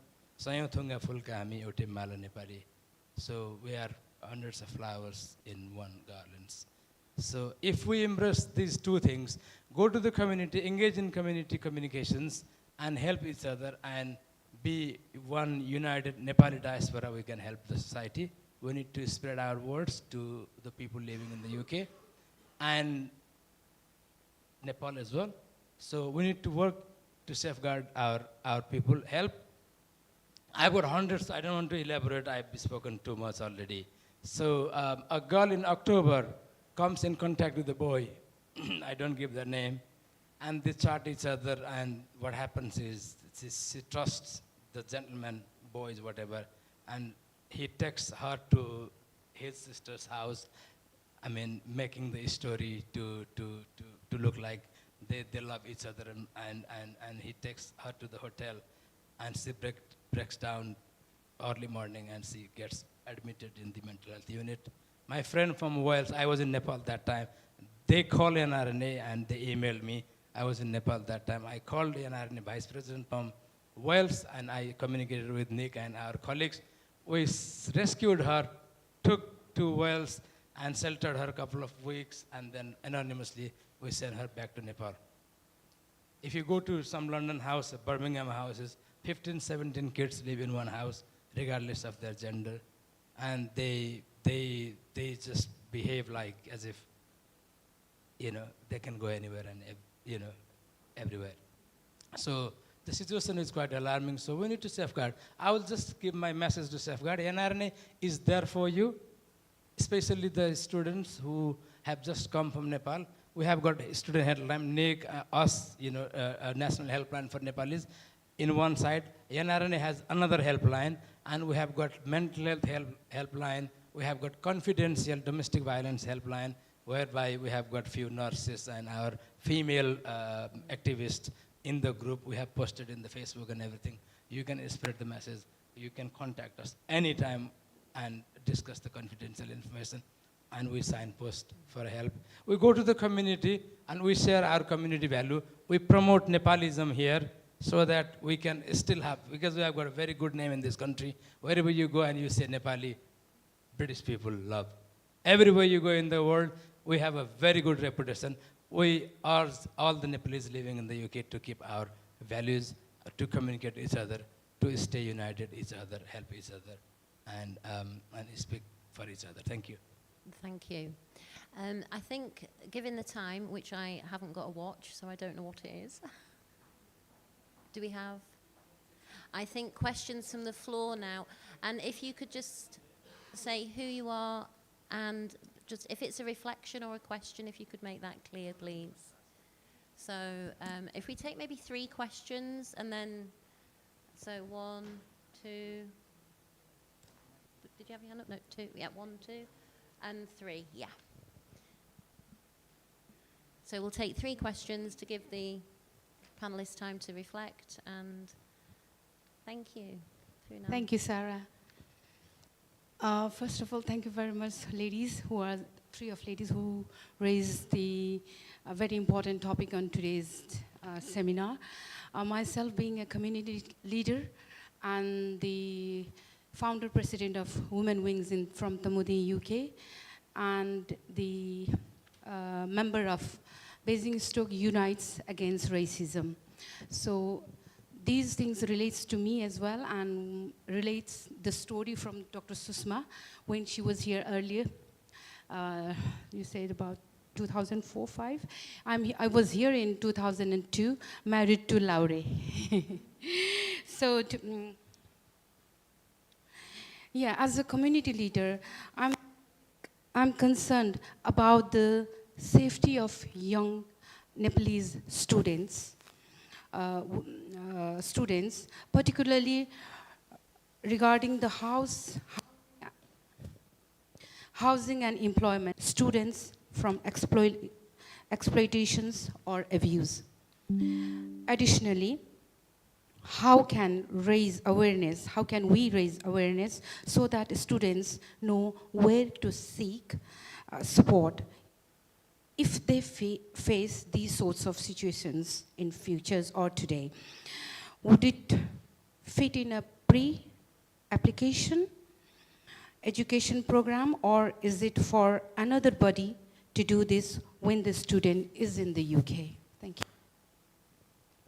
And we'll take 2 more questions while people are... Hello everyone, my name is Ayusha Adhikari. I'm currently pursuing my master's degree at University of West of Scotland, London, and I'm a luxury branding student. Today we have talked about the students' problem, what they have been facing, and all sort of problems that even I have been facing. But among all of these things, what we need to talk more about is how we can push students to think beyond what they are doing right now. For example, we need to push students, especially Nepalese students, to focus more on the entrepreneurship. Because if we see the maximum number of students, they are not pursuing their passion. Why? Because the responsibilities the surviving has take place over their journey to look towards what they are looking for in the job market, I would say. And me being a student in the fashion industry, what I would like to look forward is towards the opportunity where I can contribute my creative thoughts, my ideas, where I can promote the Nepalese, not only the Nepalese product, but beyond that, in the international level. So what I would like to request each and every communities, the members of each and every organization that are here today, to please provide a environment, conduct and events where the students will get opportunity to pursue further, to continue their passion that is related to their studies. not just for the surviving, but to follow their passion as well. So that is my request, I would say. Thank you. Thank you. And in the over on the this side over on the.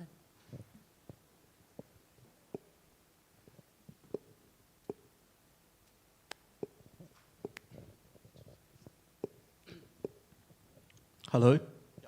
Hello. My name is Chiran Moga. I am the co-president and founder of NEPSOC at Plymouth University. Professionally, I'm a project manager for a defense company. Instead of a question, I had more of a request. I think 2 weeks ago, there was not 2 weeks ago, a month ago, there was a international student coming to Plymouth. He was new, and he reached out to us, which I was very grateful for. Obviously, got loads of questions, very confused.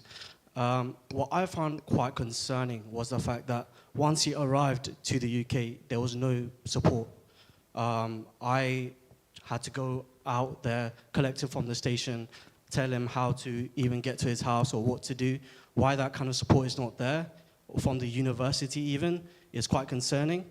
Another thing I would say is that before this conference, I didn't know that certain organizations like this existed, like the NNRNA or the Overseas Nepalese Liaison Department or Emerging NEPSOCs. I did not know that existed. So I request if the Britain-Nepal Society could collate a information booklet in a way where all organizations, all informations are in one pack, and you could give that out to all the societies, and that we could then spread it out to our own members in our community. Thank you. Thank you, that's excellent. And if anyone else, all hands are going up now. We'll do second round, I promise, so make sure that you hold your question. There you go. I just wanted to answer some of the questions that I feel, and these are really important topics. First, I wanted to touch on your questions about the creative industries, and this is something that I wanted to speak about as well, having been working in the creative industry as a journalist. I think it's so important to stress that the Nepali community is growing so much in the UK, but we are not represented in mainstream media. Our voices are not heard. It's only recently that we were in the mainstream media because of the Gen Z movement, but our voices are not portrayed in anything that we do. And especially what you said about the fashion industry, for example, there's a lot of Nepali people who want to get into that industry but don't know how. And I think the answer to that question as well that I think we can do is the previous panel spoke about the importance of alumni. And I think that's when they can come into this because, like you mentioned, I'm third generation Nepali. So in all honesty, I don't know what it's like to be an international student because my parents were born here, my mama, my maiju, they were all born here. So my experience is very different from that. But there's a lot of British Nepali people who do want to help, but we don't know how. And I think this could be a good way because, again, a lot of Nepali students who have graduated, there's a lot of them who have gone into very successful careers, not just academic careers, but creative careers. But we don't hear about it because back home, they don't really speak about creative careers. And I think if we, maybe the Britain Nepali Society or the Nepali Embassy hosted once a month masterclasses with Nepali alumni who are experts in their industries to help these Nepali students. And this can be in tech, it can be in fashion, it can be in journalism, and that will really help network. And this relates to the third question as well about how these resources are not known.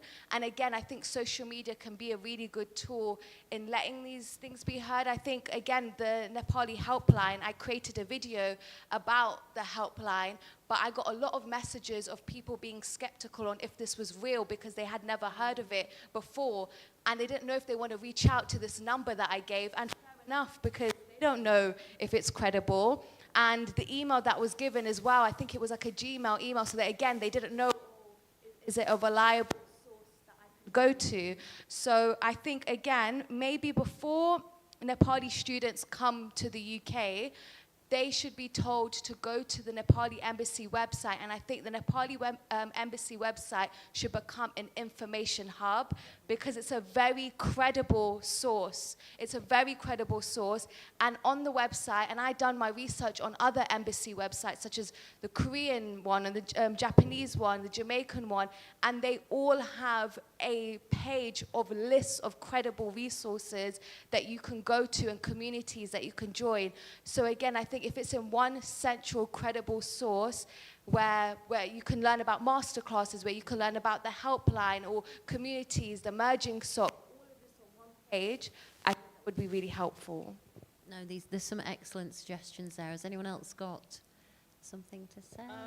I just actually want to give a shout out to Bawan Kandel, who's over there, who has been very humble because not only is he the president of Merging NEPSOCs, but he also started this other movement called the YP group, which is the Young Professionals group.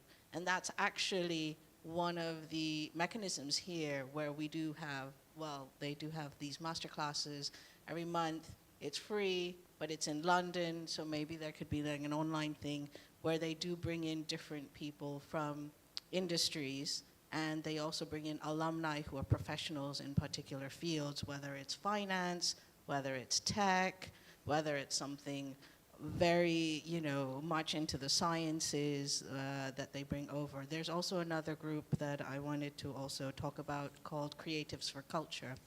And Creatives for Culture, they bring in different people, not just Nepalis, but it is Nepali run, but they bring in film directors and different people in the creative sectors.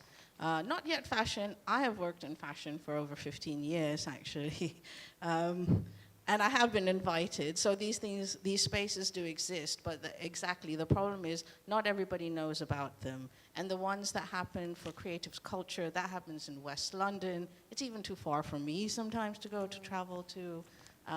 So yes, this kind of information network hub, as Sabrina suggested, is really, really important so that there are spaces out there. And I think the accessibility question is, that's very important where, if students, if you're in Liverpool, you can't go down to London to, listen to somebody in the fashion industry, but perhaps there could be like some kind of hybrid thing where the embassy or some other people can be able to support. Yeah. I'd just like to add to that and invite you to the BNAC Nepal Study Days, and we need to train trainers so that everything isn't London-centric. And it's the same in Nepal. There's these great initiatives, and they're very Kathmandu-centric. So if we could train people to do masterclasses and invite you to do one, actually, on fashion in Birmingham in the summer, let's make the most of the opportunities in these links. Because quite a lot of the academics at universities who do research in Nepal are part of the BNAC organisation, and we really do want to learn from you and see how we can support students further. So any more comments from the floor? And could I just quickly say, not with the creative, but the first question, which we haven't addressed, which was about what authorities can do in terms of safety measures. That is something I think that merits more investigation because, every area has its local council and people can be able to not just complain to their MPs, but actually on the ground is your local councillors. Quite a few places that have a large Nepali population actually have Nepali councillors. There's been Nepali mayors as well across the UK in different areas.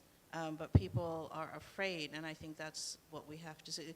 We know that we can report, right? Maybe a student knows that they can report that they're in this house full of 10 people of mixed genders, but then the fear is, okay, but what happens if you report? Will the landlord make you homeless? So, these are the things that people need to think about.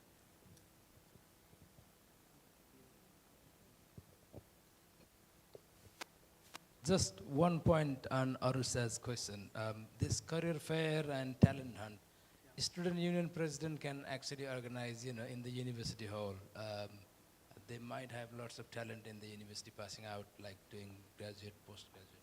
So we could look into that as well, so that we can get the business people through our network, we can ask them to come and look for their prospective employees. So that can be, we can help you on that, the student leaders. Please contact me.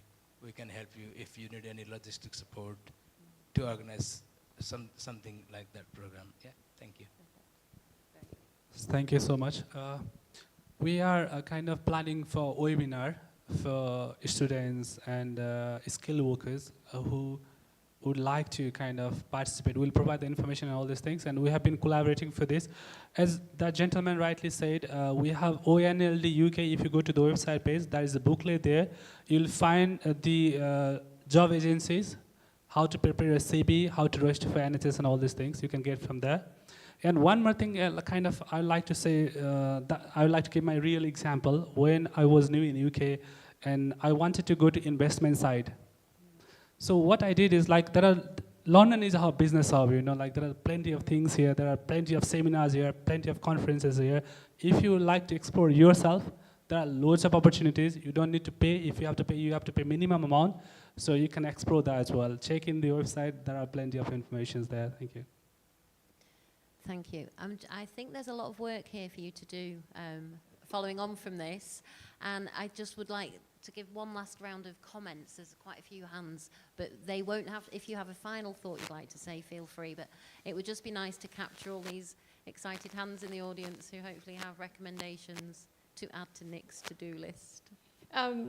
I just wanted to comment on this event as a researcher of educational change. So I'm and then also I'm here as the director of internationalization of the University of Southampton, because one of my important role is to support the international students' welfare.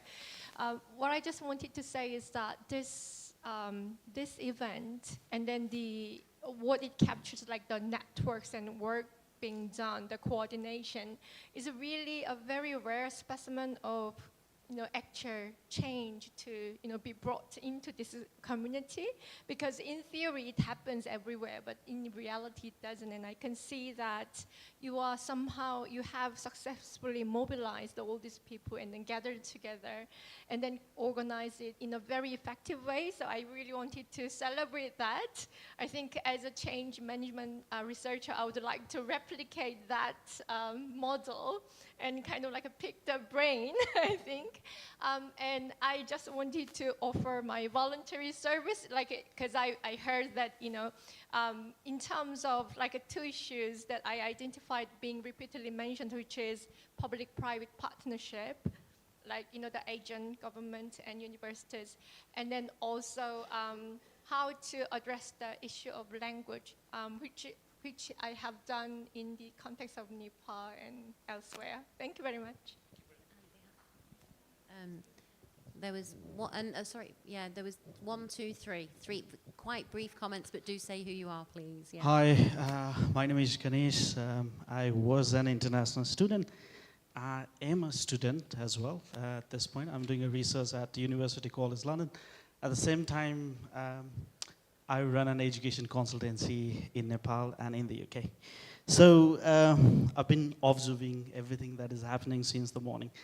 So I've got few concerns and few things to share.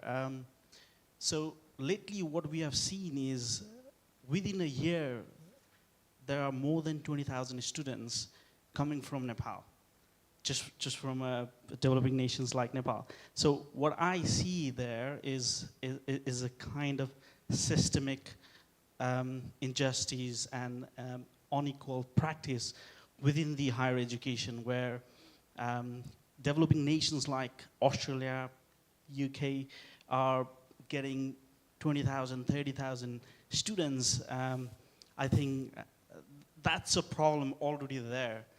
We are also seeing high concentration of students in certain universities, especially in colleges and campuses, private institutions, where I doubt the quality. Private institutions have been primarily set up to make money, and majority of our students are getting into these kind of institutions, and I doubt the academic quality these students are going to get out of this education.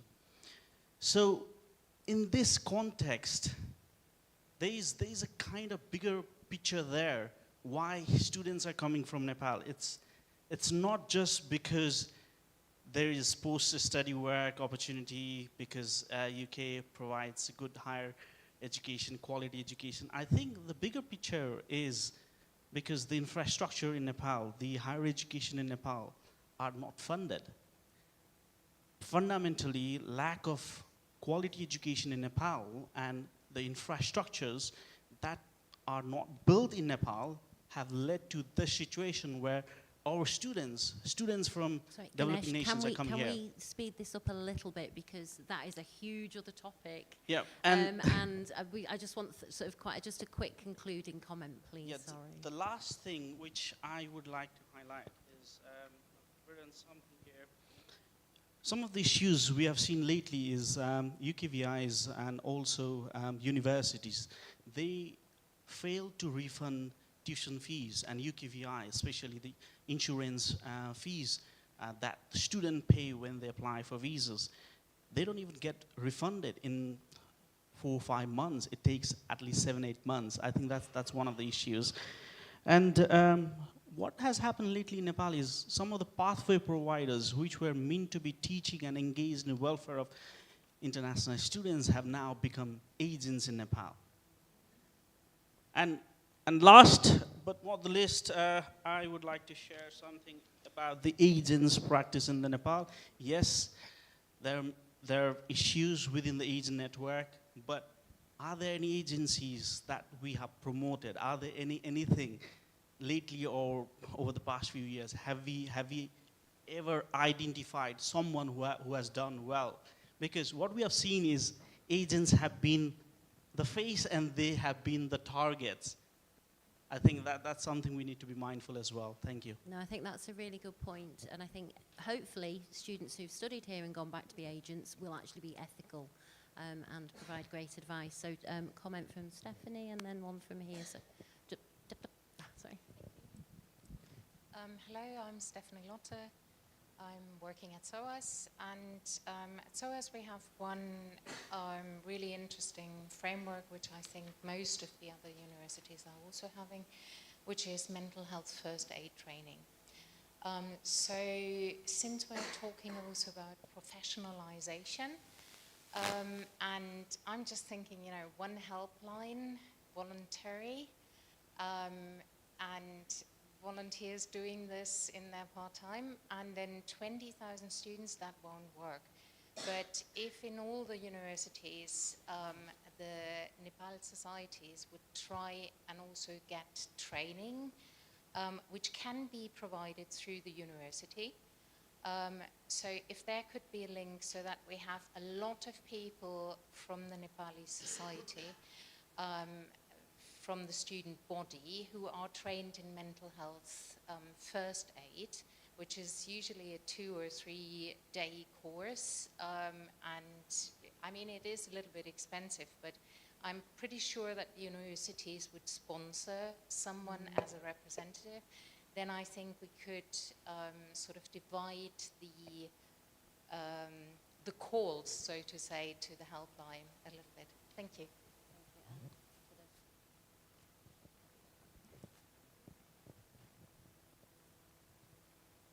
Hi, I'm from University of West London, and my name is Ritu. And as she and were talking about, I'm sorry, I don't know her name.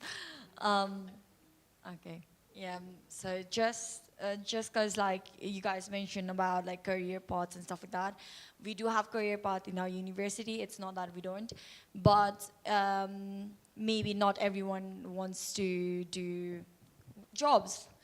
So I would like request, because like I have plans, if I have to stay UK, I would do those things. So like maybe like creating a marketplace where like we could sell something from like what we can do. Like she's a fashion student, so even though I'm not a fashion student, I'm a business student, but I do have ideas. So maybe some markets you can create like some markets for some months or some like in a week or in a month somewhere around summer or something. That would really help. And at the same time, if anyone can contact education minister, please tell like him to like, because like in Nepal there have been promising to have like research-based education, practical-based education for a really long time, and I think even now he told like, oh, it's improving, but there is nothing, like no action taken yet. So that would be my concern and recommendation, that would be a critical thing to like, talk about. Yeah, thank you. Definitely, and let's hope that's picked up in the new parliament. I'll stop now because Nick needs to wrap up, but I would like to thank you for this. You've just created a massive workload for yourself. It's brilliant. Thank you. And thank you to the panel. If you'd like to go and sit down in the next. Thank you very much, Sarah. That was great.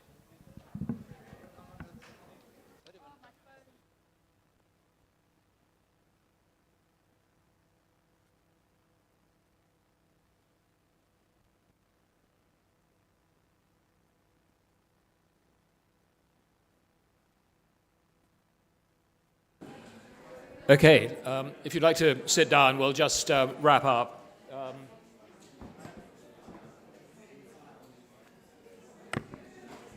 I think you'll all agree that today has been the most amazing journey.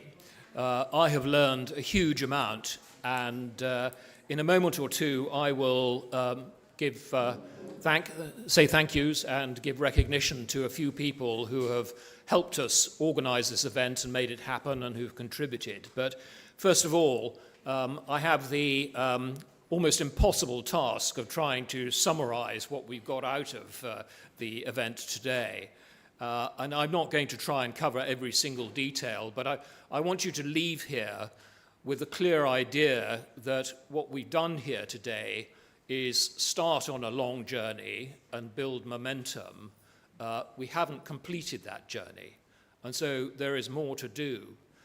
Luckily, I think one of the big takeaways from this event is that we have today created a community of interest in this set of problems. And I go back to what Kailash said in his talk this morning, when he said, survival takes priority over education.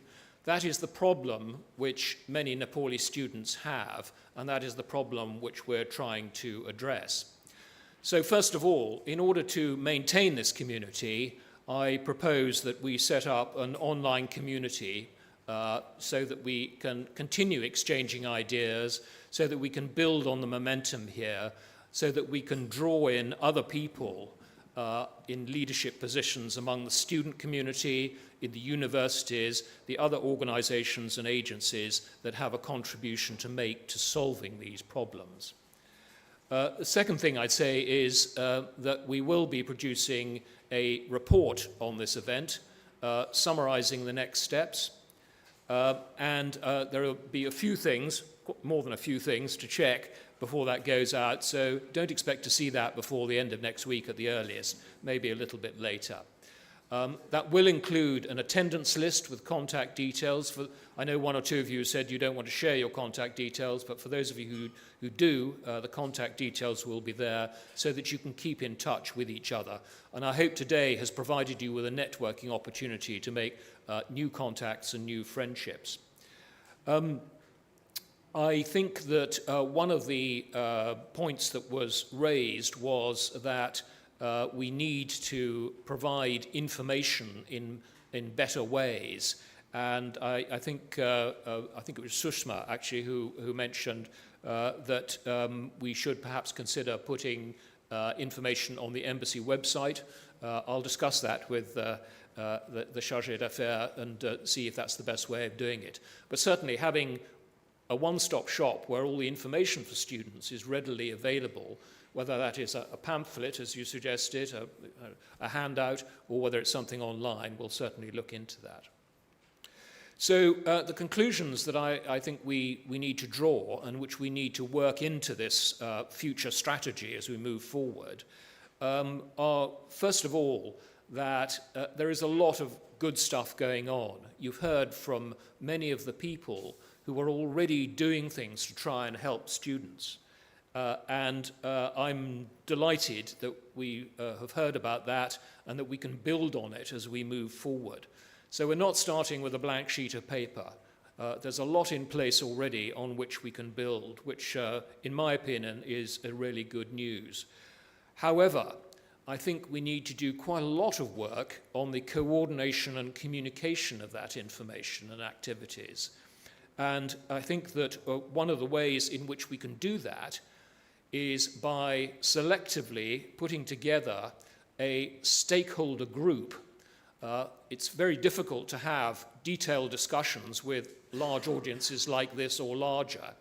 So what I propose is that we should bring together a multidisciplinary stakeholder group which will meet regularly and which will provide, if you like, a sense of direction in all the things that we are doing and also help to develop initiatives which will make the existing things better.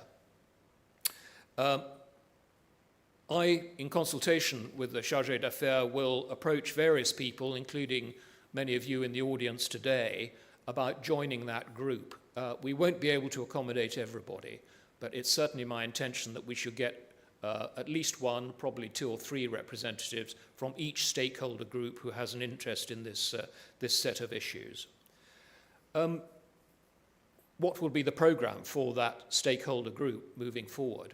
Well, you've heard from many of the people who've spoken today all sorts of things, but I think we can probably, at a sort of bird's eye view level, aggregate, gather together those things into 5 or 6 components that go into that strategy and which the stakeholder group can drive forward.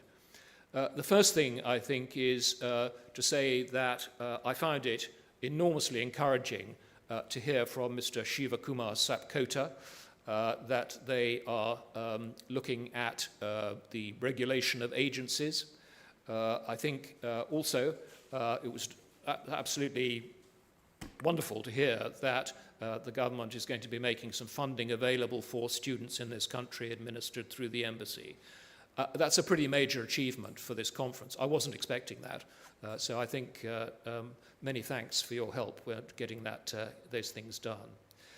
However, we need to continue communicating what's going on in government circles, both in Nepal and in the UK, on that issue and on other issues that relate to legislation and policy that affect international students.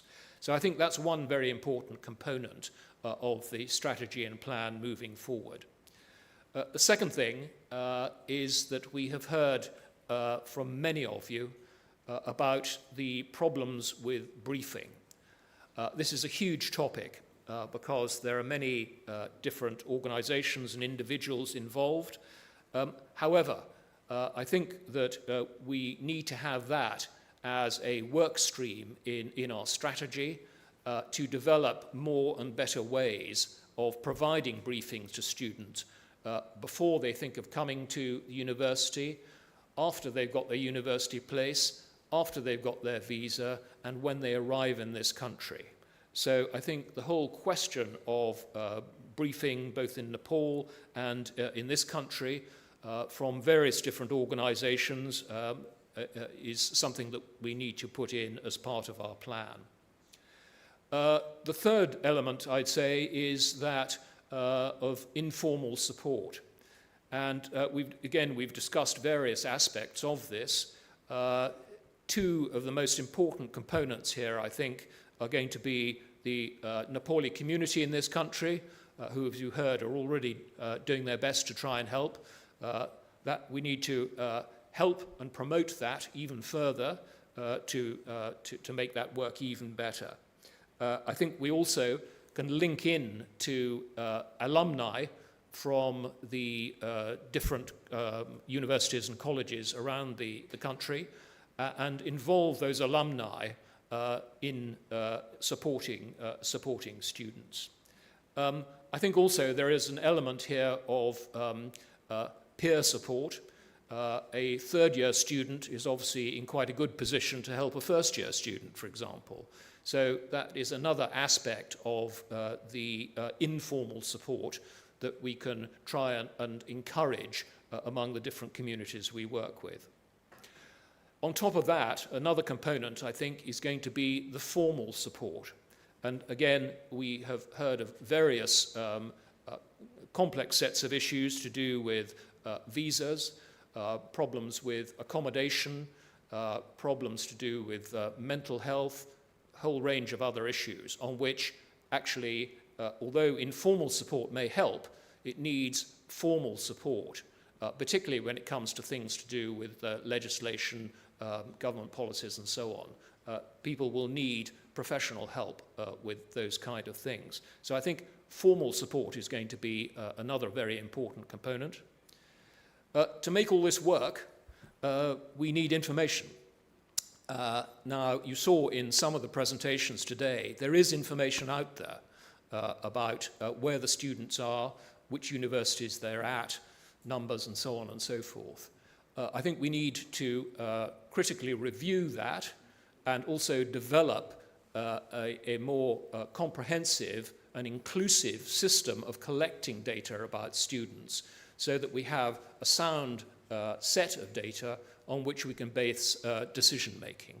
So I think putting together an information database is going to be an important part of all this.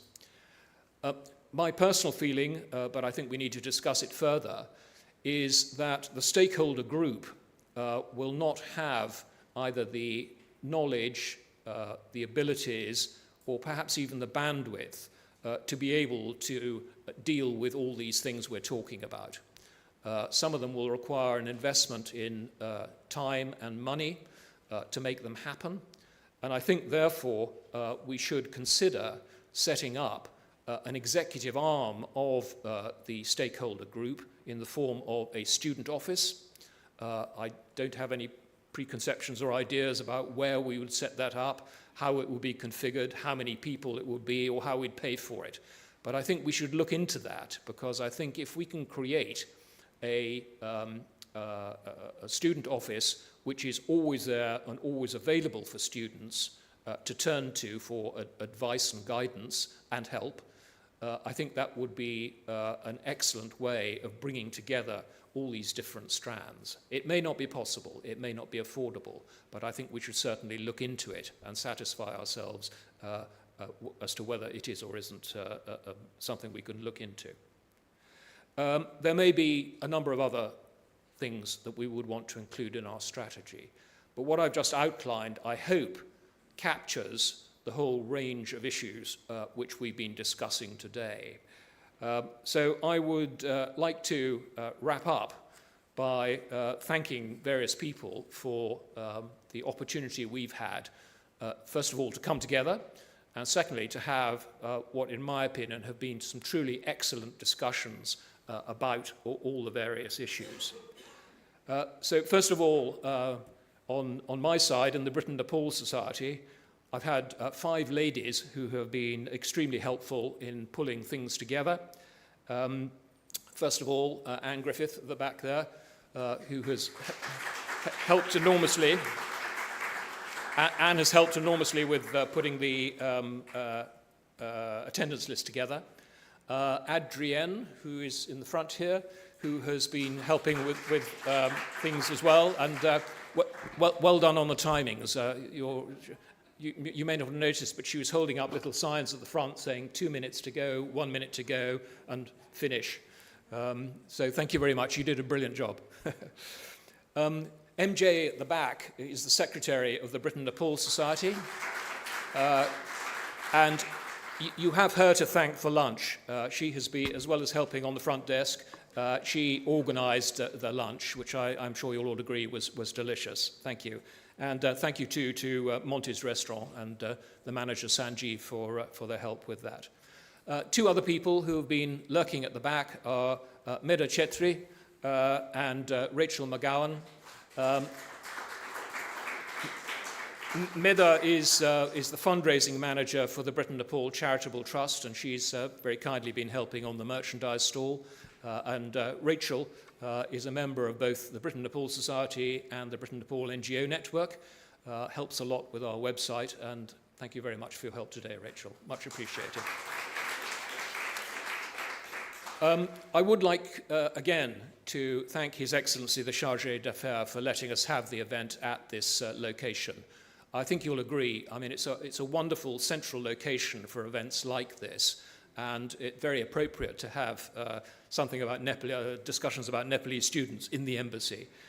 So we are very grateful to you. Thank you again so much for letting us have the event here.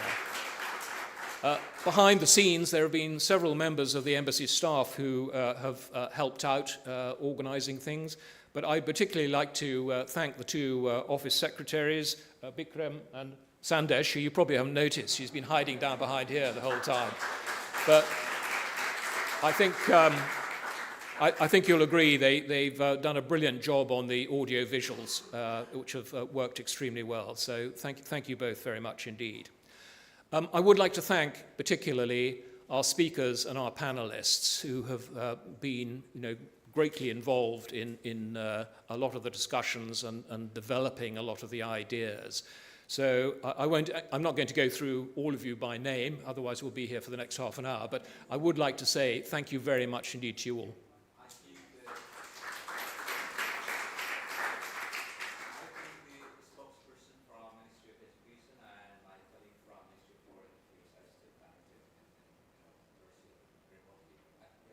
Okay, is somebody remotely wanting to talk?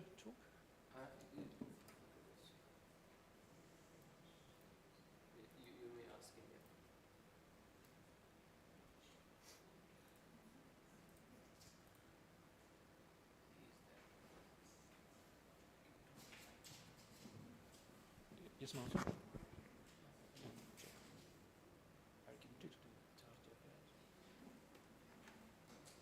Hello. Mr. Shiva Kumar Satkota, can you hear us?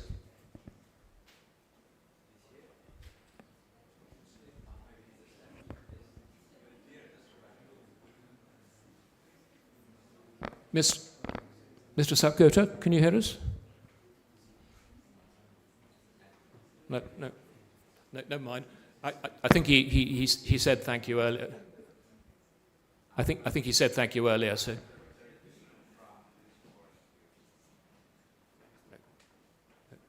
Never mind. But the thought was there. Thank you very much. Thank you.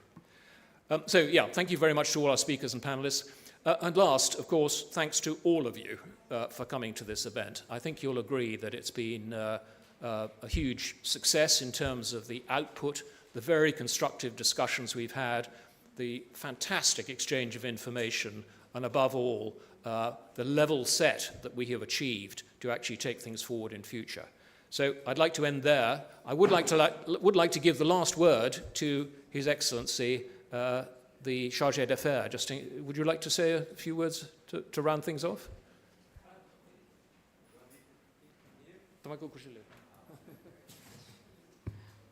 Thank you, Nick, for your wonderful contribution to carry out this program. Please give him a huge round of applause. It would have been really impossible to me to host this program without his support.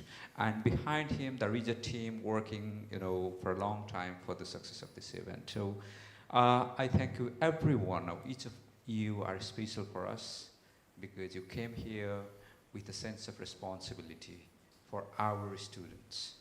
So not only the officials from Home Office, from Foreign Office, from the Department of Education, from British Council, from British Embassy in Kathmandu, from Foreign Ministry in Kathmandu, from Ministry of Education in Kathmandu, from Britain Nepal Academic Council, from Britain Nepal Chamber of Commerce, and Sushma Madam is there. She represents herself and her institution. That is CNS, sir? CNS. And there is APPG, and there are many more organizations and students, and RNA is there, It's a lovely gathering, lovely gathering. Morgan Nepsos is here, Professor Ravindra is here. You know, they're doing wonderful, wonderful job. So even student leaders are here, representing a lot of universities. So it's an amazing experience for us, and community representatives are also here. So this is the first go, but there are many more episodes to come, and I hope I will get the support from your side, and our interactions will be even more productive and targeted, you know, to resolve the problems, address the problems in future of our students in future. So thank you everyone, and especially from the side of embassy, I'm always there for our students.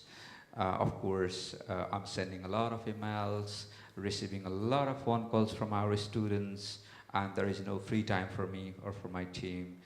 It's a 24/7 job. There is no Christmas, there is no New Year, there is no weekend, and there is no after office time for us. So we are a small team here, but we are for our people. And we are trying our best, and I would like to assure you that we will be doing the best we can. But again, we do not have like capsule-like solution, like we give capsule to our students and they take it and the problem is solved, nothing like that. So I request them to have a sort of resilience, to have patience. It takes time to resolve solution, and it's not like all the concerns, demands of the students are you know, whatever, like, it's not like child pampering, like we need it. No, it doesn't happen here. So it happens based on merit, based on logic, based on rules and regulations. So there are certain procedures, but it's already late. It's a full-day event. Thank you for your patience, importantly. Thank you for bracing up and addressing our courage. You've done our day, you made our day. It's a wonderful day. Thank you, everyone. But before you go, there's been a request for a group photograph. So could you all come up to the stage and we'll try and organize a group photograph up here. Thank you.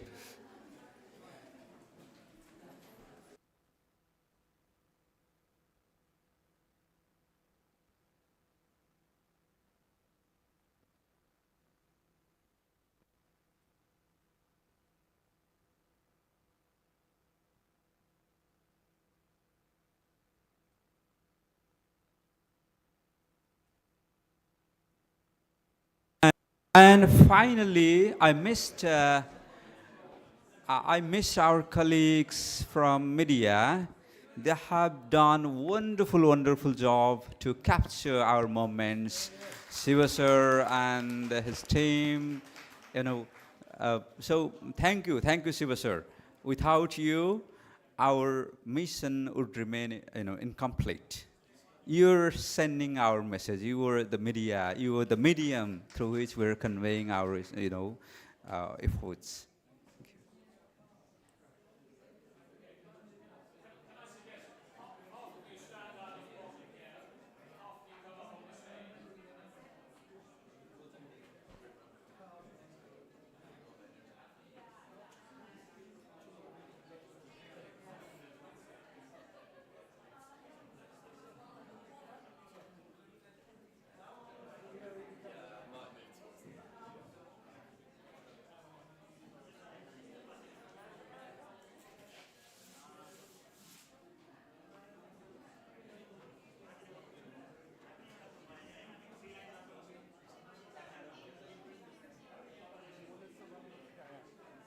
Okay, this is me, yeah?